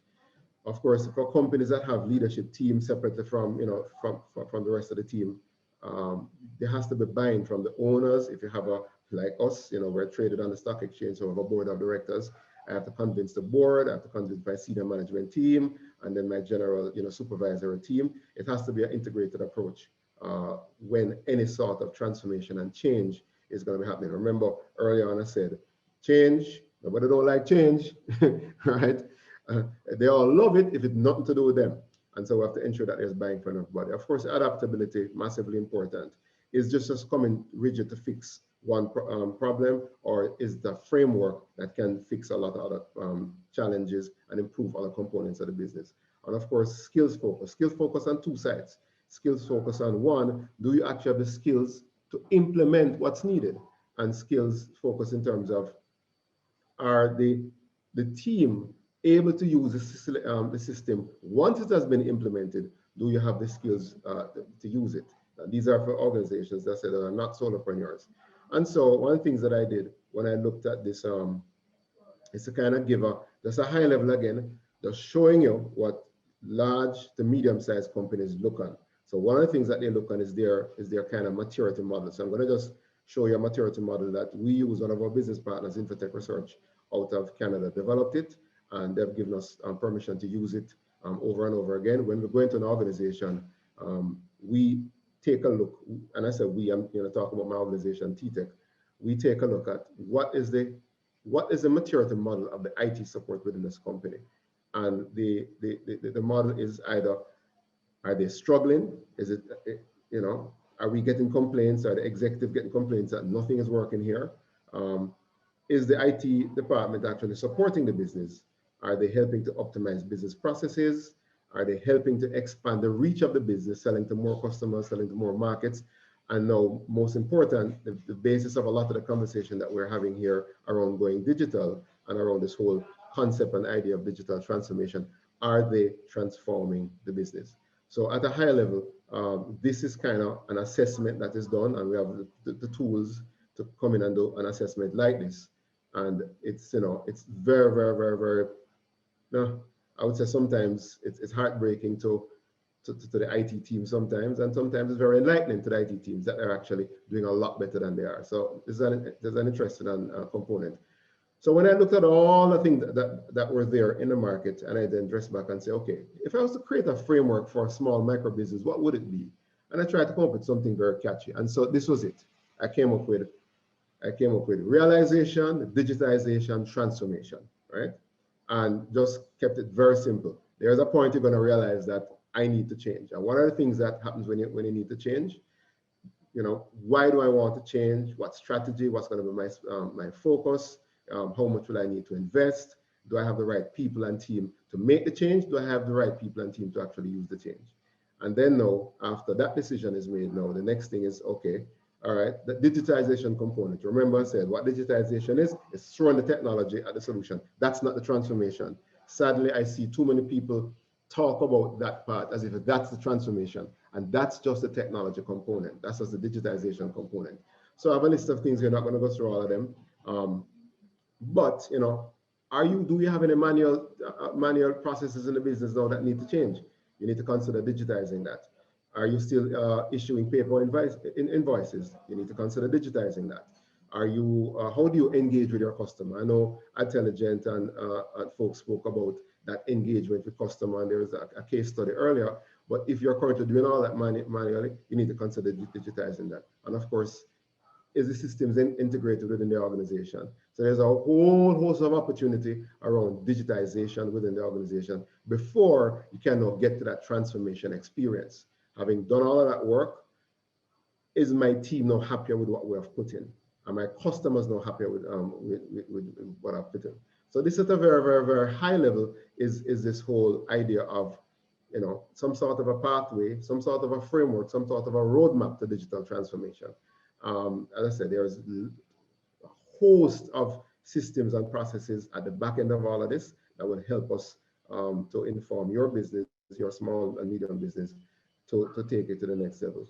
And so, there is a reason why some people struggle, right? And I saw this great research put out by Fujitsu, and the head of the corporate executive officer, Duncan Tate, quoted this, that it's not just applications alone. You have to have the people, right? And it's not just great people. You have to have the right culture, because if people in the organization are giving the boss ideas to change and the boss is not changing, then you have a problem. But the key thing here for me, when I read this research, the PAC research by Fujitsu, I saw where he said, no business, no matter how big, how influential or powerful, can hope to stand alone and succeed in the world of tomorrow. And guess what? That same exact thing also pertains to small and micro business. We have to start to partner, right? We have to start to partner.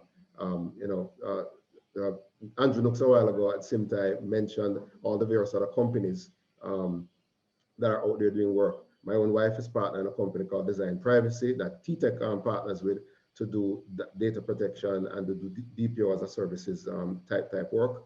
And we partner with Simtai. Last year we had our own presentation series like this. Simtai was one of our presenters. So folks, we have to learn to collaborate, and your strengths and my weaknesses might balance out each other. And so it's very, very, very important that at the end of this transformation, we can offer something new to the customer.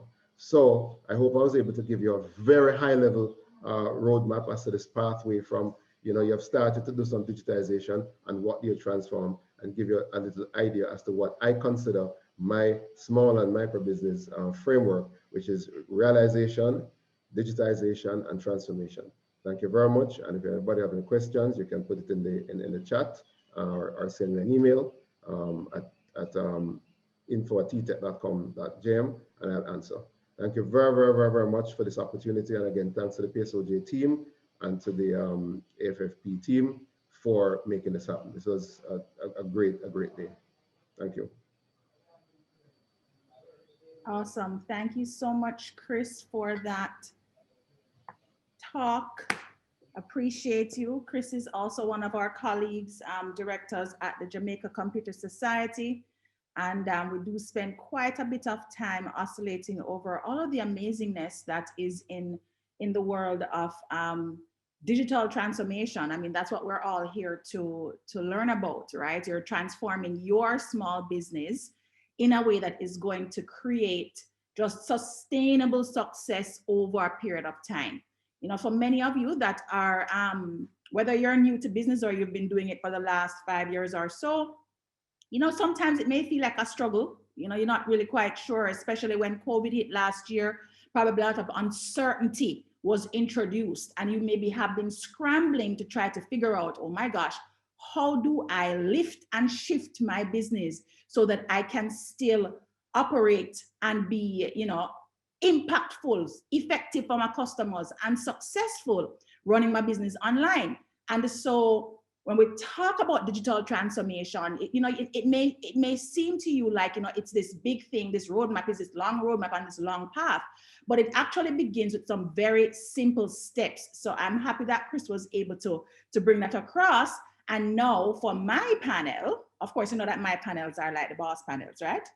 My panel that we're going into now, we're going to be talking about e-commerce. So when the whole COVID thing happened last year and everybody start fret and one big pop down start going with everybody business, and you're trying to figure out, oh my gosh, how am I going to get online and stay online and make money online? I can't even do a bank transfer yet. How am I going to figure this out, right?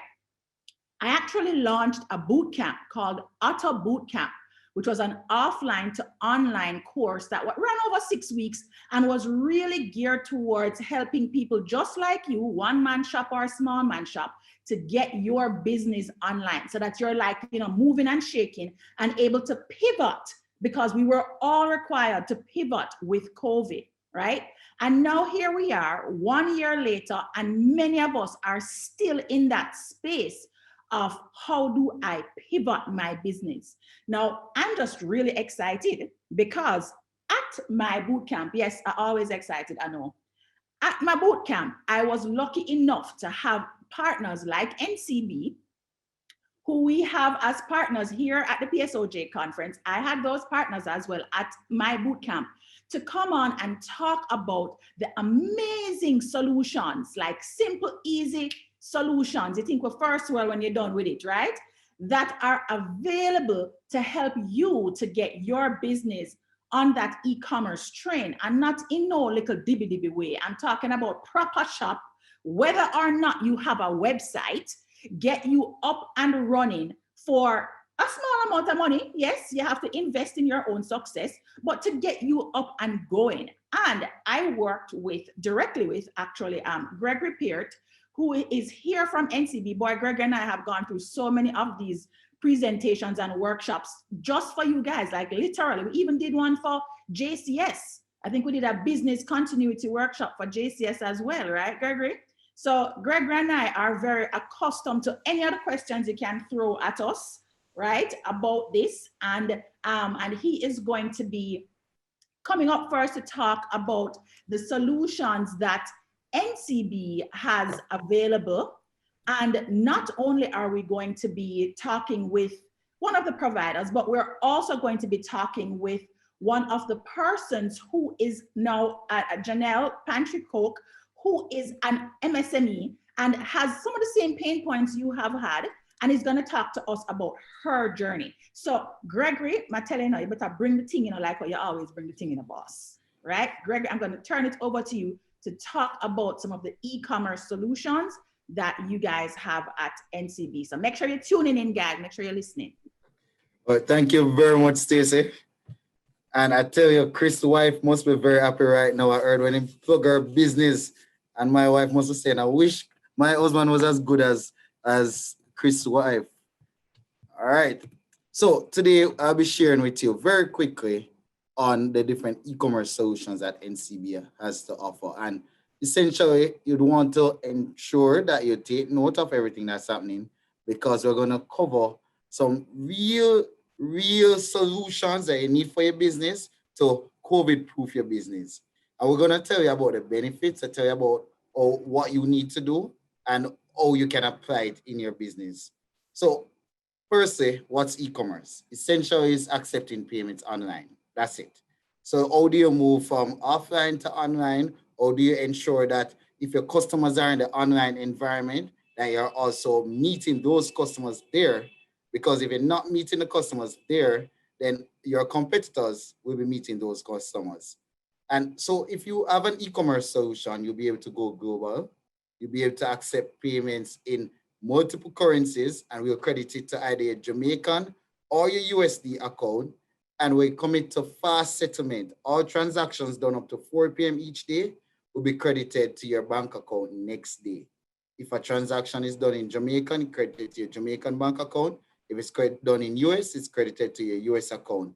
And we have a number of options. So we have 4 options that I'm going to go through fairly quickly, but with quite a bit of detail.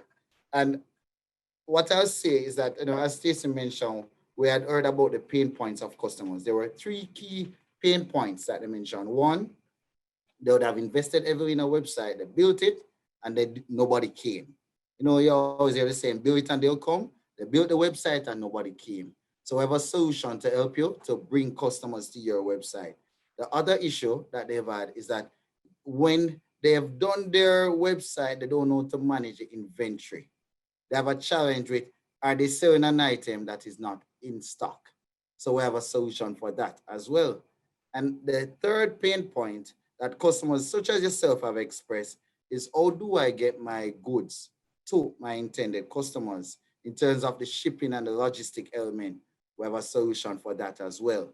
So I'm going to share with you 4 ways, and which one is best for your business will be determined by the type of business you offer as well as the size of your business. So we can have a further conversation to help you refine and determine which one you choose. But I'm going to move through right now on the first 2 of the 4 options. So payment buttons. What is payment button? Essentially is a way that you can send a link or an image to one of your customers via WhatsApp, via Instagram DM, via Facebook Messenger. So you don't need to have a website to accept payments online. So no website, no problem. You can use the payment button to accept your payments, and in the same way, very safe and secure way that you'd have accepted it on your website, you can accept it through the payment button via any medium, whether it's email, WhatsApp, Facebook Messenger, Instagram, and to be credited to your account the same way, right? And if in terms of safety and security, NCB is a PCI compliant financial institution. All our transactions are 3D secure, and that's another layer of security that is done. And then we also engage our third-party providers to do penetration tests, almost like test the system. And we do that at a particular period to see if there are any vulnerabilities, and we fix those vulnerabilities. So it's very secure. In terms of, you don't necessarily, let's say you don't want a payment button, but you want to do a website where you don't know where to find a developer, or you don't want to find a developer because you feel that your business is relatively small, you don't need a great deal of customization on your website. You feel that you can do it with a template, and you can be able to accept payments online very quickly with that option instead of going the route of a developer. That's another option to you. And the beauty about the template is that you can customize the template to your color scheme. You can drag and drop your images. You can have a different look and feel. But if you're looking for a great deal of customization, the website template is not for you, because you can say, but I wanted to do this as well. No, that's not the best solution for you. There are certain, it provides a good way to scale, and it provides you with an opportunity to give your own look and feel. But if you're looking for a lot of bells and whistles, and if you're looking for different alerts, and you want it to do more than what it was designed for, that's not the solution for you. And we do have solutions that would be ideal for your business. So just in case you kind of chip out because the phone ring or you were replying to a WhatsApp, I'm going to pause. So far I told you about what e-commerce is, and I told you about the benefits of e-commerce. And I also shared with you that I'll be sharing 4 solutions. I've shared 2 solutions so far, the payment buttons and the website templates. So the great thing about these 2 options as well is that it is optimized for search engines, and can integrate to your social media pages. So in terms of connectivity and talking to your customers in different spaces, this solves for that problem. But remember earlier when I said one of the challenges that customers have had is that when they build out the website, they have an issue with inventory management, and they have an issue with the logistics. The website template is automatically linked to DHL, where if you're selling an item, DHL will come and pick it up from you and deliver it to everywhere that DHL delivers globally. Also, it has the built-in inventory management. So when you're creating your product, you'd have identified the quantity. Each time the product is sold, the quantity is reduced. When you purchase new product, then it would have updated the quantity as well once you would have entered in the information, right? Garbage in, garbage out, but we know that you're going to double check and ensure that you enter the correct information so you can be able to manage your inventory. Another challenge that we had identified was that they bill it and people don't come. So we have a solution in that you don't need to go it alone, but you can go with a marketplace option. What's a marketplace? Essentially, a marketplace is being listed on another merchant's website. Think of Amazon. Amazon is a marketplace. In Jamaica, we have quite a few local marketplaces, like you can think of. And you know, when I call names, it's difficult when someone say you never call my name, but I'll call a few just for sample. So like there's Q Mall, there's Cool Market, there for food delivery, you have 7 Crave, you have Quick Plate, you also have a number of others, right? So I know I have quite a few of my merchants on. So if I didn't call your name on this session, because I call it on the last session, or I plan to call it on the next one, right? And then I spoke earlier about the standard integration if you want your website to be very customized. So if it is that you're looking for a solution that's going to do quite a bit, and particularly if you're a larger organization, then the standard integration will be ideal for you. And for this one, you need a developer. So I'm going to wrap up now. So just remember, there are 4 options. There's a payment buttons, there's a website template, and there's a marketplace or shared website. So on that, you know, so think of like if you go to a mall, like Mall Plaza or Tropical Plaza, where you have a number of stores. It's the same thing, but now it's online. And then think for the standard integration, that is for the very customized website. So if you've missed anything, NCB has a solution for your business, and we're very committed to the SMEs because we know it has been a very challenging time, just as it has been for all of us. And we have quite a bit of solutions to assist you to never miss a sale, whether it's offline or online.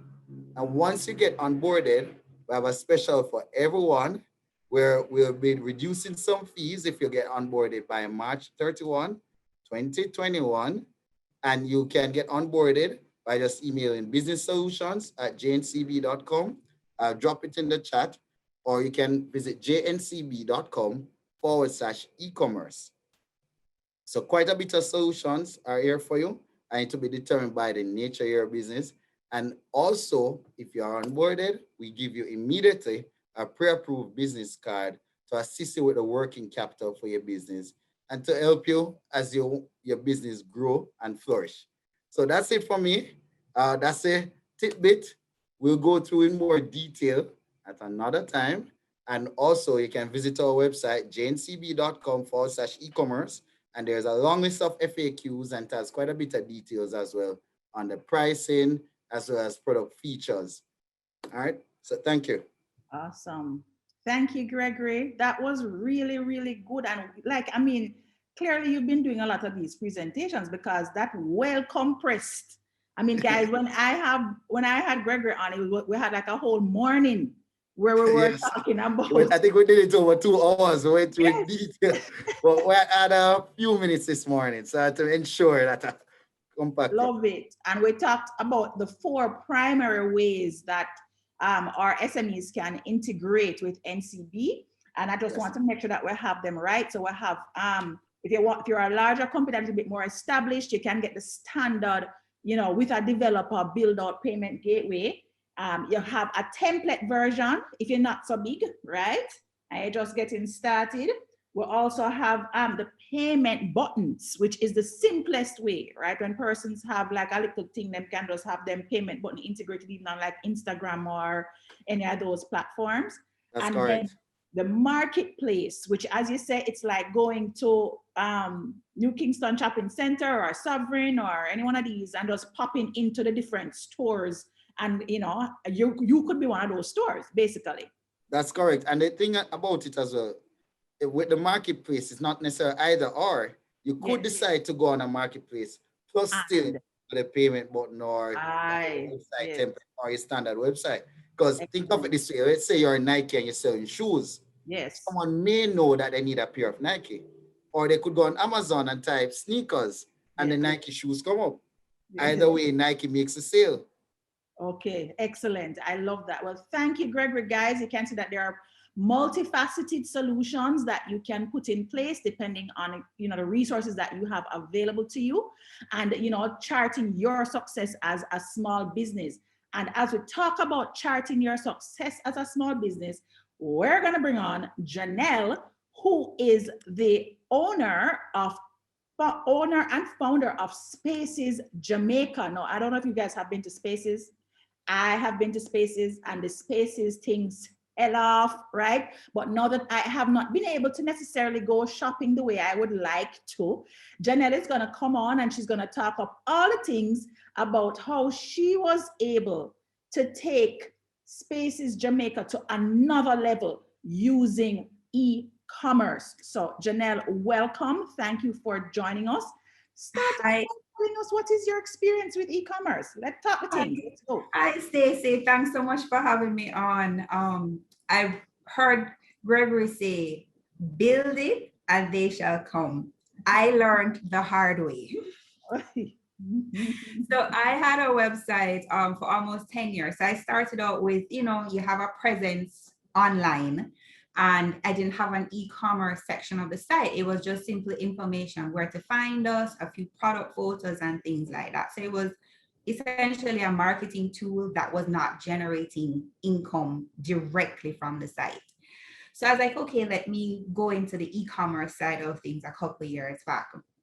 At the time, unfortunately, NCB didn't have these great products that Gregory just spoke about then. So I used a different payment gateway. And from my experience, I found that residents of Jamaicans did not shop online using that platform for me.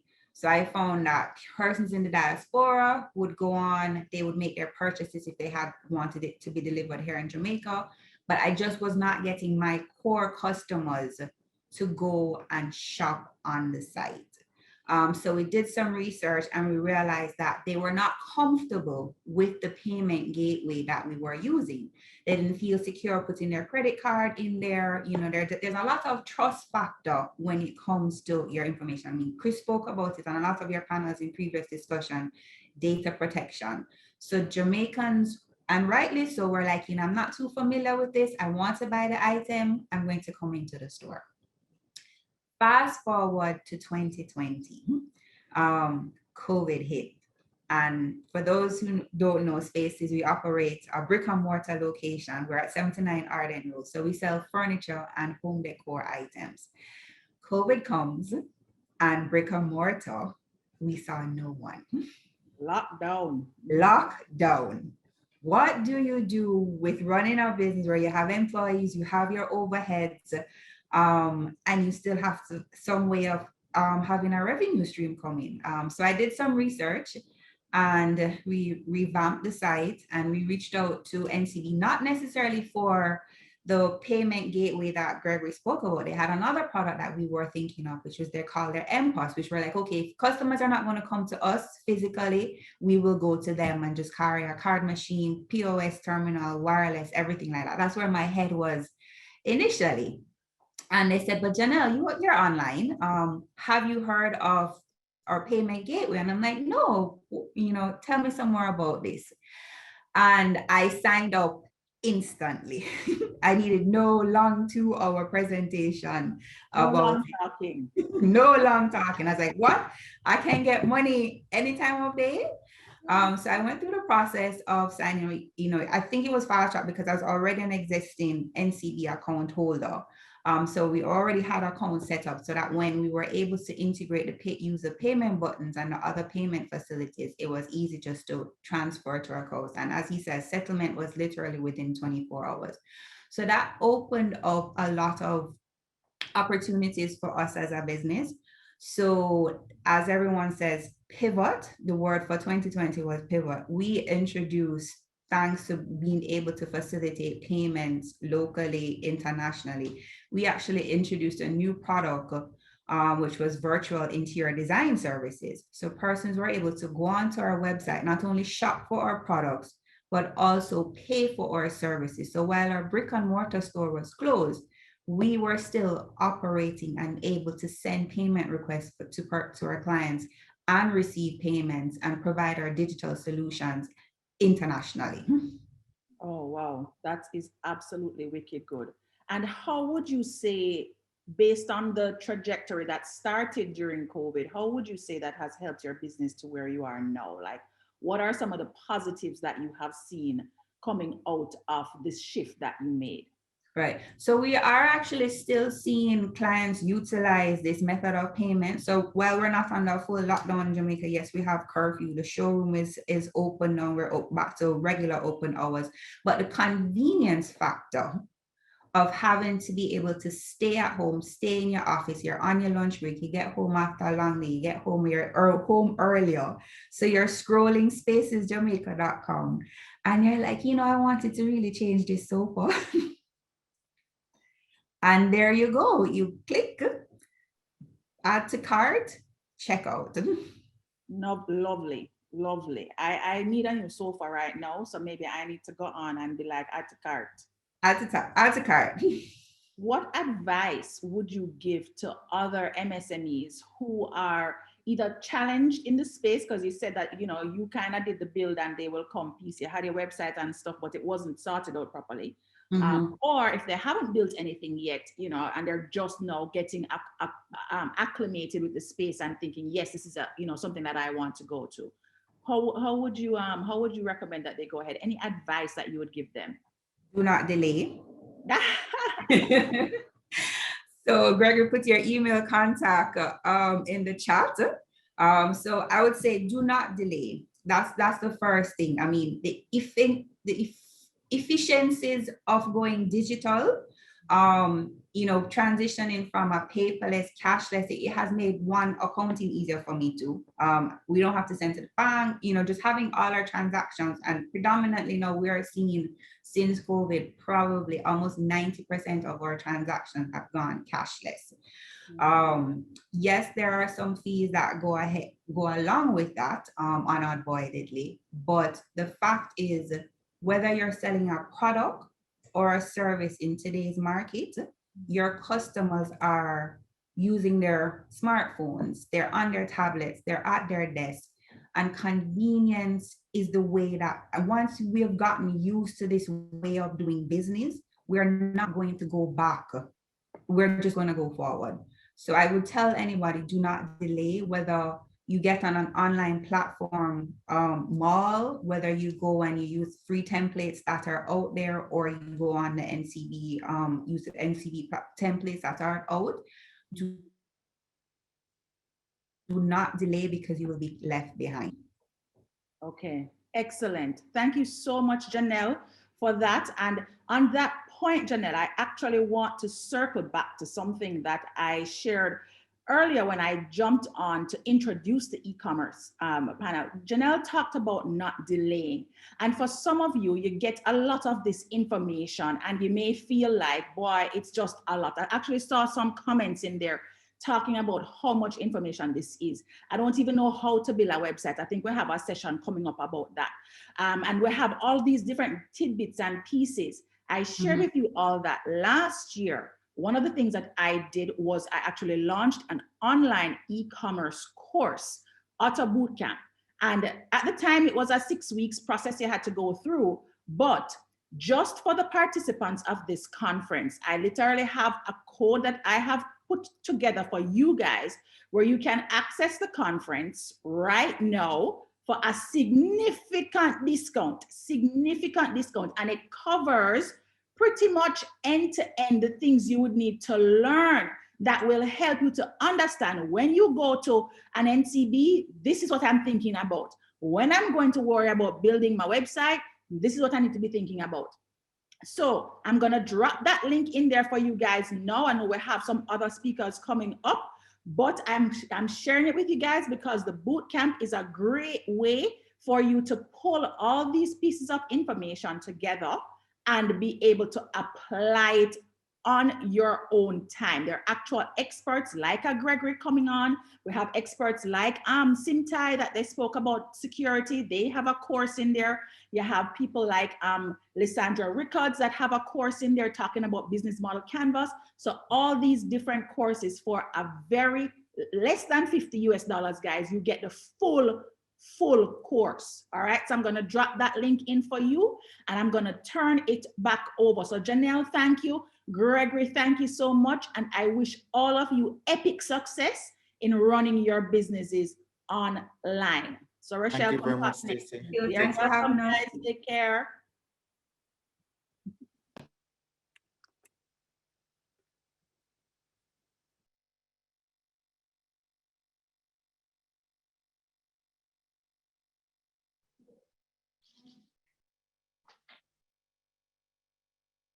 Enjoy the convenience of NCB Payment Solutions. NCB Mobile Point of Sale and e-commerce solutions will allow you to facilitate more transactions in store, online, anywhere, anytime. Plus, receive payments on your social media channels with payment buttons. Use your NCB credit card to stock up and pay taxes and utilities. Easy, safe, and secure. Plus, rewards. Earn unlimited cashback or points. Redeemable on NCB Miles. Give customers an experience they love and never miss a sale. Sign up for NCB e-commerce today at jncb.com/e-commerce and get your first.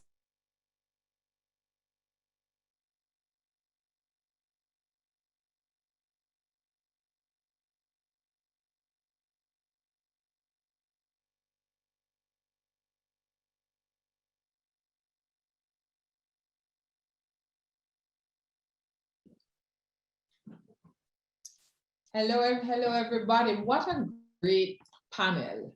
We learned so much from Gregory Peart. I mean, every time I hear Gregory, I just want to sign up right away. So we've been complaining that we do not have the e-commerce solutions. The e-commerce solutions are with us. We're complaining about the payment platforms. The payment platforms are with us. And it's always good for us to hear from each other. So thank you very much, Janelle, for sharing, because now we understand that our journeys are so similar. And we've heard from Janelle how her business has pivoted. In fact, I'll just use this opportunity to see if you've been paying attention, because Janelle's presentation actually reinforced a point that Chris made in his presentation. He talked about the 3-step process for SMEs, that framework for SMEs, and he used 3 big words in there. Please, let me know if you want to win a prize. Just let me know, because maybe if you remember those 3 steps, you could win lunch for 2 at Terra Nova with your masks on for sure.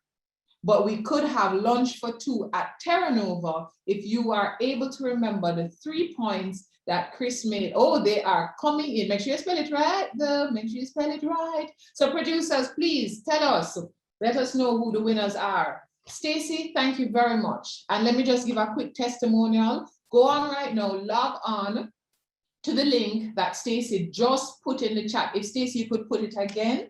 That Auto Boot Camp cannot be missed. It must be the investment you're making in training yourself to digitization. I'd like to thank our sponsors one more time. In fact, I just cannot stop thanking our sponsors. NCB Group, JMMB Group, the Jamaica Observer, Flow Business, Microsft, our partners that worked so diligently with us to put this conference together, the Ministry of Science, Energy and Technology, the Ministry of Industry, Investment and Commerce, the Development Bank of Jamaica, and the Development Bank of Jamaica is actually doing a presentation a little later on. You need to hear about the vouchers available for you to purchase technology. The Jamaica Promotions Corporation, JAMPRO, the Jamaica Computer Society, the Jamaica Development Corporation, the Small Business Association of Jamaica, the MSME Alliance, and the Jamaica Information and Technology Service Alliance. Thank you very much. Now, our next panel is going to be led by a lady who, a familiar face to many of us, bringing the energy in the afternoon, because I know after you've had lunch, some people have gotten a little tired, but Stacey brought the energy, and it is important now because guess what? We're going to be talking about the websites. So we talked about the e-commerce platform. Some of us are wondering, you know, about this website building. We're wondering about the efficacy of emails. And Carrie-Ann Stimson, who is the Group Marketing Manager of JMMB, will be hosting this panel, and I will hand right over to you, Carrie-Ann. Great to see you. Hi, Rochelle. Great to see you. To laugh is too long. This COVID thing frustrating now, you know, I don't get to hug up and see all my regular people. Hi, everybody. Good afternoon. We're just about to go into a nice, tight, but still energy-filled, juicy 30-minute segment. I have two awesome guests who are going to be really driving the conversation. I'm just kind of steering the steering wheel a little bit here, just paying the bills. But we have two awesome people here with us this afternoon. We're going to be talking about, as Rochelle said, we're going to be talking about website and email marketing and the role that those very, very crucial channels play in marketing your small business in what is really a digital era, right? There's like no other era right now. It's just totally digital, and we're happy to have this conversation. So join me in welcoming our two panelists. First, I'm gonna introduce Brittany. Brittany Johnson is the owner of Mia Kalani Swim, right? I'm one of your followers on Instagram. Brittany, nice to meet you. Thanks for joining us. And then we have another awesome guest who's going to be joining us, marketing officer of Real Decoy, Kevoy Jackson. Kevoy. Hi, Carrie-Ann. How are you doing? Welcome. This is the girls' afternoon on this panel right here, right? The ladies are going to be taking this one over. So we're just going to jump right into it. Kevoy, I hear you have a quick 10-minute presentation you want to share with us just to kick things off, and then we'll come back and have our wider discussion with some questions that you guys I know are gonna answer for us. So over to you, Kevoy. Right. Thank you, Carrie-Ann. So I'm going to go ahead and share my screen now, and we will get started. So you can let me know if you're seeing my screen. Yes, we are. Perfect. So greetings again to our attendees, speakers, and I commend the PSOJ and the Minister of Education, Youth and Information, Fayval Williams, on initiating Let's Go Digital. I am the lead in marketing at Real Decoy, as mentioned, which is a digital transformation company. So it is truly a pleasure to be participating in this discussion. Now, a little bit about Real Decoy briefly. We have global experience with local insights. We have helped some of the world's most recognizable brands to achieve their business objectives, and we are using this experience to help our local companies. So we're leveraging those lessons that we learned from Samsung and American Express and our various clients to provide the best service possible. Now, we'll be covering email marketing, we'll be covering the management of it, a bit about analytics, and then we'll segue into website design and development. Now, there are a few compelling statistics to bear in mind as we go digital as to why email marketing is so important. Email has an average return on investment of $38 for every $1 spent. So it is very inexpensive to actually set up. And segmented campaigns can have as much as 760% of an increase in revenue. So when we talk about segmented campaigns, we're talking about how well we segment our audience to deliver very personalized information or communication to our audiences. Now, email is also 40 times more effective at acquiring new customers than some of our older social media sites like Facebook and Twitter. Now, that is not to say that you should not engage your audience on social media, but email marketing has the potential to target persons who are closer to conversion in the marketing funnel. So what are the types of customer-facing emails? We have three main types here. So we have transactional emails, relational, and promotional emails. Now, the first being transactional emails, these can cover things like receipts, invoices, login credentials, billing notifications, and cancellation requests. Now, oftentimes it's sent by your customer service team, but it is something that can be automated as well. Those relational emails, those provide that content that nurture your customers and keep them at the top of your mind, or the top of your customer's mind rather. And the promotional emails, those drive sales and conversions. So while your relational email might bring about might communicate new product releases, it might mention things that are relevant to your target audience. The promotional email now has a call to action. That is something that when persons are closer to that funnel, you're able to say, okay, we are offering you a sale. Click here to redeem your special sale or your special discount rather. Now, in terms of creating your email campaigns, now the very first thing that I encourage everyone to do is to first look at your audience and start building that audience from a segmented standpoint from early. So this will inform us on the next stage, which is using your forms and your landing pages to get opt-ins. Now, what are the opt-ins? Your opt-ins are when persons actually agree to engage in your content. So they agree to get emailed by you. And we can gather those opt-ins from very easy mechanisms. So we can use our forms and our landing pages where persons can fill that out and they can click subscribe. Now, if you head on to Mia Kalani Swim's website, I noticed that as you hit the website, you're given an option to subscribe. Now, that's great because you're able to immediately, before you view anything else, you're able to decide, okay, I actually think I want to get more content on this, because the fact that I searched this site or the fact that I searched swimsuits and this website came up, that means that I'm probably interested in gaining more content. So that is a great feature. Now, we're also thinking about content creation. Now, content creation is what is heavily driving almost everything online right now. So that's why we have a rise of our TikToks and persons doing so many similar videos in their own way. It's all about building that content in order to build your audience.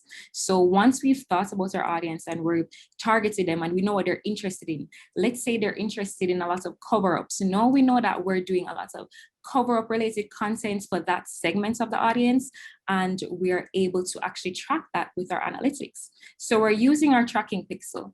Now, what is that tracking pixel? This is a numerical code that allows for information to be collected by the analytics service. It can generate statistics such as open rates, click-through rates, and much more. So sites like MailChimp make this very easy for you, so you won't have to do much to get your analytics. Next, we have our workflows and automations. So if you think back to those types of emails that we mentioned, a popular type of automated email is often those transactional emails. So for instance, if someone books an appointment on your site, you can confirm the booking automatically through email and also set up an automated email to remind this person about their booking. So when we speak about workflow now, we're speaking about identifying where this customer is, literally like where they are. So are they on the service page? Are they on the About Us page? Because now if we notice that persons are lingering on the About Us page, that probably means that this is someone who needs more information. So they're higher up in the marketing funnel. So they're at an awareness stage. So we're going to send them some information related to our company, but then we're going to kind of usher them further down into the marketing funnel. So we're also going to engage them from an affective stage, which is your appeal. It's the things that tug on the emotions possibly, or things that kind of say, hey, I am the type of brand that, or I have the type of brand that can connect very well with you. So our values are aligned. So an environmental, a company that possibly does maybe bamboo-based products, and their target audience are persons who really love the environment, they're going to send a lot of content related to causes like that. So we've even found that for one of our products called Make Giving Happen, which is a site that allows for crowdfunding. So these are some of the things that we've noticed. We noticed that our clients now would often reach out to certain segments of their markets to engage them on particular causes that they've demonstrated that they're interested in based on where they linger on their website. Now, as we continue to carry out this process, we learn more about our audience and we put ourselves in a better position to manage customer relationships. So some of the sites that we can use to do this, as mentioned, we can use MailChimp, we can use Sendinblue, Constant Contact, and HubSpot. And these tend to be inexpensive. HubSpot is one of the pricier options, but it allows for a full customer relationship management tool. So if you're dealing with multiple salespersons, you're dealing with multiple teams, it allows you to track that. So you're able to say, okay, this customer got a call from X person. Now the result of that call was Y. So that means we need to escalate it to maybe another person who has more technical expertise to speak with. So these are the various tools based on your needs that you can use. So we're going to jump into reporting and analytics a little bit. Now, data from marketing science is what is allowing for companies to grow right now with less waste in their spend and their budget. So MailChimp's dashboard is here on our left right now. You can view it, and it provides multiple areas that you can actually see and track. So you see the amount of recipients, you see things like your open rates. Now the open rate is so important because these things are giving you information. So when you look at the open rate, if you have a low open rate, it could mean that your subject is not very compelling. You need to possibly look back at your target audience again. What are they interested in? Maybe your subject needs to be more engaging. So I recognize a lot of times the type of content that I will receive from certain stores, they have a whole ton of emojis in their subject line or something to that extent. And possibly that works for someone like me, but it would not work for another target audience. So they're not going to necessarily use that for that audience segmentation. So we see how many persons it bounced from. We see how many persons after receiving this actually unsubscribed. And we can view other things like who opened it and who actually clicked the content that was inside. So is our call to action effective? Did it result in clicks? Now, when you're talking about analytics, you cannot leave out Google Analytics because that is your website analytics. It's one of the more popular ones, and it provides you with your visitor data so that you can identify what persons are doing on your website. Now, it allows for you to track and understand your customers' behavior, their user experience, your online content, device functionality, and a lot more. It's a free service at the basic level, but you can pay for more advanced features. So it's more of a freemium service. So not premium, but freemium. It also offers free Google Analytics Academy courses so that you can learn about how to effectively leverage a service for your business. So if it looks a little intimidating right now, if you go ahead and use that service, you're able to become more familiar with it and leverage it on your website. Now, regardless of what type of business you have, you want to understand the behavior of your website visitors, deliver better results. So let's say you have a spa and you notice that more males have been visiting the page that offers deep tissue massages. Now you can use this information to segment your mailing list by gender and send a special offer to the men in that audience and basically just give them maybe a special offer on deep tissue massages because we noticed that that's what they're interested in, but yet they did not go over to the contact us page or they did not go ahead and book with us. So we're going to kind of sweeten the deal. Hotjar is another great tool that you can use from an analytics perspective because it allows for heat mapping. And this is something that I really love to use because you can see the warm and the cold colors on your website using Hotjar. So cold would denote that not a lot of persons are clicking this area, and warm says, yeah, this is a high click area. So the hotter it is, so the redder it is, then that says, yeah, that's an area that persons are clicking quite often. And you can use that now to inform what areas of your website needs adjustments. Now we're going into website design and development. So what are some of the things that we need to consider? We need to look at the what, who, when, and where. The why for every company tends to be very universal. It increases credibility. I mean, it makes your brand and its products accessible.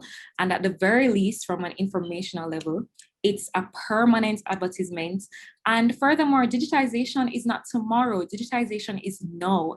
And chances are even the laggards and the late adopters of your target audience, they are expecting accessibility through your website. It's your company's plot of land on the internet. So what is the purpose of the site is one of the things we're thinking about. If you're a fine art photographer, you may be looking to display your photos in a very sleek portfolio and sell your artistic images. So that means you're looking for things like unlimited storage, you're looking for photo selling tools, and even protection against theft and misuse.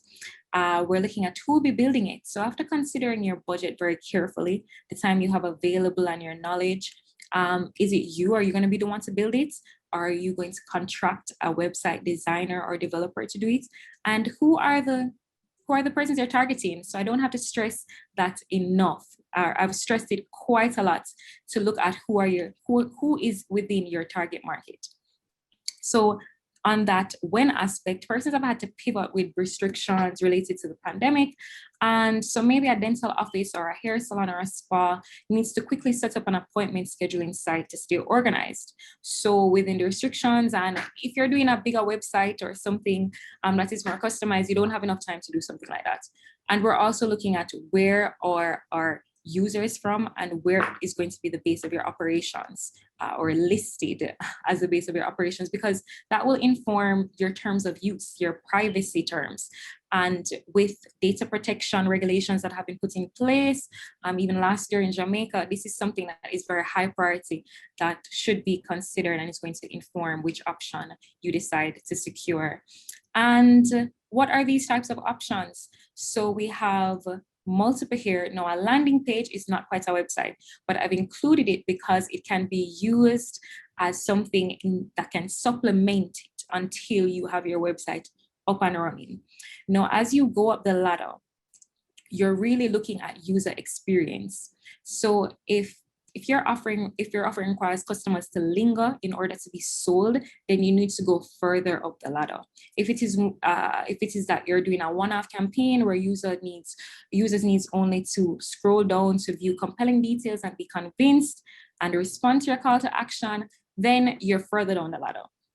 Now that landing page, if we're unclear, that is a standalone web page. It's created specifically for marketing or advertising campaigns, and it is where your visitor lands after they click a link in an email or ads from a search engine like Google or from social media. So this is different from a home page where persons are encouraged to explore the whole website. But the landing page instead, it encourages them to act through a call to action.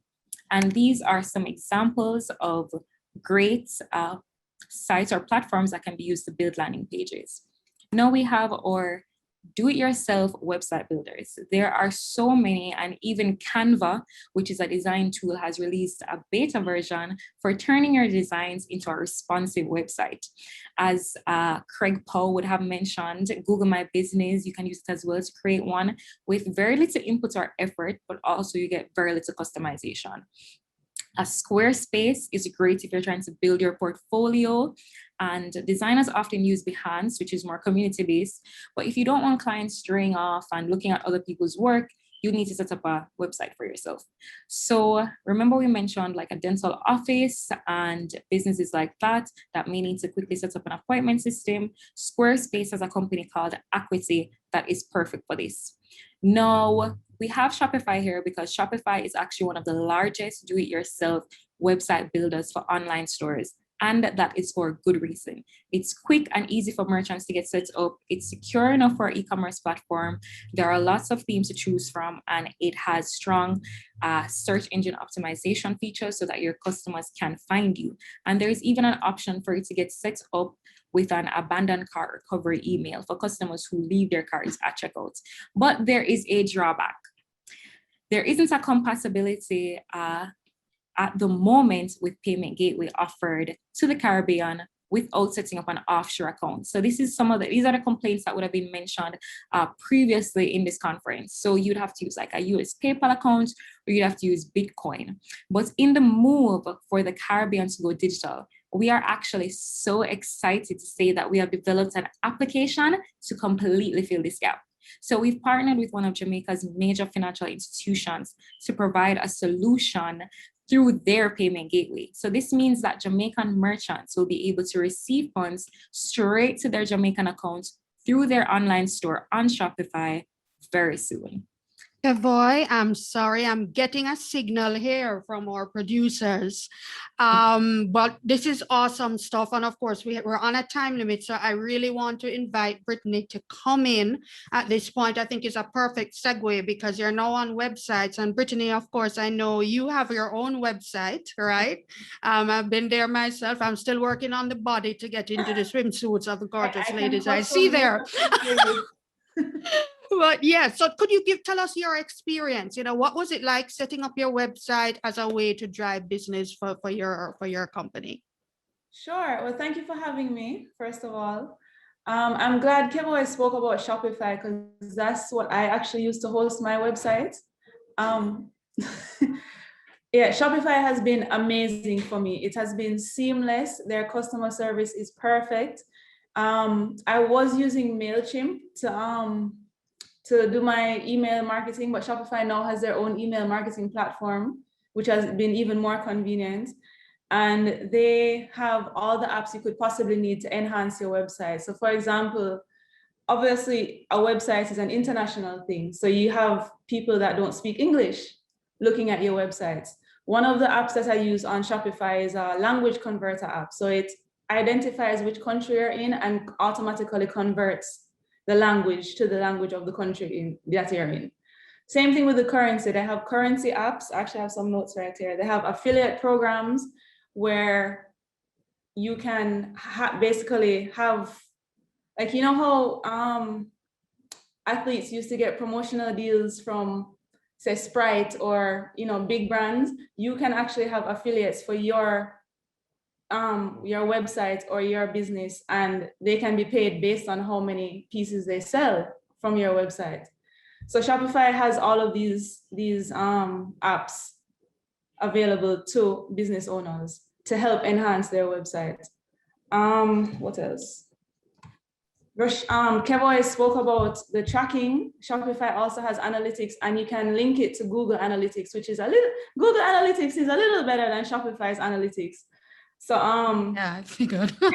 Yeah, Shopify has good analytics, but Google is the best. So you can link your Shopify website to Google Analytics, and you can, as Kevo said, tell where your shoppers are coming from, what they like, which page they've stayed on, if they've subscribed, if they've unsubscribed, everything you can possibly think of, it's there. Question. Because I'm taking it that you found the process pretty easy, and in terms of setting it up, do you sell products online? Is it like an e-commerce type of setup, and that solution provided it for you as well? Yes, I have clients from all over the world. I actually have 2 pieces I need to ship to the UK today. Wonderful. I'm glad the UK is still in your corner with all that's happening over there. That's wonderful. I know Kevoy would have spoken earlier to the benefits of email marketing. Do you incorporate email in your marketing strategy as a small business as well? Definitely. Collecting leads is very important, and segmenting your leads, as Kevoy said, is very important. So you can personalize the emails that go out. So one of my segments obviously is Jamaicans. I'm not going to market to somebody that lives in the US that I'm having a sale at my showroom. So if I'm having a sale at the showroom, which is located in Kingston, Jamaica, I would only send that email to persons located in Jamaica. So it's email marketing is important. It's more important than social media or anything else. It's really like it's up here. Wow, that's great to know. That's very good to know. Thank you so much, Brittany. We appreciate it, because it's always good to hear the real world application of how small businesses are using websites and email marketing to drive. And I love that point, that email is important. Even JMMB as a much larger company, email marketing for us is gold as well. So that's a great point to underscore. Kevoy, I know we have a few minutes left, maybe about 5 minutes left. Could you continue your presentation and just wrap up? Because I know you had a few points left to share, and it's been awesome so far. So could you continue for us, please? Thank you. Sure, that's no problem. Thank you, Karianne. Right, so I'm just going to be very brief. Moving up the ladder, as we mentioned, and increasing in user experience and customization, we also have open source content management systems. So these are like WordPress and Drupal. So you can use that template or you can customize it. And that's where you engage a web designer and developer like Real Decoy to give that customization. And also we can do a custom framework. So with the custom framework now, that is going to be highly user experience centric. So what we found from having our team of user experience and interface specialists is that well-informed UX is a great starting point for the site. And I don't know about you, but there are many times where I have pushed a door where I was meant to pull it, or I've pulled a door where I've meant to push it. And it's super awkward, and you're kind of, a little bit of you dies inside, especially if it's a transparent door. And I mean, that's not your fault. It's the user experience that is the issue. So with that level of customization, if you're a much larger company, you're going to want things that are very user-friendly. So I'm just going to go ahead and speak about the pros and cons, and then we are wrapped up. So some of the pros and cons you see here with a do-it-yourself website builders, there is very low technical skill required. They have very ready templates, and there is usually like a small monthly fee associated, but there is also limited scalability. Now, scalability would refer to the ability of an application or a system to handle huge volumes of workload or expand in response to an increased demand. So there is not much scalability there, but there are other great benefits. Where you get that scalability now is with your custom open source content management system. You'll also get maintenance, and it's going to be at a higher cost, but you get training and support. So we actually did a staff augmentation for another financial institution that we support, and we recognize from that staff augmentation, we're able to deliver so much training and support while we're actually building that platform for them. So they'll leave empowered to actually carry out some of the work that we would normally carry out for them. So there's also a very great level of flexibility with custom frameworks, and you can tailor it to your business, and it's quite secure.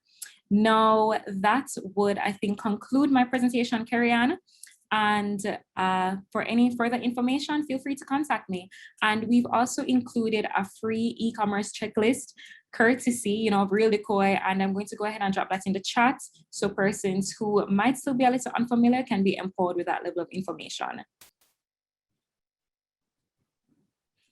Thank you so much, Kevoy. That was an awesome presentation. I know I speak on behalf of our audience who is viewing everything here now. Wonderful, wonderful stuff. I saw some questions going back and forth in the chat, and it kind of connects to something that I was looking at in the lead up. When we talk about email marketing, you know, where do I start as a small business? You know, do I like go out and buy a list from somewhere and just start blasting emails, or should I be focusing on building my community? Because you spoke on the when you were talking about websites, about the ability to subscribe, which is what Brittany has there on her homepage. How do I get started in the whole email marketing thing tomorrow, given how great it is?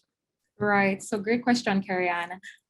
So there are multiple ways to get started. And the very first step is obviously you're going to build that audience. You need to have someone that you're going to be sending these emails to. So as Brittany would have done on her website, she has that opt-in email, that opt-in option immediately where you can get your subscribers. What you can do as well, you have a small business, you have some customers already, you can start nurturing those customers through email. So when persons put in an order, when persons make a purchase, you get that email address from them and have them opt in, all being well, and then you start nurturing that for repeat purchase. So a lot of times we think about what are the new customers that we can get, which is great. We need that to grow, but also for the time being, how much more can we get from our current customers? Now you can also use other type of tools. You can use a tool like Growbots or some other tools that kind of looks at persons on LinkedIn. So when you have created a profile on LinkedIn, you have listed your job title and things like that.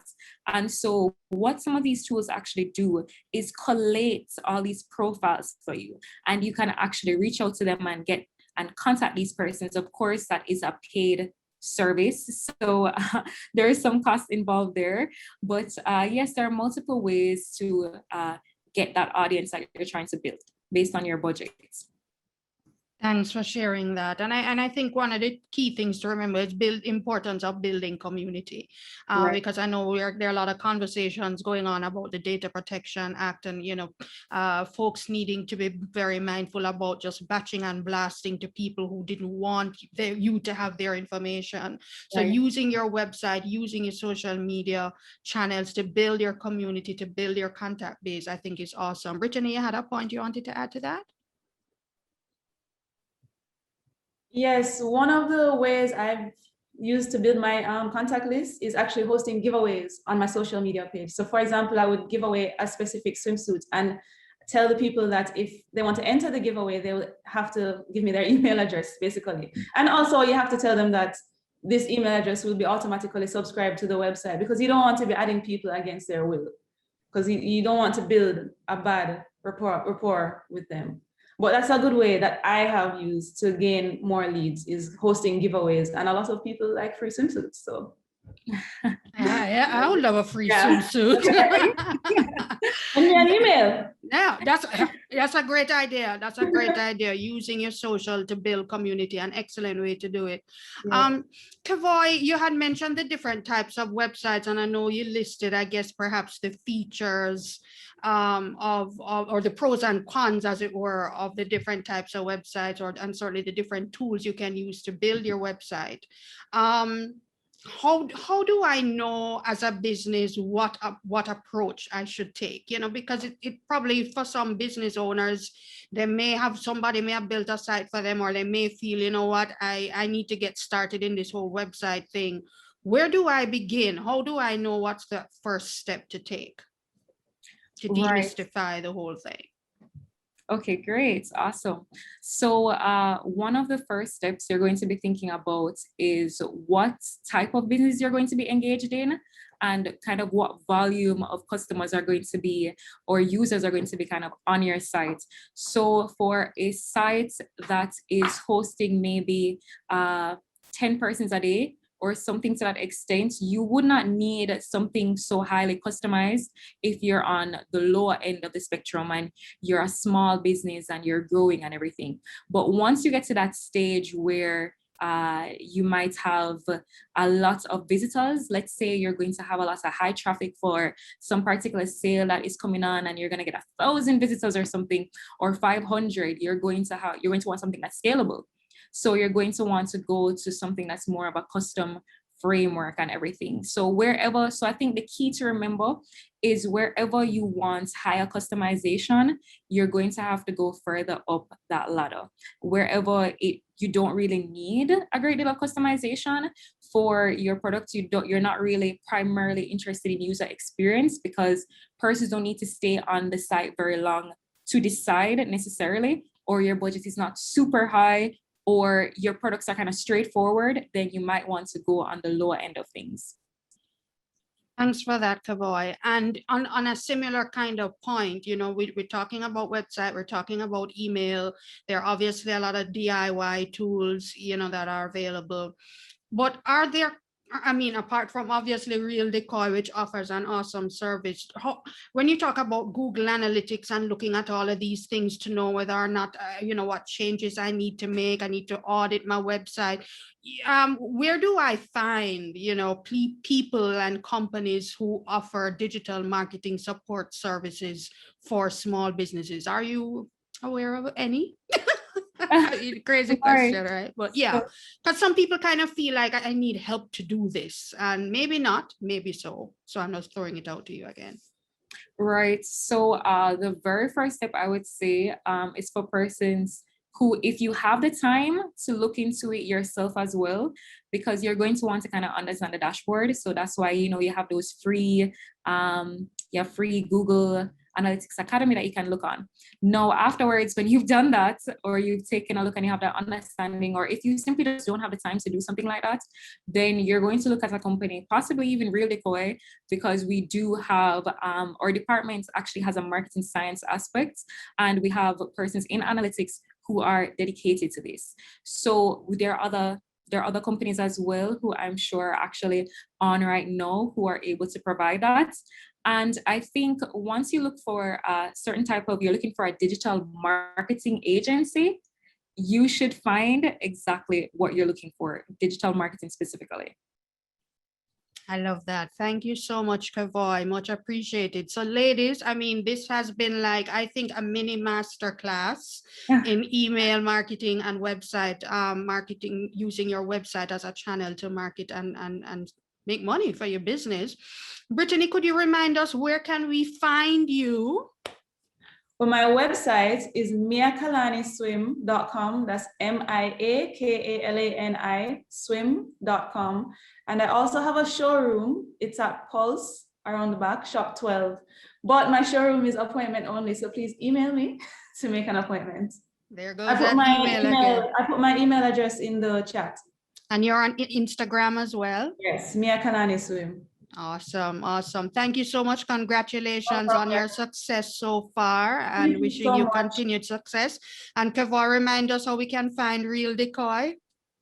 Sure. So you can find us on all major social media platforms. Real Decoy Inc. on Instagram, Real Decoy on LinkedIn, Facebook, and Twitter. And you can also visit our website at www.realdecoy.com. And when you head on our website, it will automatically direct you to the appropriate one based on your location. So you'll be directed to our Jamaica version. Yes, because Real Decoy is an international company. Love it, love it. Right. Thank you so much, ladies. Thank you very much for an awesome session, for your openness, for your candor, and for sharing your experiences and your knowledge with us. And we wish you all the best and continue to stay safe and every success in all that you do. Thanks, everybody. Thank you.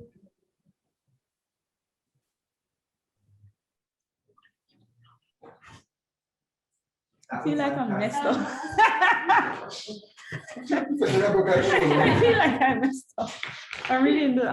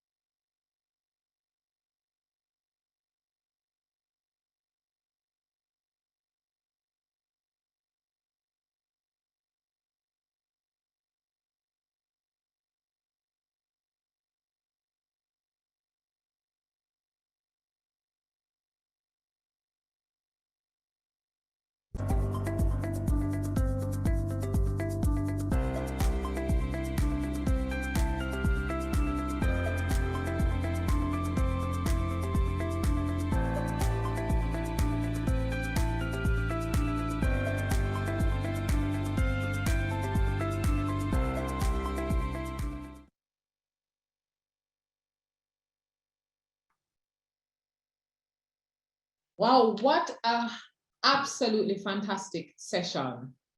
So much information, really I really need to thank Carrie-Ann Stimson, who is Group Marketing Manager of JMB, for leading the discussion with Kevoy Jackson, Marketing Officer of Real Decoy, and Brittany Johnson, owner of Mia Kalani Swim.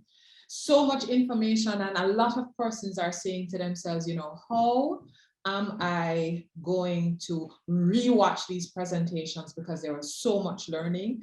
The entire conference will be available online because we want you to be able to go back and watch. I see Robert Richard saying, wow, man, the women starred it up as usual. Oh, Richard, they certainly are. And as I noted that comment from Robert Richards, we're looking at some of the statistics of the persons who are actually on the conference, who have signed up for the conference and have been on and off through the day. We've had over 600 persons on for the entire day. Isn't that amazing? Clap yourselves. And in terms of signups, we have had over 1,700 persons sign up, businesses, and have been on at various points through the day, asking questions, getting information. And it's funny that Robert made that comment, because in fact, the majority of the persons who signed up were women. And it's actually in keeping with some of the statistics that women entrepreneurs are growing exponentially on this island of Jamaica.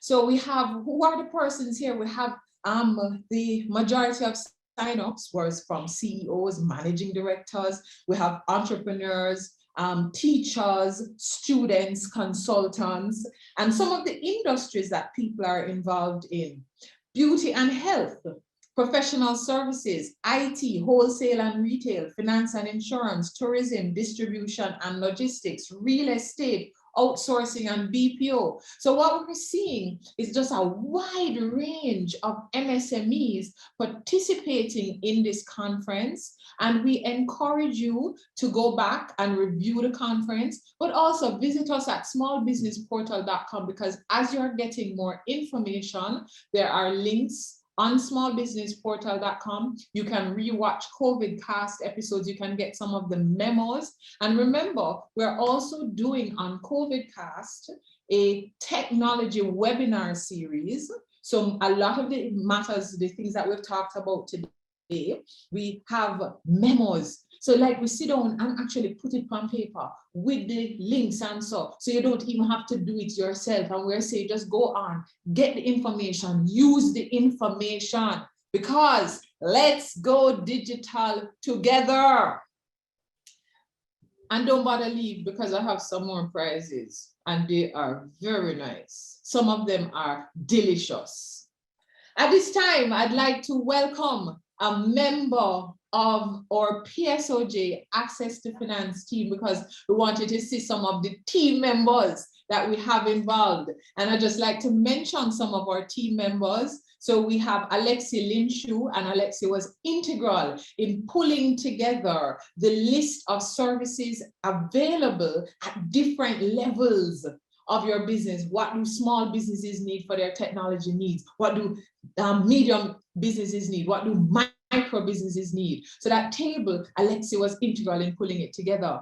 Jelani Atkinson is another one of our team members, because remember to put the various information together, you know, so that you have it available. Brenda Barnaby pulled together our digital conference booklet, because we said it was just not enough to give you an agenda. Not enough at all. We could have WhatsApped that to you. We wanted to ensure you had one place that you could go back and find the information on these sessions. And now we have a lady, Justine Isaacs. Justine Isaacs is responsible for operations and research for our PSOJ AFFP panel. So for those of you who subscribe to our weekly memo, much of what you see has been pulled together and production by Justine Isaacs. And she is going to be leading a discussion on point of sale and inventory management with Cordell Mullings. Over to you, Justine. Thank you so much for that, Rush. We've had such an incredible discussion today. We've spoken about data mining, we've spoken about e-commerce, we've spoken about optimizing your business through digital marketing. And now we'll be speaking about point of sale and inventory management with our inventory expert today, Mr. Cordell Mullings. Cordell will be joining us. He's the CEO of Attention to Detail Company Limited. Hi, Cordell. Hi, Justine. How you doing?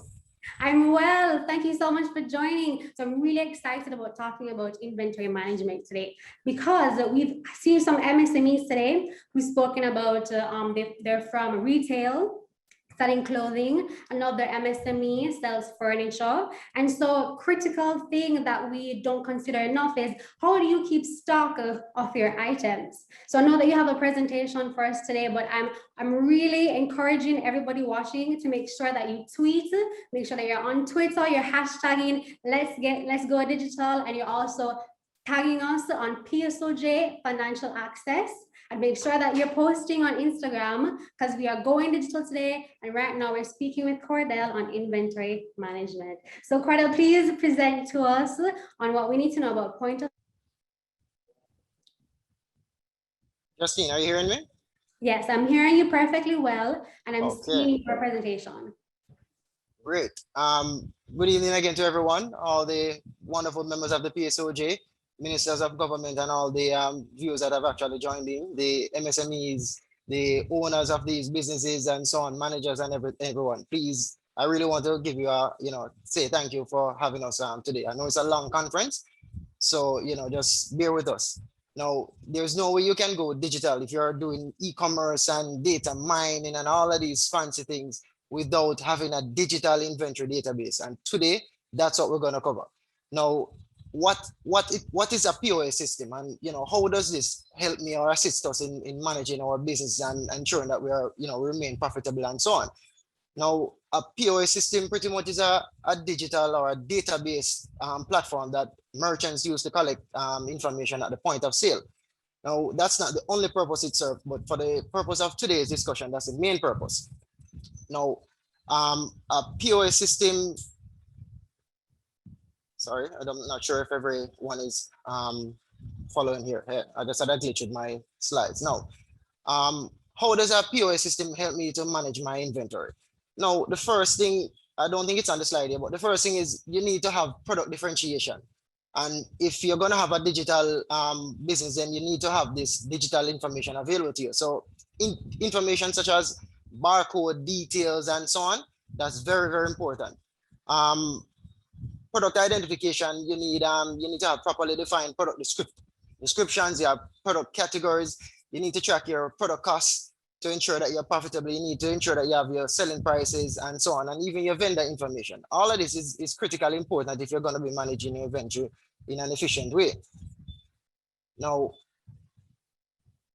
this information can be used, as I said, for the data analytics process, which involves steps such as demand forecasting, helps to avoid buildup or piling up of dead stock, and even, as I said, the product pricing. Now, one must be careful that you don't apply a one-size-fits-all philosophy with regards to your POS system selection, because the requirements vary significantly depending on the industry that you're in. Take a pharmacy, for argument's sake, which is a highly specialized area. You don't want to select just an off-the-shelf POS system to run your pharmacy, because you need to ensure that you're actually maintaining records of customers or patient records, your doctor prescription database, and even prescription management in general. Now, if you take an off-the-shelf POS system, you're going to struggle mightily managing that business through that POS system. And as such, you really have to ensure that due diligence is exercised at the selection stage, as well as the configuration stage, which is the next point I'm going to get into. That is actually one of the most critical areas in selecting a proper point of sale system. Now, no matter what kind of features or how powerful the point of sale solution is, if it's not configured specifically to the needs of your business, it will not work. It will not be effective. And you will have quarrels with the providers. You will have all sorts of issues with regards to data integrity and functionality and so on. if you really don't spend the time at the beginning stages to ensure that you appropriately address your specific needs. And as I touched on earlier, the industry that you're in, you really have to ensure that you pay keen attention to that. I've mentioned the pharmacy earlier, hardware, clothing stores, manufacturing, restaurants and bars. Restaurants and bars nowadays, they seem to be having the most problems in terms of the inventory side of it, because while they're pretty crisp with regards to processing customer transactions and so on at the point of sale, the inventory seems to be slipping, and it's almost like a figurehead. No one seems to be, capable of really getting a hands-on grip of the inventory and ensuring that the data is real time and actually providing information that you need to effectively run a business. Now, just a second. How exactly does a POS system help me to manage my inventory properly? Now, if you don't have real-time information on hand with regards to what your stock is on hand, again, you're going to struggle, because in this age of e-commerce and all other, as I said, data analytics and so on, can you imagine a scenario where a customer went online and purchased an item from you, and because of your POS system not being accurate or reporting reliable information, these customers advised that the item was in stock, they paid the money and everything seems fine, only to find out somewhere down the line that the goods were actually not in stock and they won't be able to get it. Now, you're going to have a very disgruntled customer, and this can really, really affect your customer relations and overall profitability. So I would encourage persons to get that inventory database digitally captured. As I said, with details such as your barcodes or QR codes if available. You have properly defined product descriptions, product categories, and all of this information is going to be the fuel or the engine behind the data analytics that is going to be done on the front end, or well, I would say back end still, and also the e-commerce that your customers are going to engage your business through. Now, if you want to trigger inventory ordering and so on, you want to be able to facilitate simple financial accounting and reporting. You want to manage your inventory costs and overall profitability. You have to have, as I said, this inventory database digitally in a digital form. Now, one of the main pains that I've observed nowadays for a lot of businesses, especially those that seem to carry a lot of inventory, is stock taking. It has become, I would say, something that everybody tries to avoid.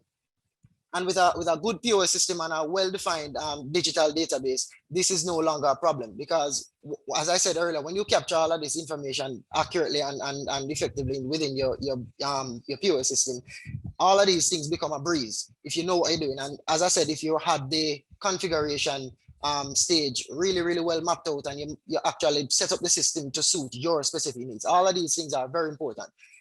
You can look at our pharmacies nowadays, pharmacies and supermarkets. They are no longer carrying inventory that are representative of a typical pharmacy per se or a supermarket. I've stepped into supermarkets and seen auto parts. I went into pharmacies and seen toys and all sorts of stuff.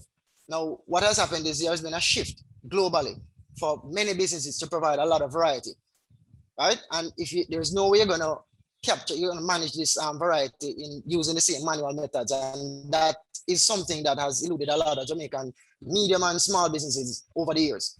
And we just have to get on top of it and ensure that we actually step forward into the digital world in a very strong and positive manner. Now, a lot of businesses, as I said earlier, also suffer from pilferage. This is something that I said, if you really don't know what's in your stock or in your POS system or in your physical space, then God help you, because you don't know when anything is going wrong. You don't know when you're running out of critical stock. You don't know if somebody's stealing. You don't know if you have dead stock, which is another graveyard for many local businesses. And you don't know if you have inaccurate product costs, so your profitability is under threat as well. So all of these things, all in all, they're just different ways and means or reasons actually that you need to stay on top of your inventory, ensure that your point of sale system, or ensure that you get a point of sale system and it's actually reflecting accurate and real-time reliable information, so you can make accurate or actually correct business decisions on a daily basis. Justine? Okay, so Cordell, you mentioned manual methods.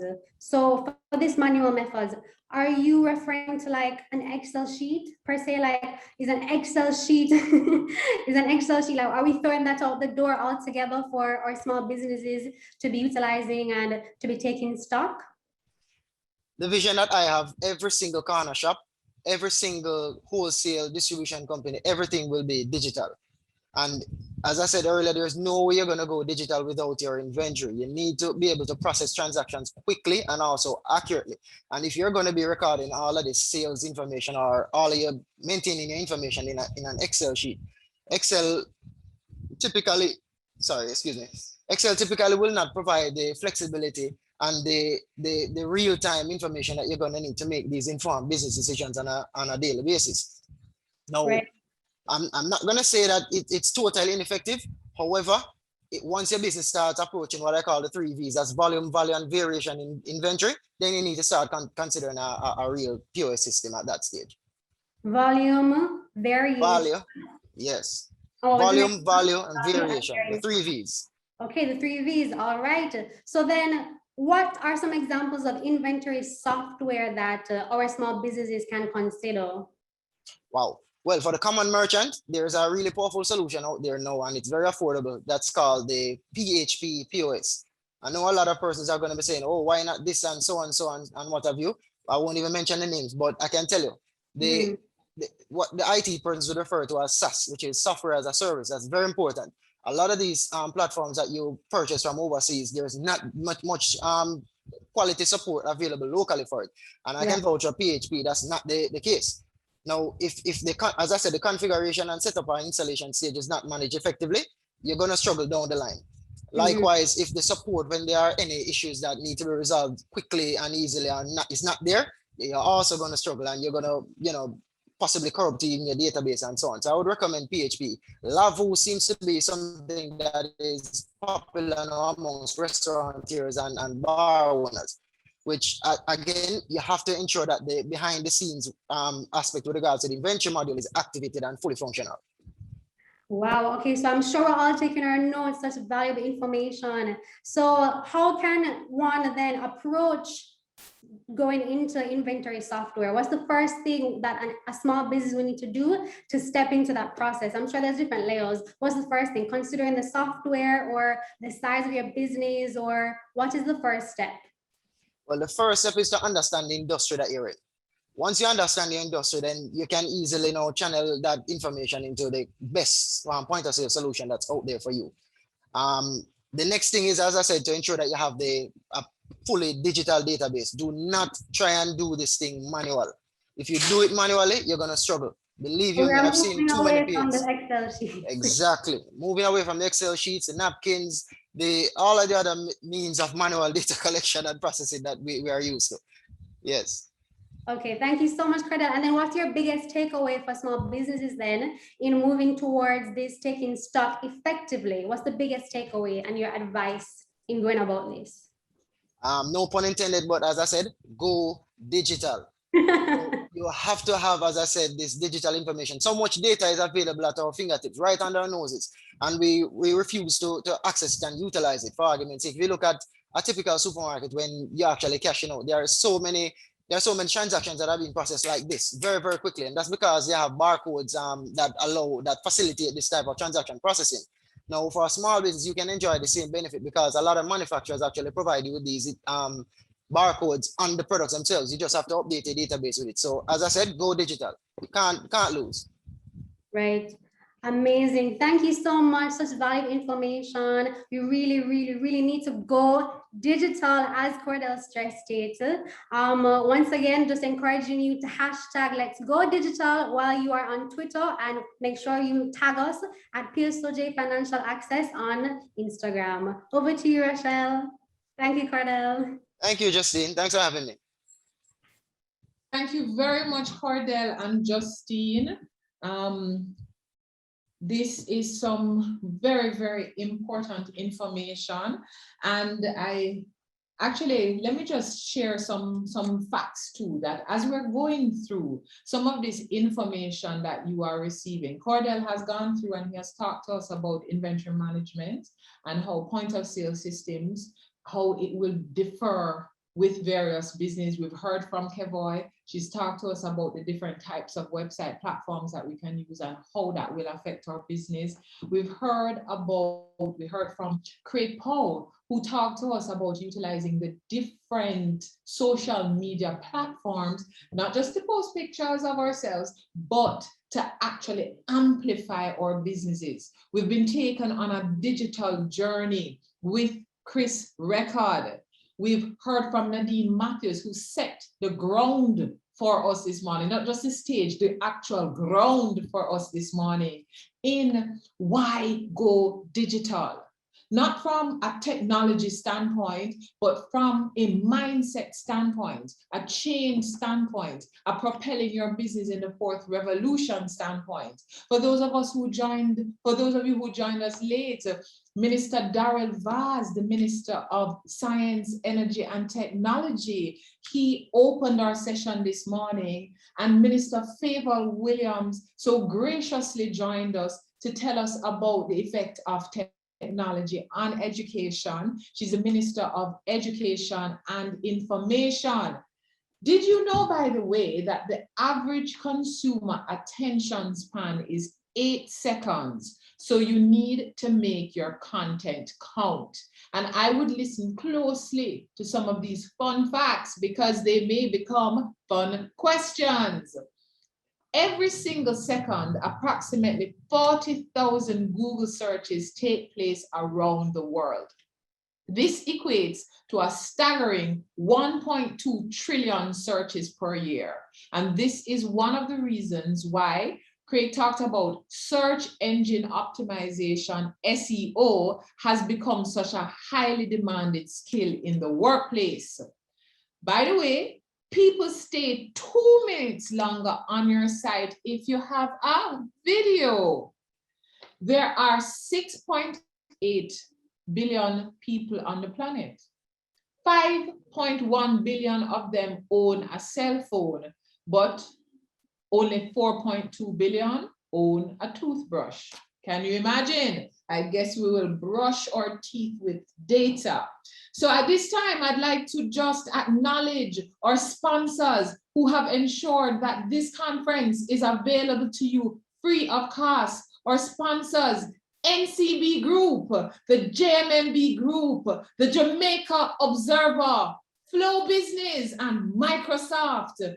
To our partners who have helped us to pull together the expertise for this conference, the Ministry of Science, Energy and Technology, the Ministry of Industry, Investment and Commerce, the Development Bank of Jamaica, Jamaica Promotions Corporation, JAMPRO, the Jamaica Computer Society, the Jamaica Business Development Corporation, Small Business Association of Jamaica, the MSME Alliance, and Jamaica Information and Technology Service Alliance. Thank you so much. So, ladies and gentlemen, why don't I ask a question since we're all here together? Let me see what else I have to give away. And just in case you thought all the giveaways were just for today, guess what? We are back again tomorrow. But we're back with a difference tomorrow, because tomorrow, a lot of the questions that you have for our technology providers, they will be here to answer them for you, because tomorrow we will be having our virtual booths. So tomorrow you're able to join, you're able to sit in sessions and hear from our providers and ask them questions directly. Wow, it's going to be a great day. For a prize of a technology needs assessment. You hear that? A technology needs assessment from Innovate 10X. Innovate 10X, in doing their presentation on the data protection, they spoke about 10 compliance tips, 10 And we are asking you to tell us 2 of the 10. And if you're able to tell us 2 of the 10, you can get a technology needs assessment from Innovate 10X. So we've been hearing about the DBJ voucher form. We've been hearing about this voucher that's available. In fact, last night we discussed some of it on COVIDcast JA. And today we have Christopher Brown, who is Senior Management Strategy, Project Management, and Product Development from the Development Bank of Jamaica. And he is going to be telling us about the DBJ voucher program. Welcome, Christopher. Christopher, yeah. Thank you, Rochelle. Thank you, Rochelle.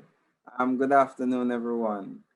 As Rochelle said, I'm going to talk to everyone today about our voucher for technical assistance program, and more specifically, the vouchers that we have available for Go Digital solutions. So let me just share my screen quickly. And we'll get into it. Rochelle, you're able to see this, right? I hope so. See your screen. See your screen. Excellent, excellent. All right, so so our vouchers, Go Digital vouchers, are being supported by a project that we are implementing now by the Inter-American Development Bank called Biggie. I would like to hope that most of us have seen social media ads or content related to our Biggie project, which is really about supporting entrepreneurship on a whole and has a number of different products that it will support. These vouchers are one of those, and we'll speak about it. So our Go Digital vouchers are really to promote the adoption of cutting-edge technology for SMEs. And these vouchers can be accessed, or let me say redeemed, at specific approved business development organizations or some technology service providers, which we'll speak about a bit later. But what we really want to do as the bank is to provide some type of subsidy or incentive for businesses to utilize different means of technology within their organization. And that's what has birthed the need or the promotion of these Go Digital vouchers. So digital transformation, or maybe, well, digital transformation is a complete journey, and COVIDcast has spent a lot of time talking about different phases of that. Some of the things that we intend to cover with these vouchers have to do with the transformation of your products to more manual, from your manual processes to more technology driven. So which would be, I would say, the digitizing part of the digital transformation journey. We would be able to support with e-commerce and digital payment solutions, as well as really utilizing more cloud-based infrastructure for businesses to be able to manage their operations. I'm sure many businesses in Jamaica still have paper lead sheets, or maybe Excel lead sheets, which could really be better managed and utilized